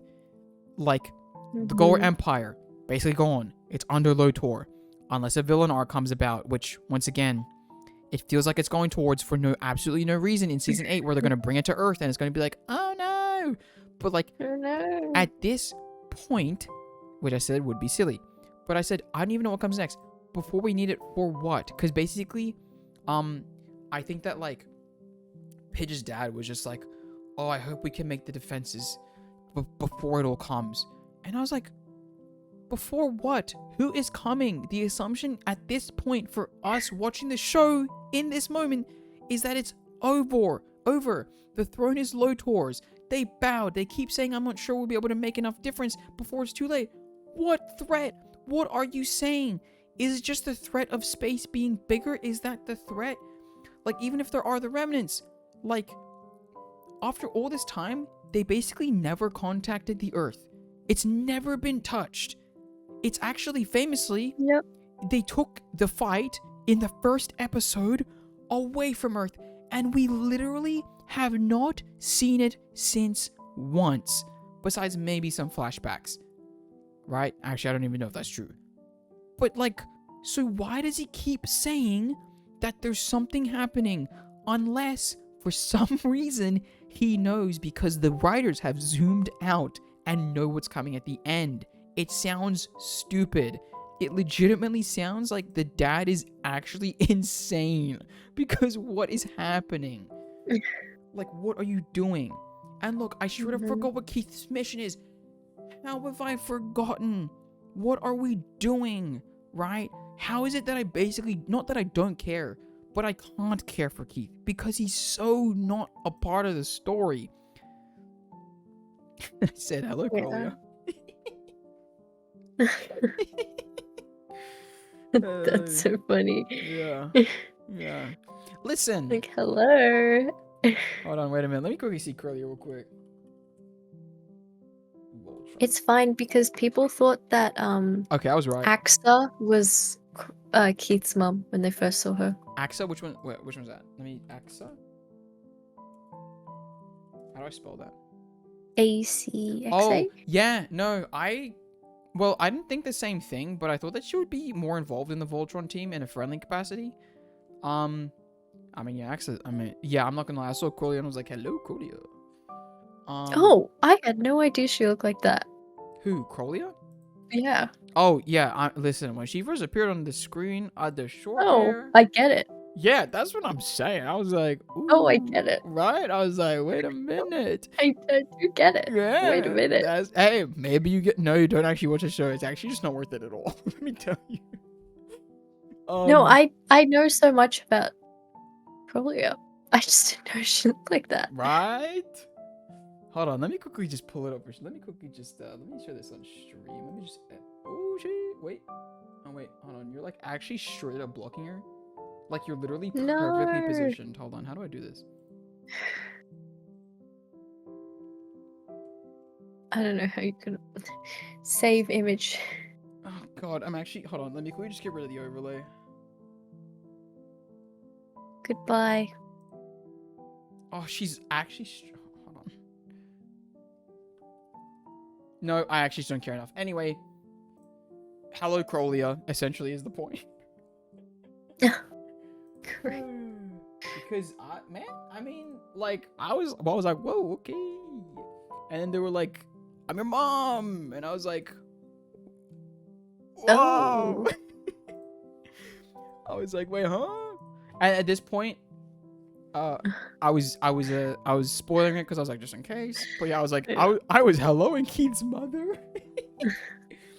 Ooh, we need to play specifically this because Bodies. this like is bodies or bodies. no this is when I started commenting on Allura, essentially, or at least like I just wanted to like show it. Season 5 episode 6 250, just because like it was one of those glaring things once again for me personally that I was like, ugh. But what was the time though? 250. Said 250. Let's quickly just check it. Let's find out where we're going.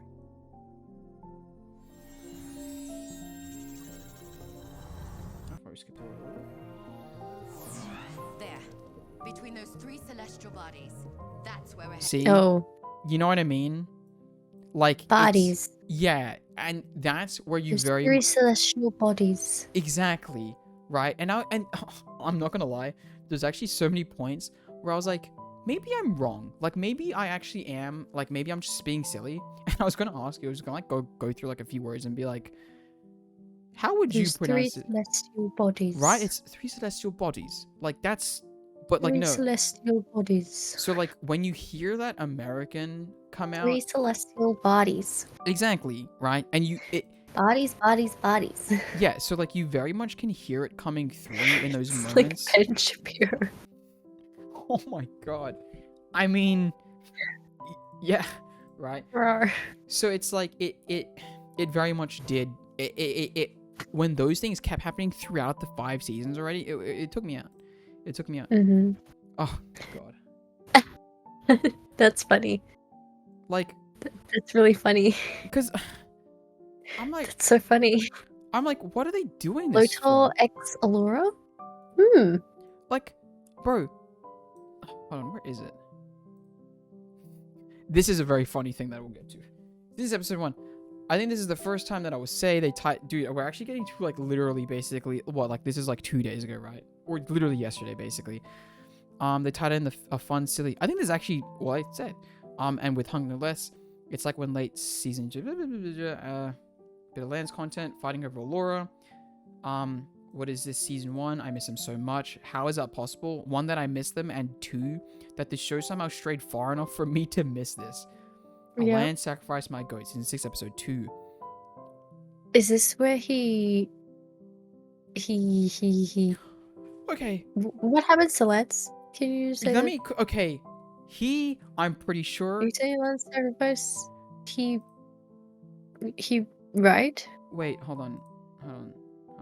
Oh no, he just gets hit by some lightning or something because he takes a shot, and then Allura just heals him back up. Like that's literally it. I saw Lance dead, but it was cool to see that he sacrificed. I'm pretty sure. Is that it? Are you sure? At this point, yeah, I'm pretty sure. He just gets hit by lightning and Allura just fixes him back up? In this season 6, episode 1 case, I'm pretty sure. Let me quickly check. Okay. Okay. What? Why? I don't know. Yeah. He that's basically it's the radiation shield. They're trying to fix it up. So then at some point This is the first episode of season 6. yeah? He dies. Oh, that was him dying? He dies. Yeah, they didn't Yeah. communicate that at all, let me tell you. Oh. He straight up is dead. I really He didn't think really so. sacrificed himself. Oh. And then she resurrected him. Yeah, I'll be honest. It didn't feel like it to me. I think at this point, I just, not that I don't know. It's just straight up didn't feel like that. I don't know. Maybe They that's didn't just me. give it the... Well, Like- there was a huge critique that like he straight up dies and then they just skip. They're like, okay. No, which is why, to me, it didn't feel like dying. Yeah. Right? Because it instantly gets fixed. It didn't, Mhm. it wasn't given any gravitas. And Whatever. then there's no like impact on him afterwards. Yeah, so that's why I was like, what are you actually harping on about? That's Yeah. the same. So I didn't know that, right? And the Mhm. fact that I didn't know that shows how terribly used it was. Because even Yep. afterwards, they weren't like, oh my god, Lance, you died. Are you alright? It was just, Yeah. thumbs up, alright, man. Let's move In on. the rewrites, he hasn't processed the trauma yet. Yeah. And so when Keith comes back and then they always make him tell Keith, and Keith is like, what the fuck? You Yeah. died. Yeah. Why right? aren't you angry? Yeah. You just died. Which is, These people like haven't cared about you. yeah. I mean, exactly. Right? Exactly. I mean, that's why, like, I just saw it as a land sacrifice, like, it's like a classic, like, Voltron thing where, like, they didn't actually Yeah, get harmed. killing pod moment. Yeah, you know what I mean? Because, like, back then, it, like, meant something, right? Yeah. Like, it actually felt tangible. She just came across and just healed him up. So then I was like, okay, he was just a little bit more hurt than usual. All right, we're moving on. Because once again, we moved on really quickly. Like, it just kind of happened. So then I didn't think he died. That's actually insane to think about. Jesus God. See, dude, this show is literally messing up in ways that are unclear. They are failing at failing and failing and getting failing right. Like, literally in every aspect. How is this possible? Yeah. Like, this is just terrible storytelling. Anyway. And this is one of those zoomed out things. But yeah, I basically said,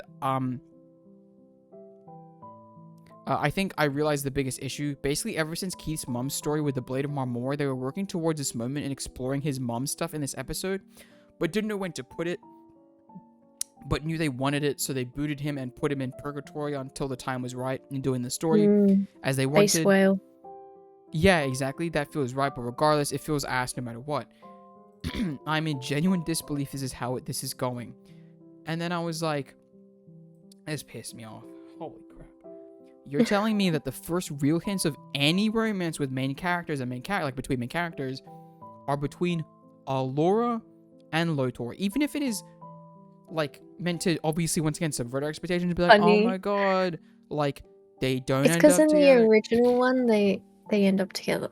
And that's what I mean, like In the original OG Jesus. Voltron. Yeah. But regardless, highway robbery, like it's not even Shiro. That's funny.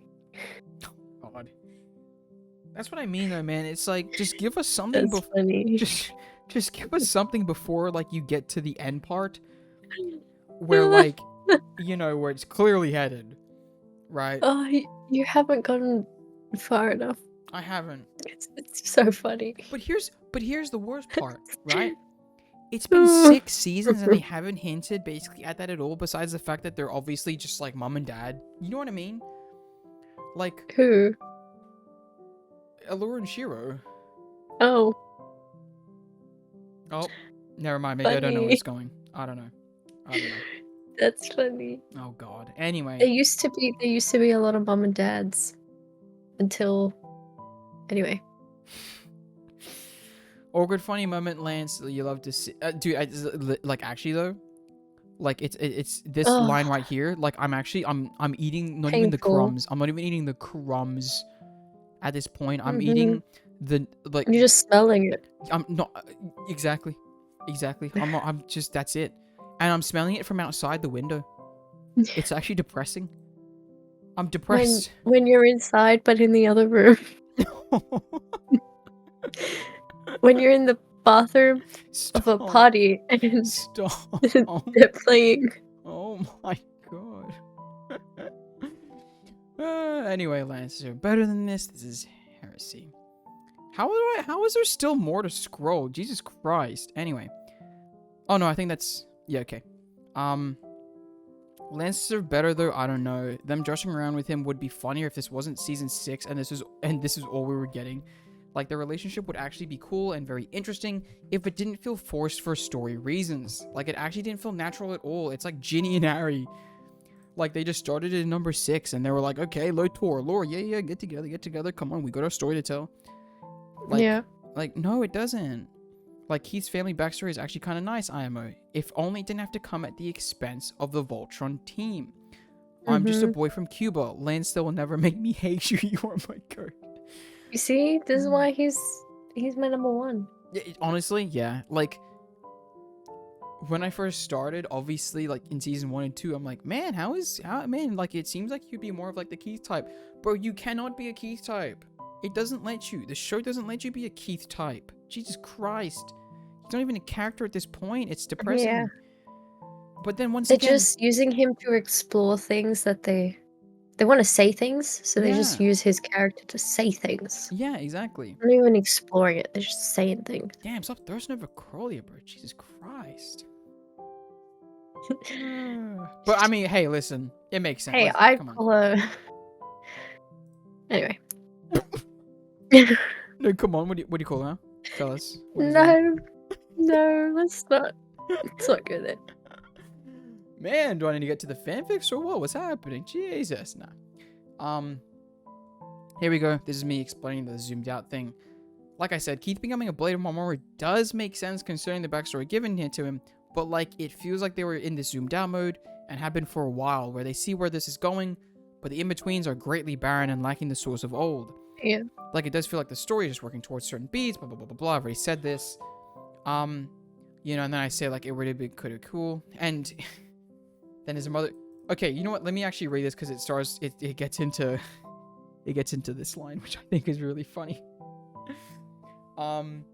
Like it does feel like the story is just working towards certain beats of naturally letting a nice little story with interesting twists and turns. That makes sense. Like this could have been really cool for Keith. Let's say he's taking up this role as the leader of Voltron in the Black Lion. Then his mother appears somehow as the Blade of Marmora. He already started Marmora stuff, so now it's this really big thing for him. And Shiro, who is also in my canon, and literally once again, as I said, as I wrote in my canon, I wrote, oh my god, I get where people wrote fix on this.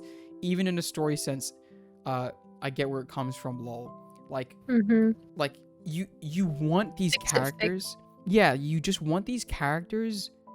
You think they deserve better, and it feels like it's almost obvious what should be done. So it's kind of insane that it wasn't done. So you almost feel like you could have written it better, even though once again, we're not like professionals. Somehow professional writers are writing this. How is that possible? He had source material as well. It's not like they're making it up from scratch. Exactly. But anyway, Shiro, let's just say he's off doing things after his kidnapping, and Keith approaches him with this news. And Shiro's like, wait, I'm not even sure if I can step back in because I've been doing these things off and away. Keith, this, and you know, like it becomes this hard crossroads. You know, not only affecting Keith as a character, but Shiro as a character, and therefore also the team and the trajectory of Voltron in general. Instead, they were zoomed out. They saw the beats they wanted to hit, so they placed their characters to get there. And it was ass to me. Yeah. Like it The disrupted. show's not even like about Voltron anymore. Exactly. You know what I mean? Yeah. It's I just think like, I think I mentioned it later, but like it just feels like things are happening. yeah. And like I think I mentioned it just feels like kind of slice of lifey, but like not even in the greatest way, you know? Anyway. And the whole Shiro off and now brain hack story isn't even that cool. Yes. It's like only slightly becoming relevant now, and I think the original plan made by Hacker, like, was it just spying? Like, is that it? Like, I don't understand, you know? Like, they built up so much, and even after Hagar said to enact stage 4 of Shiro, it's like nothing happened. Like, yeah, sure, he's a little bit off character, but it's not really manifesting in any meaningful way. And this truly, 11:57 on the 1st of May, this is really when the heart dropped, because I was like, this should really just diverge at a point, and felt like it lost its heart just a little. Like I can't lie. It's been 2 years. Now, can I talk about like On the space whale? Yeah, what the hell do they mean by that? Because do they genuinely mean like you're telling this is here? Let me skip to this. Oh no. So for Keith, it's been 2 years, but remember the time doesn't work the same on the space whale. Thank God, because clearly This is all my fanfic knowledge Yeah. informing you of this. So Yeah. I don't know. Take it with a grain of salt. Okay. But I think it's like 6 months. That's still complete ass. But he's on missions, so Yeah, but they don't like- contact him. Yeah, but that's Also, Keith stupid. Megalo?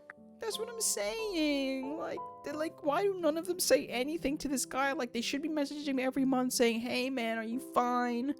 Yeah. We miss you, man." Like, anyway, I'm gonna read just basically. It's funny. Like, I'll read this there's last a point. fic that's like that. That's what I'm saying.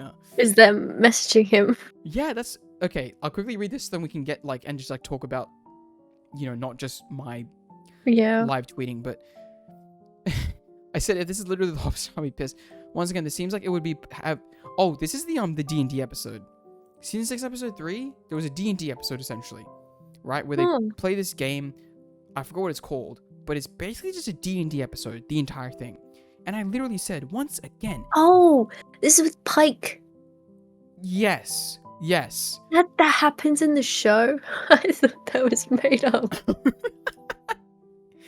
That's really funny. Yeah, Pike and I can't remember the rest of the names. I just remember Lance turns into Pike. Yeah. Going from like Weapon Shiro. to weapon. Yep, and then Shiro's just like, I'm Shiro. And they're like, can you just be a little bit more interesting, bro? Just a little bit. Just Yeah. give me just something. Anyway. That's how we feel too. Yeah. And they're like, what I just said once again, feels like missed potential, but like it could have been one of my favorite episodes ever if it wasn't this late and wasn't in 6 episode seasons. Because once again, I'm just every single time I feel like I'm just being robbed of like an actual story with the characters that I love. Anyway, like that line they said makes me think a little, because I think they said like, yeah, man, we're just like doing fun things. And then I was like, what even is the threat right now? Because Hagar went Altan mode with the Quintessence a little while ago, but we haven't heard from her story in a while, it feels. Like, they really are just slice of lifing it up. And then that's when I say, like... 2 years? I'm like, oh, kill me now. 2 years. Anime. I then did say, like, does paint... This is literally basically today at, like, 1:22 p.m. Does paint say me I'm a sucker for this whole D&D episode, but once again, 6 episode seasons, and a Keith means what's the point? Okay. So that brings us to modern day, where I'm basically up to season 6, episode 4. Oh, so Keith is still on the space whale? Keith is still on the space whale at this point. Ah. Right, which is why I just assumed that it's That's only been crazy. in You're the on way. season 6, episode 3, and he's still on that bloody space whale? That's what I'm like, dude, he's been away for so long, and it, like, why? Just why? I do not understand. Has he been gone? He's been gone longer than Shiro was gone. Yes. That's crazy. Yes. Shiro got 6 freaking episodes, and it was like, and at that point too, like, it's like the end of season 2. This is like such a big deal, and then they made it maybe the smallest deal ever. Like, more weight Borderline is afforded to stupid. Listen, he's not actually that stupid, but Pidge's dad. Like, it is actually a big point. It genuinely is, like, he was one of the original 3 on that team with Shiro. But, like, at the end of the day... Mr. Holt. At the end of the day, I'm like... Samuel. Bro, what? And that's why. Like, it really was, honestly, depressing to, like, slowly go through the show. And, not even slowly, I've gone through it so quickly. But just go through the show and, like... So I've got like phlegm, but like, and sort of like learn why it was so disappointing.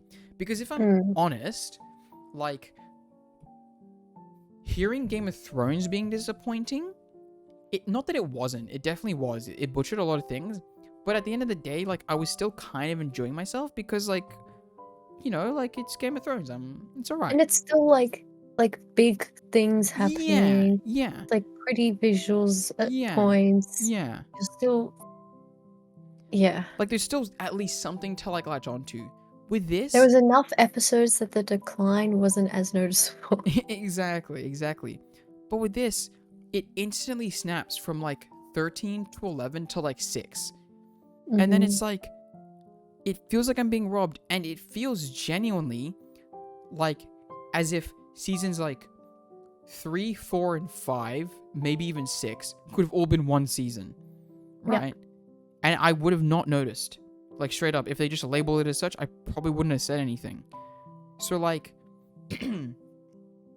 what's the point in these, what I'm assuming are, like, months to, I don't think years, if they took years for 6 episodes, like, Jesus Christ, months, breaks, and once again, you guys are, like, if I'm putting myself in that position, just getting jack all.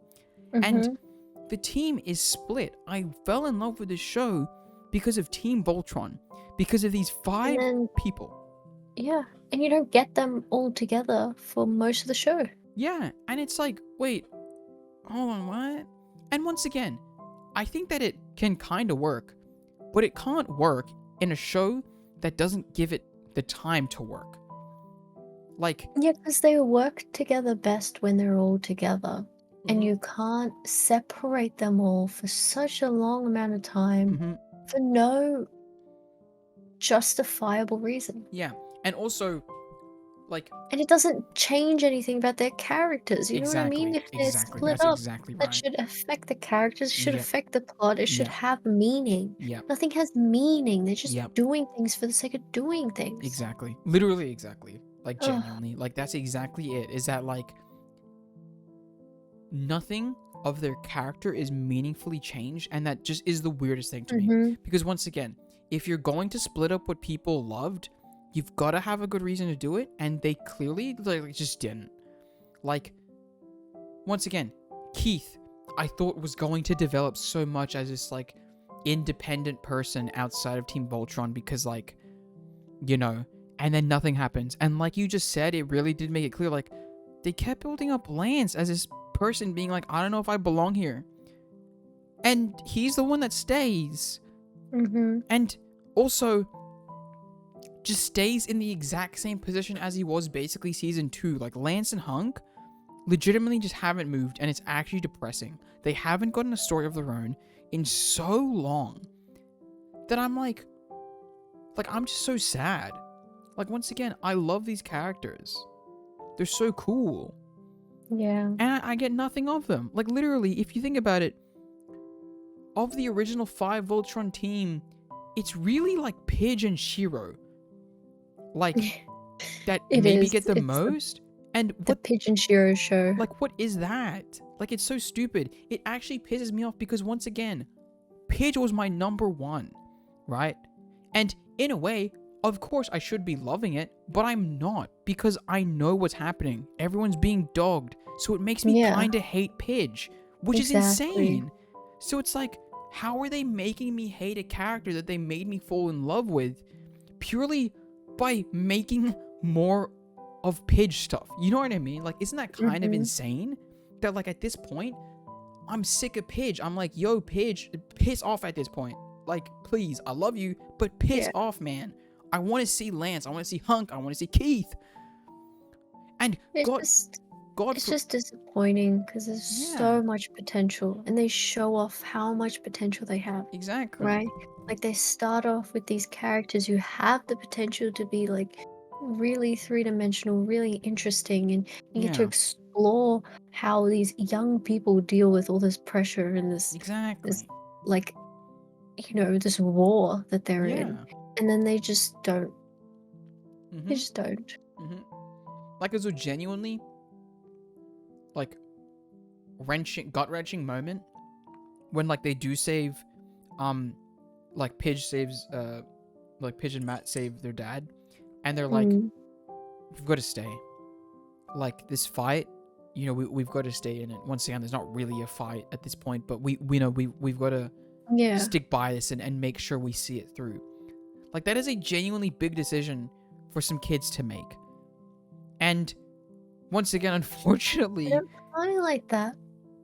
They don't highlight that. They don't like do anything with that. yeah, exactly. It's just like, it's just a moment. And once again, it's a moment for Pidge. Like, oh my god. Like, that was honestly one of the more disappointing things. Like, the fact that, like, as the show went on, it's almost like the show kept giving me reasons somehow to dislike Pidge. Mm-hmm. And I was like slowly it really did become, and that's another thing too, right? Like, let's be a bit silly here, but like my NCT bias list, right? The reason it shifted around was because like I got to see more of like a someone, or like I was actively participating.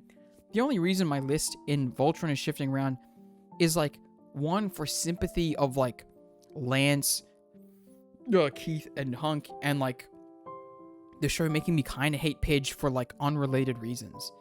Yeah. Like, that's the only reason it's shifting. It's not because like, oh, I love this character more. No, I actually love this character more. Actually, no, I love this character more. It's none of that. Absolutely none of it. And it's so weird. It's a weird feeling to have for a show that like I feel that I care about. You know what I mean? Yeah. Like, yeah, it's just weird. It's actually just so weird. Because like, once again, I mean, I wrote so much, right? And we went through it. And we saw that like I had hopes. And at the end of season 2, episode 13, it was so cool. It was actually so cool. Yeah. And then like it just, it kept losing it and kept losing it and kept losing it, and like to a certain point where like in season 5 or whatever, I'm like, wow, you know what, that B plot kind of did, it was pretty nice that it tied into the A plot. That was pretty cool. Like that what the hell? I'm getting excited over that. What are you telling? Like, what is that? So yeah, Overall, what's your rating? honest to God, like I really don't want to, because it would be harsh, right? Like, Yeah. it would be so harsh. And I think by the end, like, I don't think I should rate, like, I'll rate the show at the end, obviously, but like I'll need to give it You like a can't month. rate it because it goes from such a nice, Yeah, yeah. you know, something that could be maybe like a 3, maybe a 4 max, like a season 2, and then it's nothing. Yeah. Yeah. But that's the thing, right? Is that like, even honestly, those first 2 seasons, like, in a kid-like world where like I'm just having fun, it's an easy 4 in my brain. But now it just keeps slipping and slipping and slipping, and like those characters that I fell in love with are borderline, like, they're just not there anymore, man. So it's like, what, like, why should I care about any of this? It's crazy. It's actually crazy. So yeah, I mean, like, once again, obviously I'll finish the show. Like, God, I've made it this far. I'm just gonna give up on it now. That'd be kind of insane. Yeah. But like, and here's, okay, this is so specific, but like with Game of Thrones as well, we watched it in a pretty condensed amount of time, but because the show is so long, it felt like I had put in such a significant investment. But coming out of Voltron, because it is a smaller show, and because they made the season so short, I have this feeling that I'm gonna come out of it and it's just not gonna have the staying power, right? Yeah. Like, I'm gonna get to the end of it, and yeah, I'm sure I'm gonna remember like seasons 1 and 2 really fondly and be kind of mad about how they butchered the rest of it. But like, I still think about Game of Thrones. It's not gonna, yeah. Yeah, I don't know. Voltron's not gonna haunt you the way it haunts me. Exactly, right? Because like, for me, almost fortunately, I mean, like 2 weeks. yeah, it's like 2 weeks, right? And So this was like 3 years. exactly, right? And that's almost like, oh my God, this is gonna sound so stupid, but I'm such an empath. No, but it's like, I almost want to like cry a little bit. You know what I mean? Because it's like, this was so cool. Yeah. It was genuinely so cool, and like, And it could have been. exactly, yeah, like, It could have been. it could have been so much for so many people, but instead, it's just like Slop. yeah, it's just another Netflix show, and that's crazy to me, man. Like, it was just so cool. It was just so cool, and instead it became Netflix slop, and it's like, okay, I guess another one on the books, you know, like, sure. Yeah. And I wish to a certain degree that like I thought about this once a week, right? Like, harkening back to like one of the first things you said about it, where you were like, oh, I think about this like basically day. Like, I wish it had that impact in that way, in a positive light, right? But like, yeah, it really did lose itself, and that kind of does suck. But we'll see how it potentially, hey, you know what? I'm gonna be so stupid right now and be silly, really, but I'm just gonna be like, hey, maybe the last 3 seasons, hey, maybe there's something coming. Definitely. There's something. Oh, there's definitely, I'm telling you, something's coming. definitely something's coming. Something is coming. Something is coming. Yeah. Yeah. But hey, I mean, once again, like, if I hated it as much as I like maybe seem to have, I wouldn't have watched it this far. I really wouldn't. But like, at the end of the day, It's like you're still, no matter how far you keep going, you're just, there's something that like you think it's gonna get better. exactly. Yeah. I don't know why, because you know it's not. You know it's not. But I mean, But there's just something about it. It's like, oh, it'd be so easy because they could yeah, just do this, yeah, and then yeah, it'd be good. yeah. I think that's the thing, right? Is that like you can Like see even how if they did a little change, it'd be yeah. good. I think that's the problem. Well, not the problem, but like that's the thing is what keeps me around is that like it feels so close to greatness. Yeah. So close to greatness. And even in the quote unquote mistakes that I think they've made, I feel like they can still pivot back, right? They can still pivot back and bring it back. But they don't. And because like I fell in love with the characters in season 1 and 2, I want better for them, so I stick by it. And because it's just so close, I'm like, oh, almost there. Come on. Oh, and then it goes. And I'm like, come on now, They man. could have like made this the Avatar. Oh yeah. Oh, I can see could have. that. I can very much see that. They could have done that. Yeah. And they didn't. It just faded. It just faded, and that's insane to me. Because I mean, that's kind of how like people saw it, right? Is like Yeah. I remember like searching one time, and someone was like, "Hey, if you're looking for basically like Avatar again, you know, Yeah. where Western animation does really nice anime stuff, Yeah, look no because further." Sokka is just Lance. Yeah. No, exactly. Like actually, wait, did I not say that in this entire thing? No. Damn, that's crazy. Because actually, I was about to say that. I definitely said it in my head at least like 50 times, especially because I came. That's why I like them both so much. Yeah. It's the same character. Yeah. Oh man. No, and once again, I really do just want to comment, like, because I just said so much ass stuff about the show. If I'm going to bring it back to anything, the voice acting still remains pretty great. Like, Yeah. I love Lance. I think that, what's his name? Jeremy Shada. Yeah, Jeremy Shada is doing a great job in what he's given. Steven could have definitely done some banger stuff if he was actually given lines. Crazy that he stayed on. It honestly is, because if I, like, at this point, I don't want to talk to it, but like I'd be like, this is a paycheck at this point, right?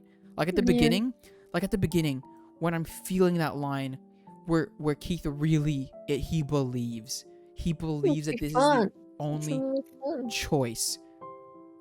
And now it's like, what does he get? He says, it's been 2 years. And I'm like, what the cheeks, bro? What are you saying to me, man? You know, so I don't know. We'll talk about it next.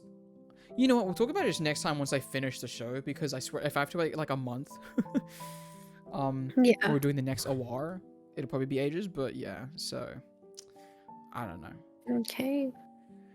With that though, I think we probably should be wrapping up. We've been talking about, I mean, just media stuff for 4 hours and 45 minutes now. So, if I had to give it a score right now, if I genuinely had to give it a score,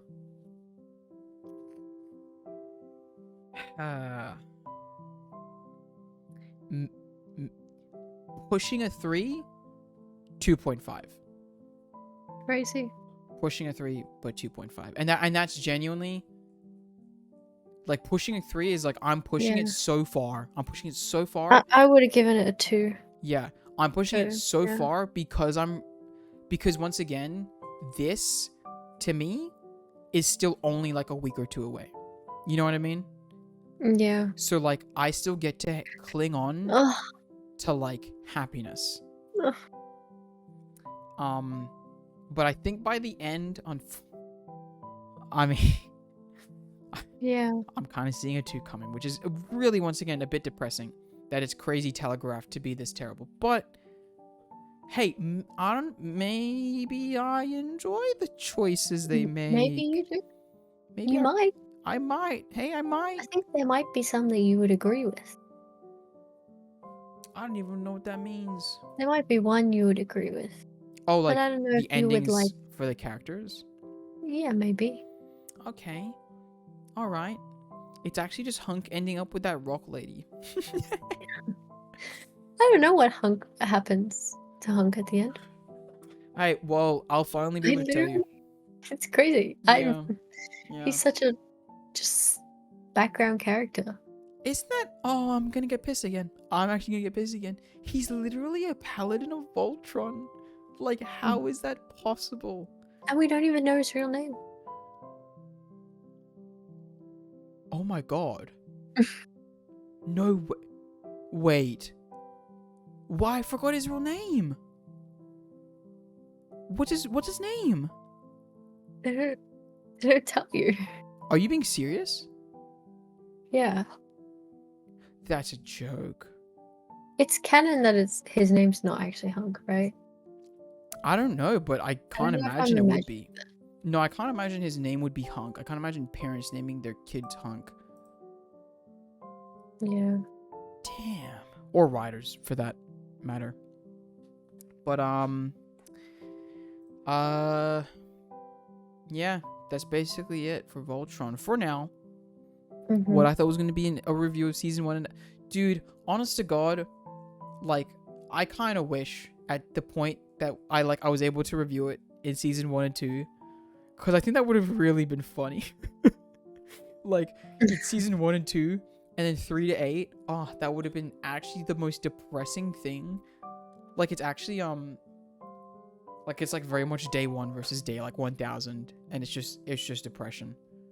Yeah. But, anyway, so, that's basically everything. So, we talked about Oppenheimer. Talked about Wonderful World of Wonderful Story and, Voltron. Now, I guess we'll discuss what comes next. Oh, at some point. I did think, but we'll take that off stream so we can start winding things down. So I guess that's bye-bye stream. Bye-bye stream. Bye. And shout out to Bunuhead for supporting the channel. If you support the channel by becoming a member for $1 USD, you also get a shout out at the end of every video, just like Banu. Thanks for watching.